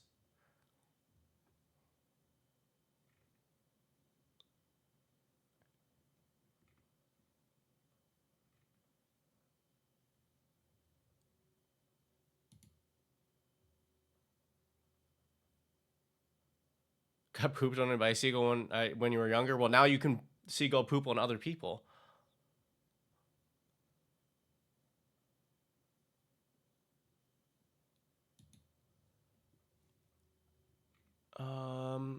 Let me see. 1, 2, 3-ish.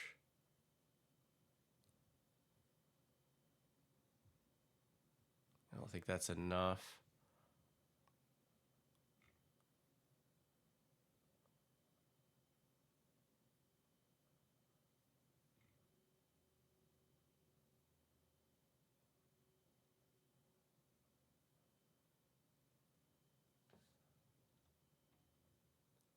Manic Scribe.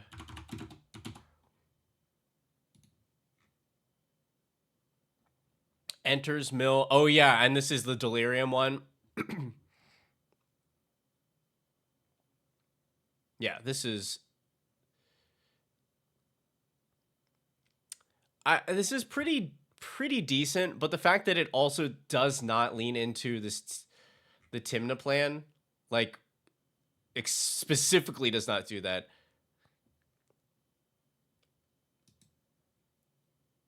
I think I'm off it for that reason.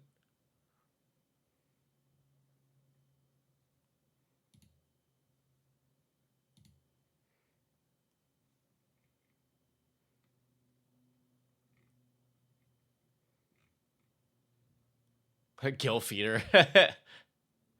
Now we gotta mill these people out.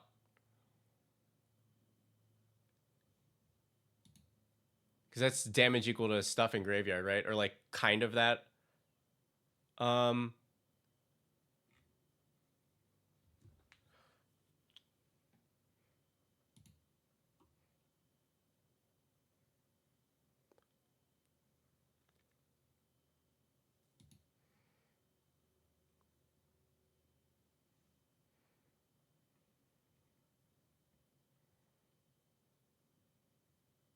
Man, this is also almost like overload because of your 4 colors.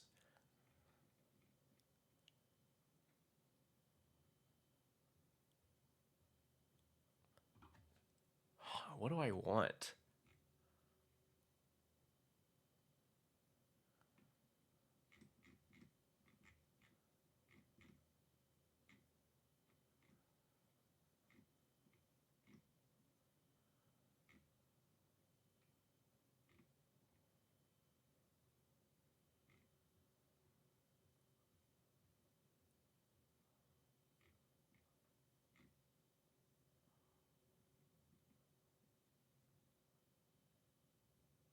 Okay. All right. I think I'm a little bit more focused here. So let's lean more into this plan. So we're going to combat to generate a high card velocity to get to the mill spells and the mill enchantments, and then the fact that these are also drawing you cards then feeds into especially the enchantments. So let's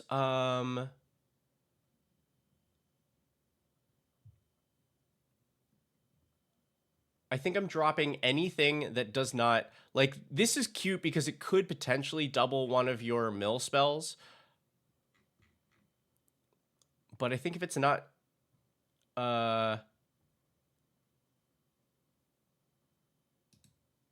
yeah. Drop you.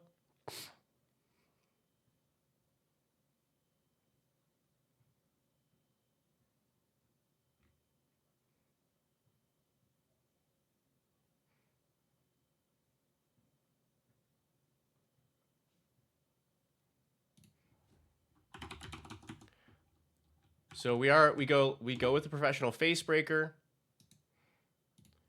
We go. Well, I think I add back in this grim hireling. But we're also. Yeah, I think if that's the call, we actually don't. We're not worried about the rad goal. Lock mills everybody 1, right?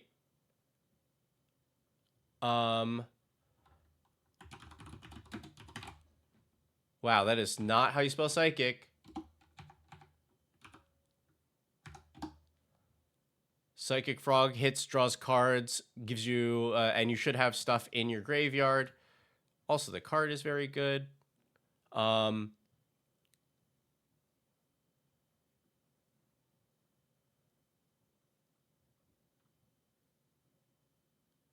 That's right, HD. It's exactly what they say. 75 months. That's incredible. Let's go Norman Osborn.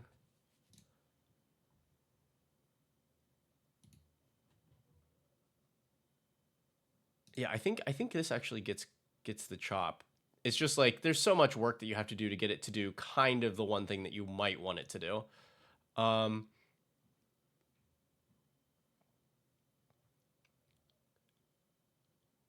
Okay.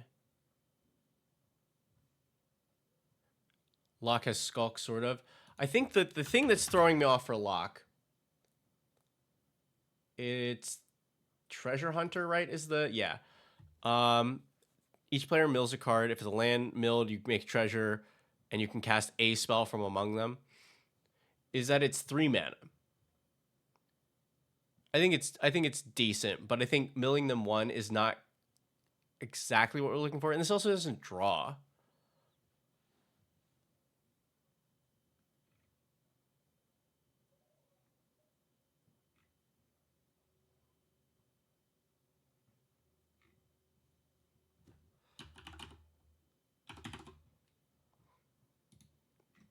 Here we go. Little flyer that potentially draws you a bunch of cards later.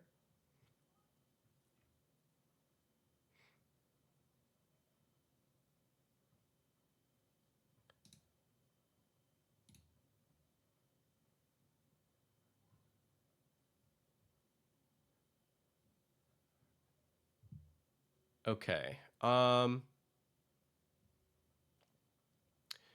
we actually using Conrad here, or is the goal to mill them out?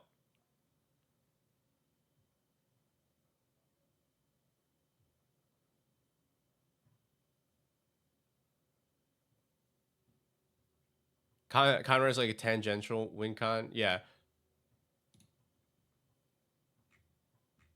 Get that tangential out of here. I don't think we have enough going on for Benderskin to be good here.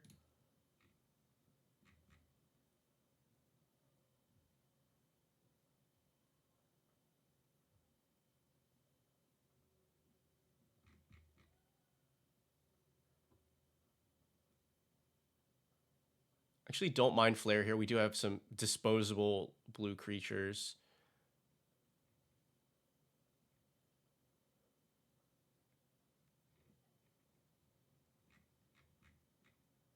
Okay.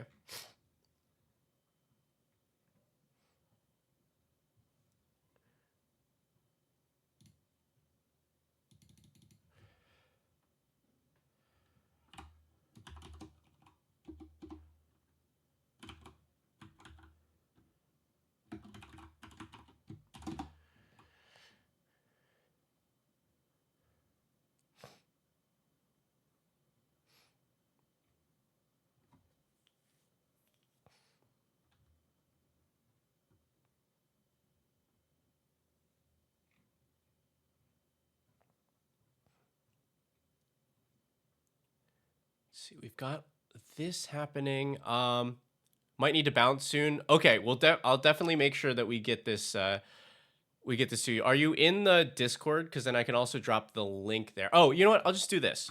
Here, take the link now because the changes will be reflected there.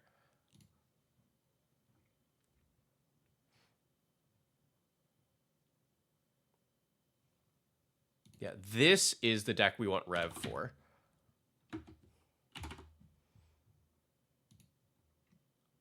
If you're willing to shell out for a Rev, that seems pretty great.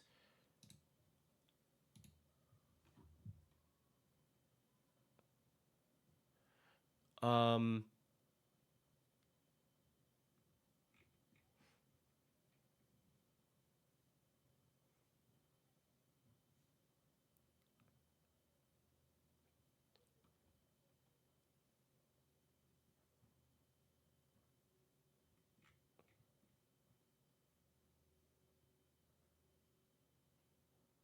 um,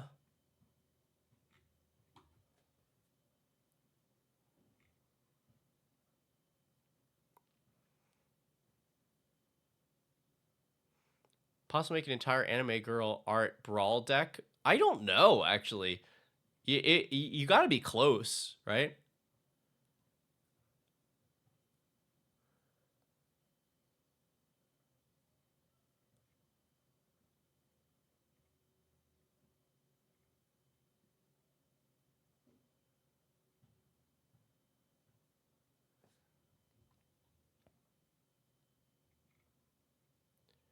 Oh, we probably should be on backgrounds here also.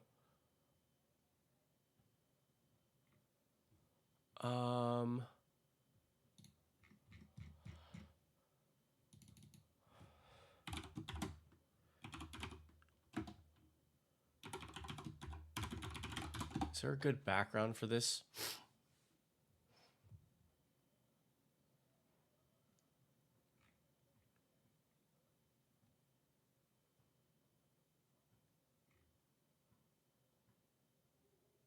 Feywild seems good.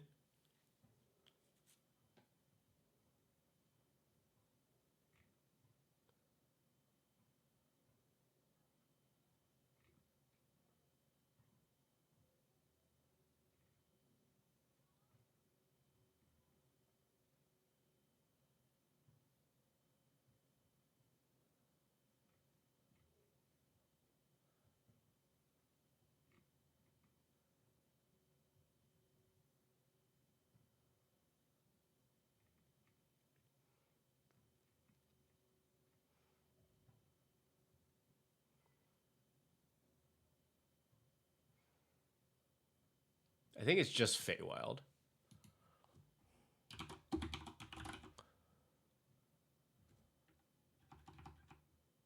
Is it what? Oh, it's right because it's not Magic Fae is FAE, but this is from D&D. Wait, what? Yeah, Feywild Visitor. Because you have two commanders. Archive Trap. It's 13-1 player though, right? We are drawing a lot of cards, so you probably end up getting to use that.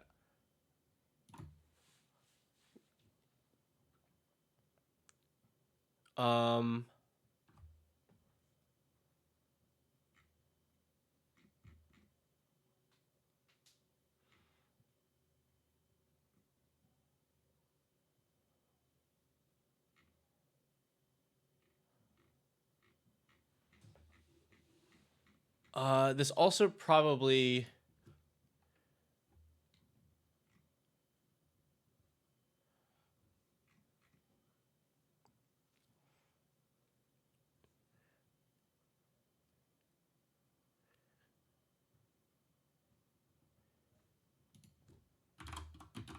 How much is Knuckles? That's not too bad. More treasure.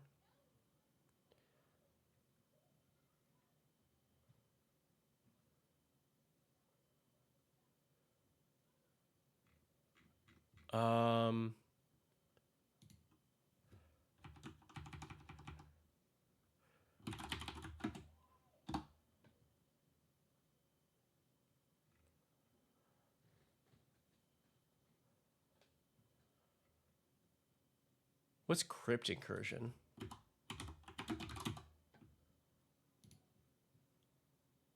Is exile creature cards from target players. Graveyard, gain 3 for each. I don't know. I've never really liked these cards unless they're doing something else for us. It would gain us a bunch of life, but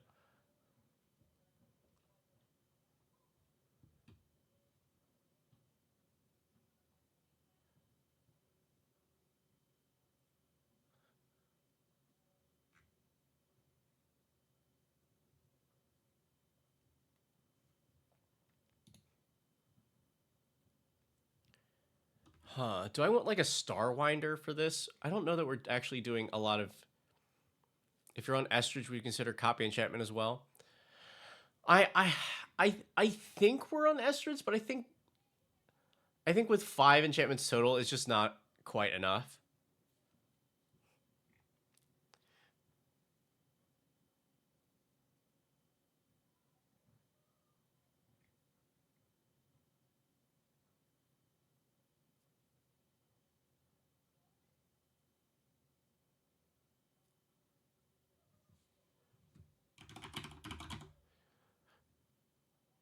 Ooh, I've been really high on Waterbender Ascension because it allows you to continue to develop your board. And like, sure, you don't get the cards right away, but you turn this on very quickly, if not immediately.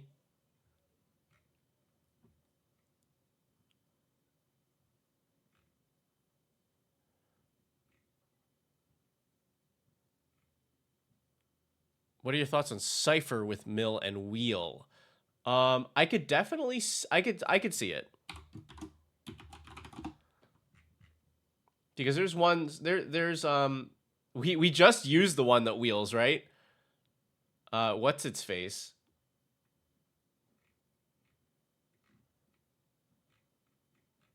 The yeah, Madness. Is this just what we're doing today? Like, this is very good here. Whispering Madness, the card of the day.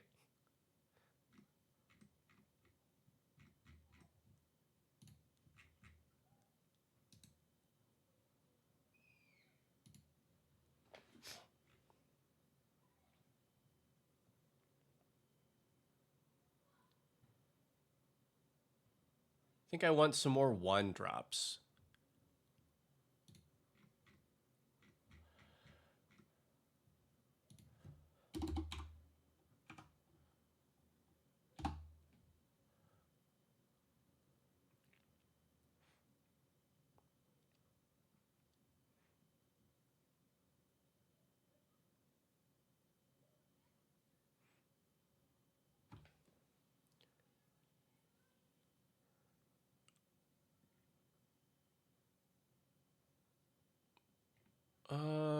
It's not a lot of choices, I don't think, for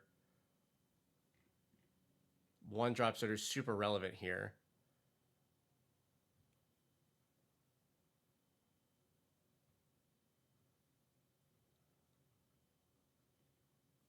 Hedron Crab.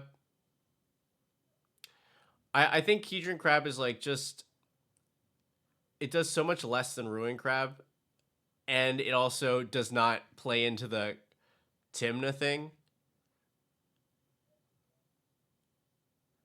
I want an evasive 1-drop that does something mildly useful.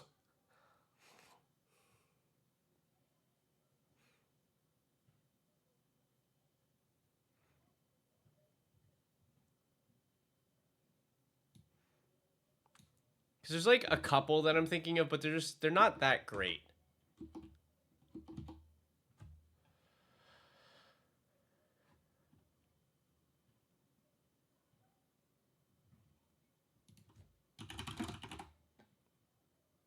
Here, Siren Storm Tamer.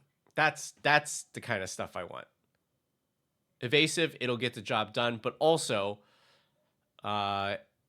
is a very relevant thing later in the game. Um,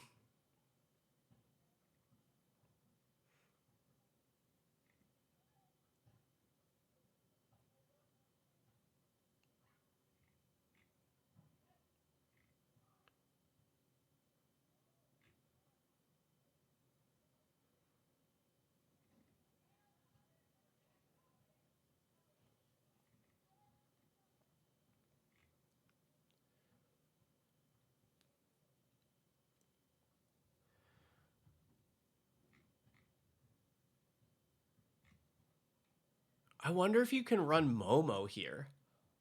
It reduces Crom, which is funny. It would be Messenger, Malcolm, Mystic is reduced. Kind of loses steam after that. Force Fruition, yeah, I think.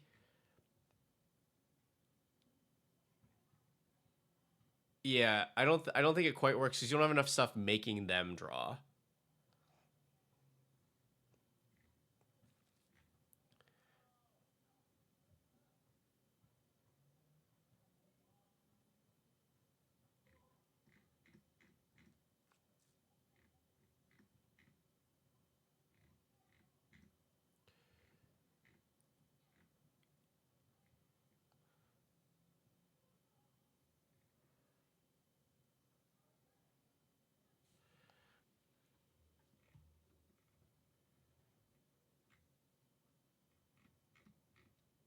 Yeah, what? There's got to be like I want like 3 more.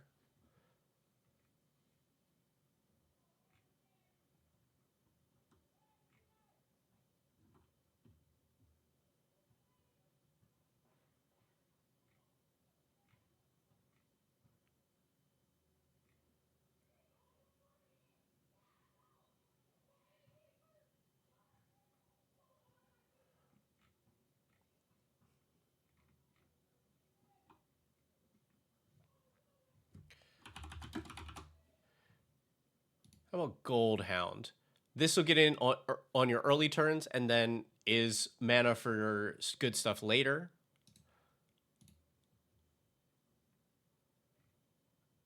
And then like at least 1 more. Um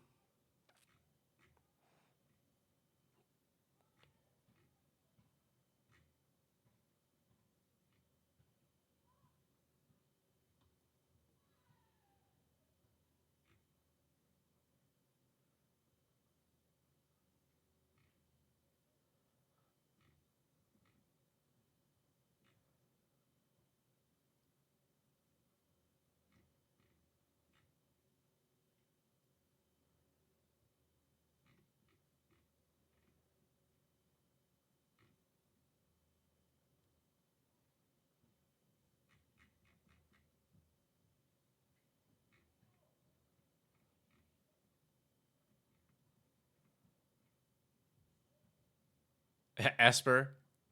I mean, like, yeah, I definitely if you have an Esper Sentinel, then that. But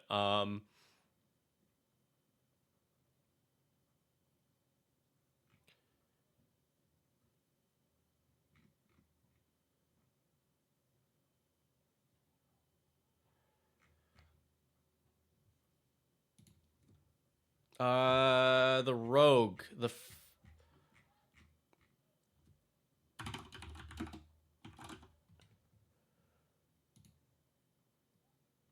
it is a flyer. It does mill an opponent a card, but the important part is that you can sacrifice it later to draw a card, which is really helpful. So this is because we want these to not ever be dead.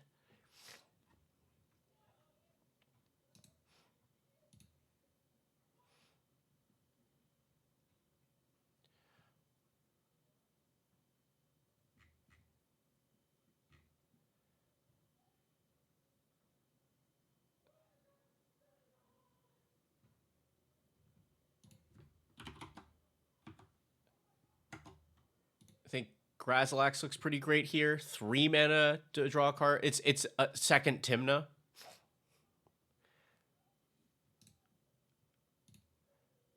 All right, so we've got this very high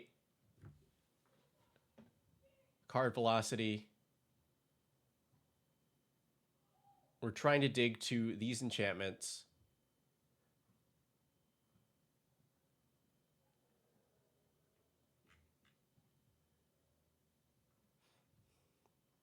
I think this redirect lightning is also not a thing that this deck really wants to do. You just want to be able to stop a wider range of things, but what are you redirecting?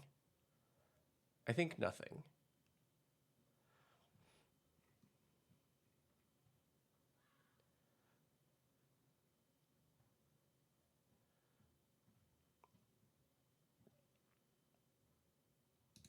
Signet seems not great here, especially with some cheaper stuff. You want more talismans or nothing.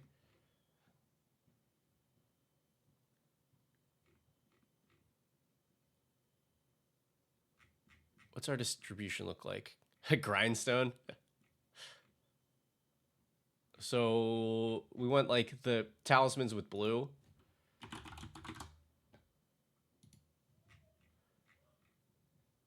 So if we can do like creativity, dominance, we have progress.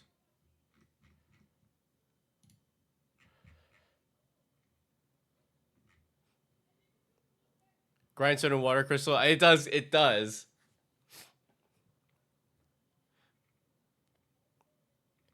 But if I think because we're trying to make them suffer, right? We're not trying to mill them out immediately. Like, granted, it does the same thing with tutelage, but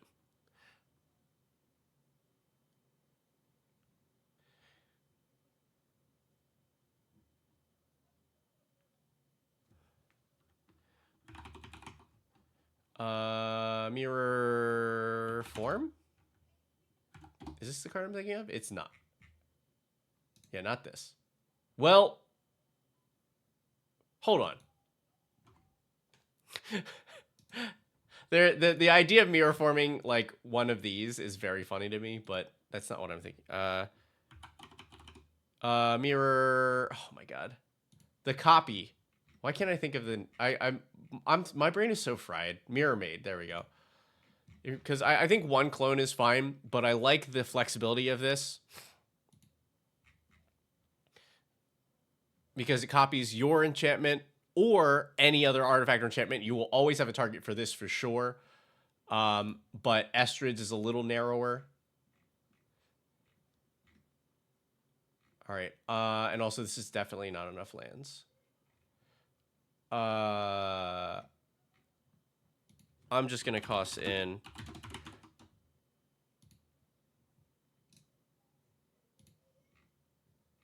that for now, because I want to get a play test on this.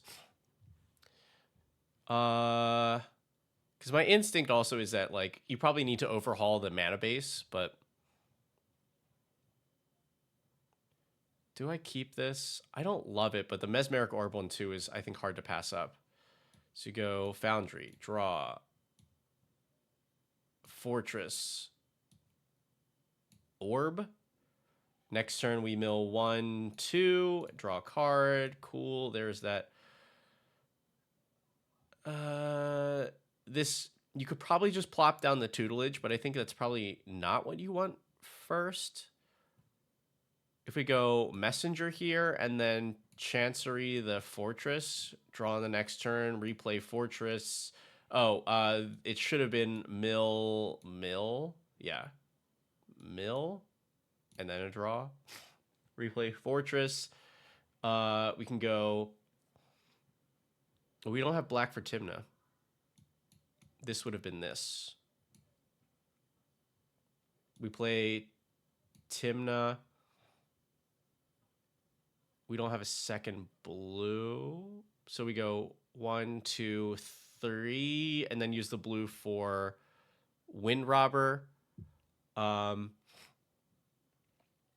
We swing Messenger. We get to Timna. We draw a card. We make an Eldrazi. Cool. On this turn, 1, 2, 3, 4. 1, 2, 3, 4. Draw a card. Here's Fortress. And like at this point, you probably play Tutelage for 3. You have 2, 3 mana open. I guess, yeah, you probably just sack this spawn. Keep the colored mana open.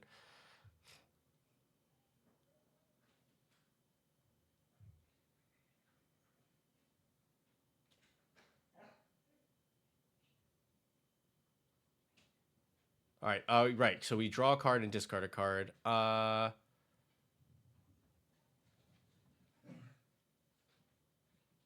don't think any of this matters too much. Thank you.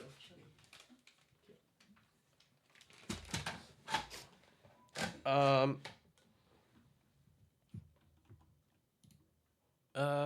Yeah. So we then mill somebody 2 cards. Emrakul's messenger trigger, make a spawn, sack the spawn. Uh, for curiosity, because we're hitting with at least 2 creatures here. To draw 2 cards off of Timna, draw 2 more cards, bunch of mill. That seems pretty great. Okay, restart. No lands.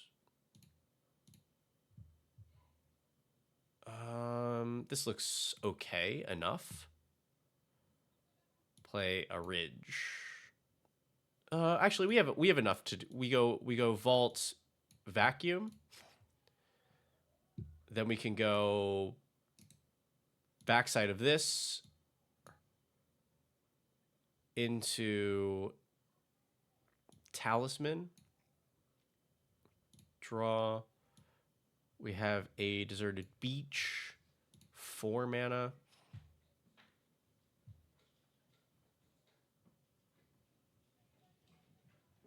Oh, actually, we go, yeah.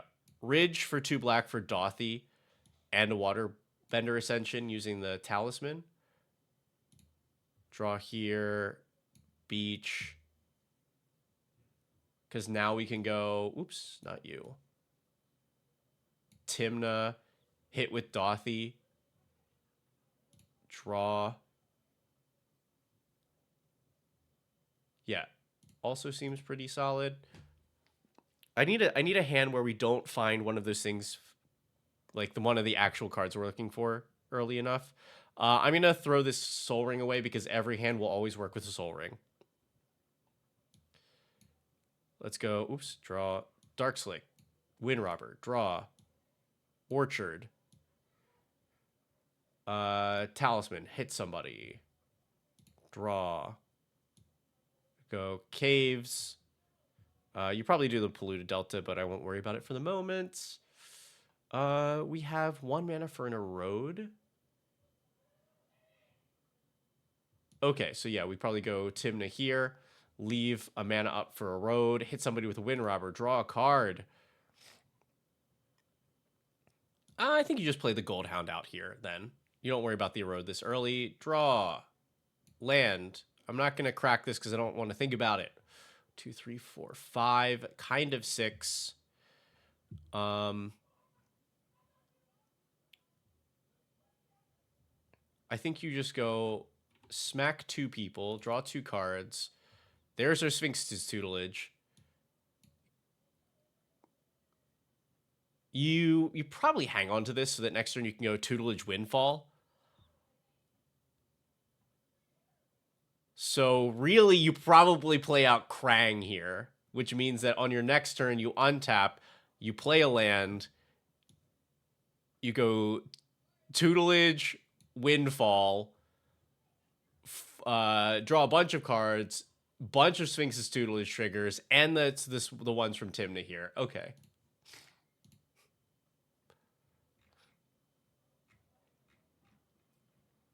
This feels much, much better.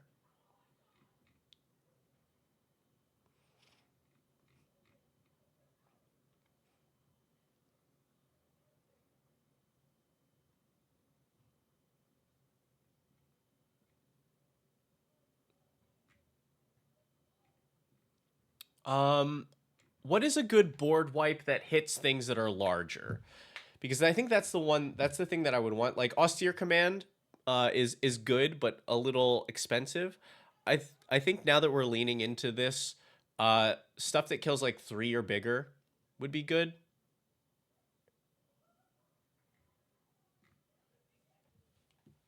To give us like an earlier board wipe.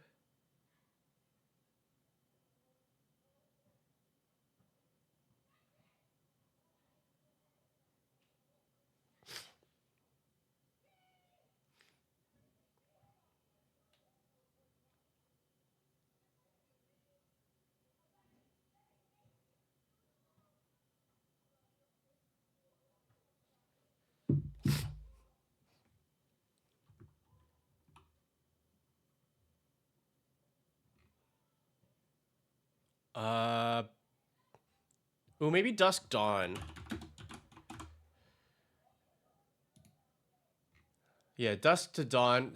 Destroy creatures power 3 or greater, so that we save pretty much all of our stuff. Like, it hits Dothy, and then our like some of our threes and ups. It even still dodges a lot of the bigger stuff.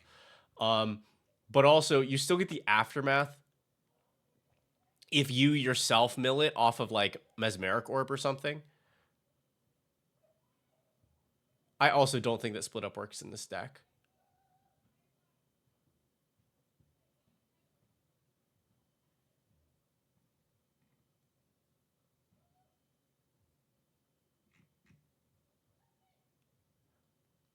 Yeah. I would definitely recommend cutting all of your bounce lands here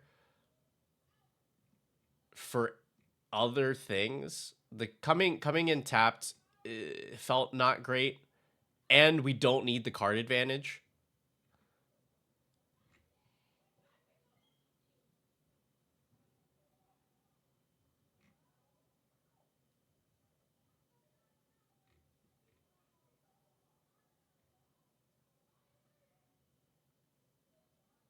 I think there was one bounce. Oh, okay. Then cut that one bounce. That's it.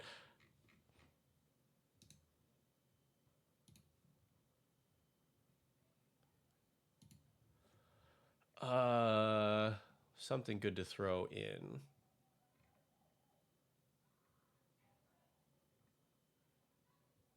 Oh yeah, also probably like these guys.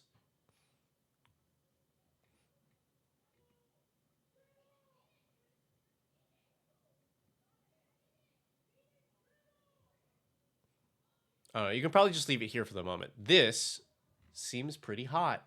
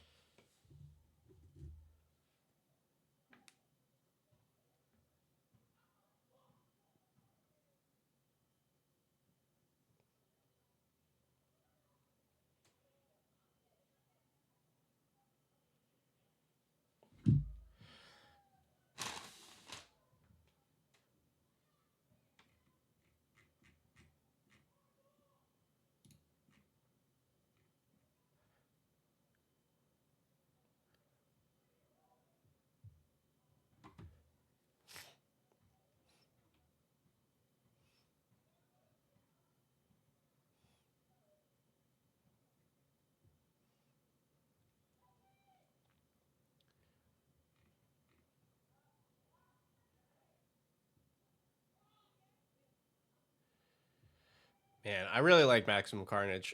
I don't think it's right for this deck. Also like the reality is the way that you dissuade your early aggro.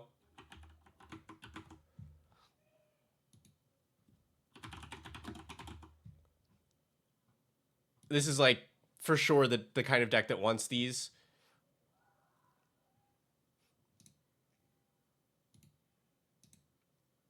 They just like do a good job of holding off both opponent or all three opponents.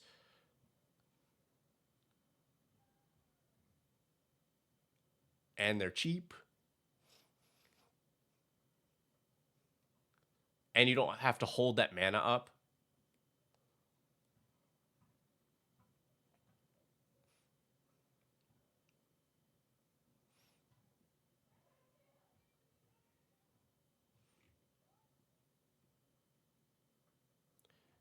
Because you're decently equipped to handle like one big attacker.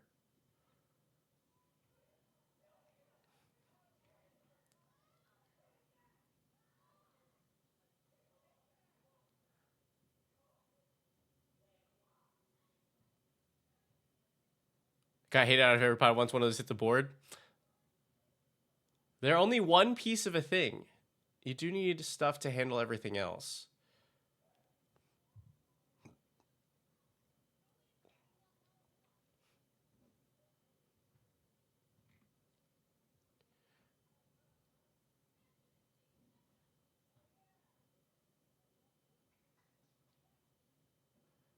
I think you don't run this Unagi.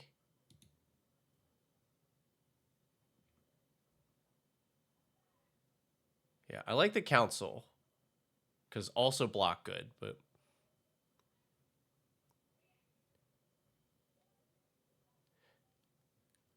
because also like how are they hating you out of the pod, right? Because they could blow it up, but that'll happen. Once you build a pillow fort, make copies of my Catgirl Commander. I mean, sometimes the best way to fly under the radar is play bad cards.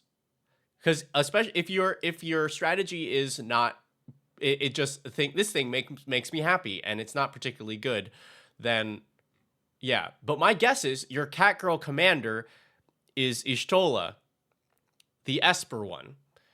And then you probably got hated out of the pod because it's Ishtola and not because of Ghostly Risen and propaganda.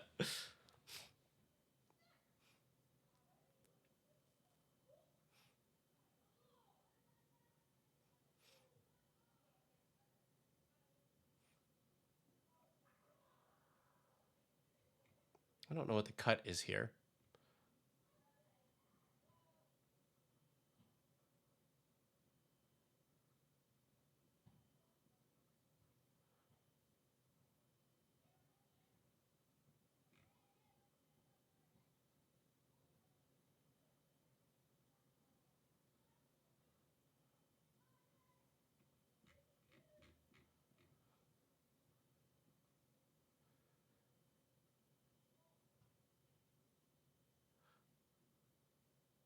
Playing bad cards doesn't tend to work. I get targeted a lot. Well, I don't think you can play any bad cards in Ishtola. I think as soon as people see that in the command zone, they're like,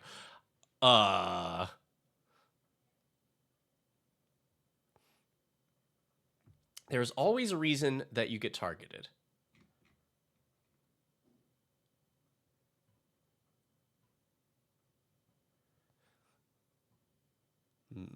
I think it's this dark deal. I think we actually want, like, if the purpose is to trigger our stuff, we want to be drawing the extra cards. Cool. All right, volunteer. I feel pretty good about this. We kind of went full circle, but we are able to lean into this Timna card draw engine by adjusting the creatures, adding some redundancy, getting some extra like on hit triggers, and then we got the nice simple answer of you can deal with early aggro with this kind of stuff.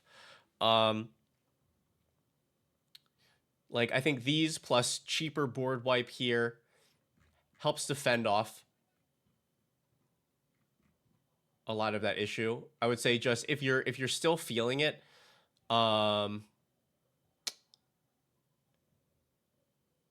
perhaps another board wipe that is cheaper early would be good, but yeah. Okay. On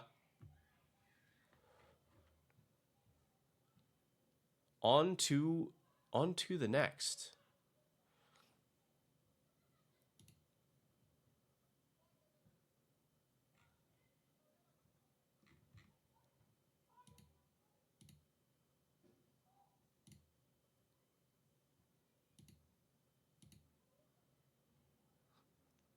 So this should be Targ.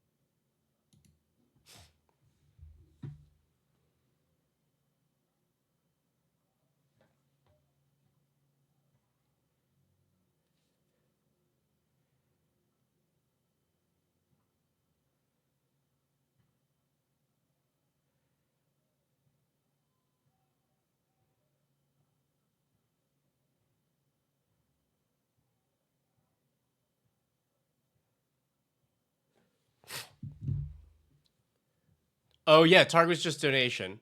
Wait, do we have an? I could have sworn we had one more. Am I going? Am I losing it? Let me look at our. No, maybe we are good.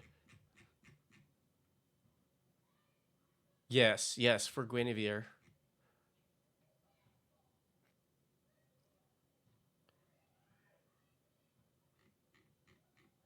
Yes. Okay, no, this is good because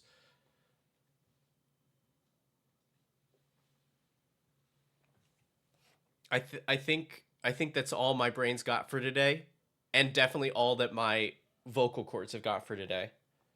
But thanks everybody. We built a deck for the show. We did our Garland Gyruda weirdo build, and then we got some sick decks to adjust. I might have to build my second spell deck finally, and also some Timnacrom mill action.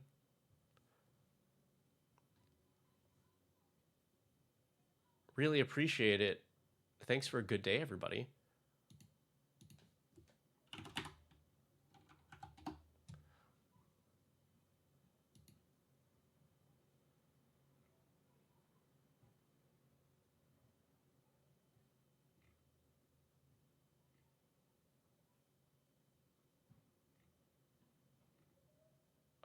Let's see.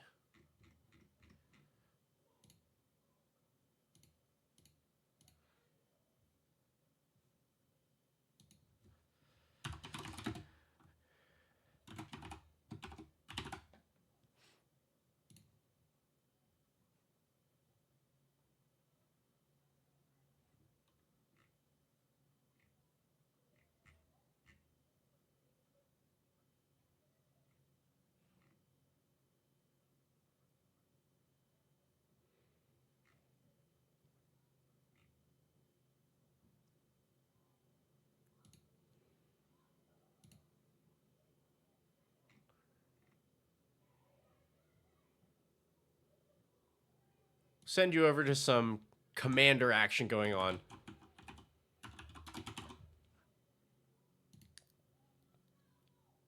Over to our friend Goddess of Blunder. Yeah. Thanks again, everybody. Great day. I might be on you'll see me next on Sunday because I'll be joining everyone to play Commander on stream on Spell Table with Kuro and the patrons of the show, and maybe definitely next Wednesday as well. But yeah, all right, everybody, have a good night.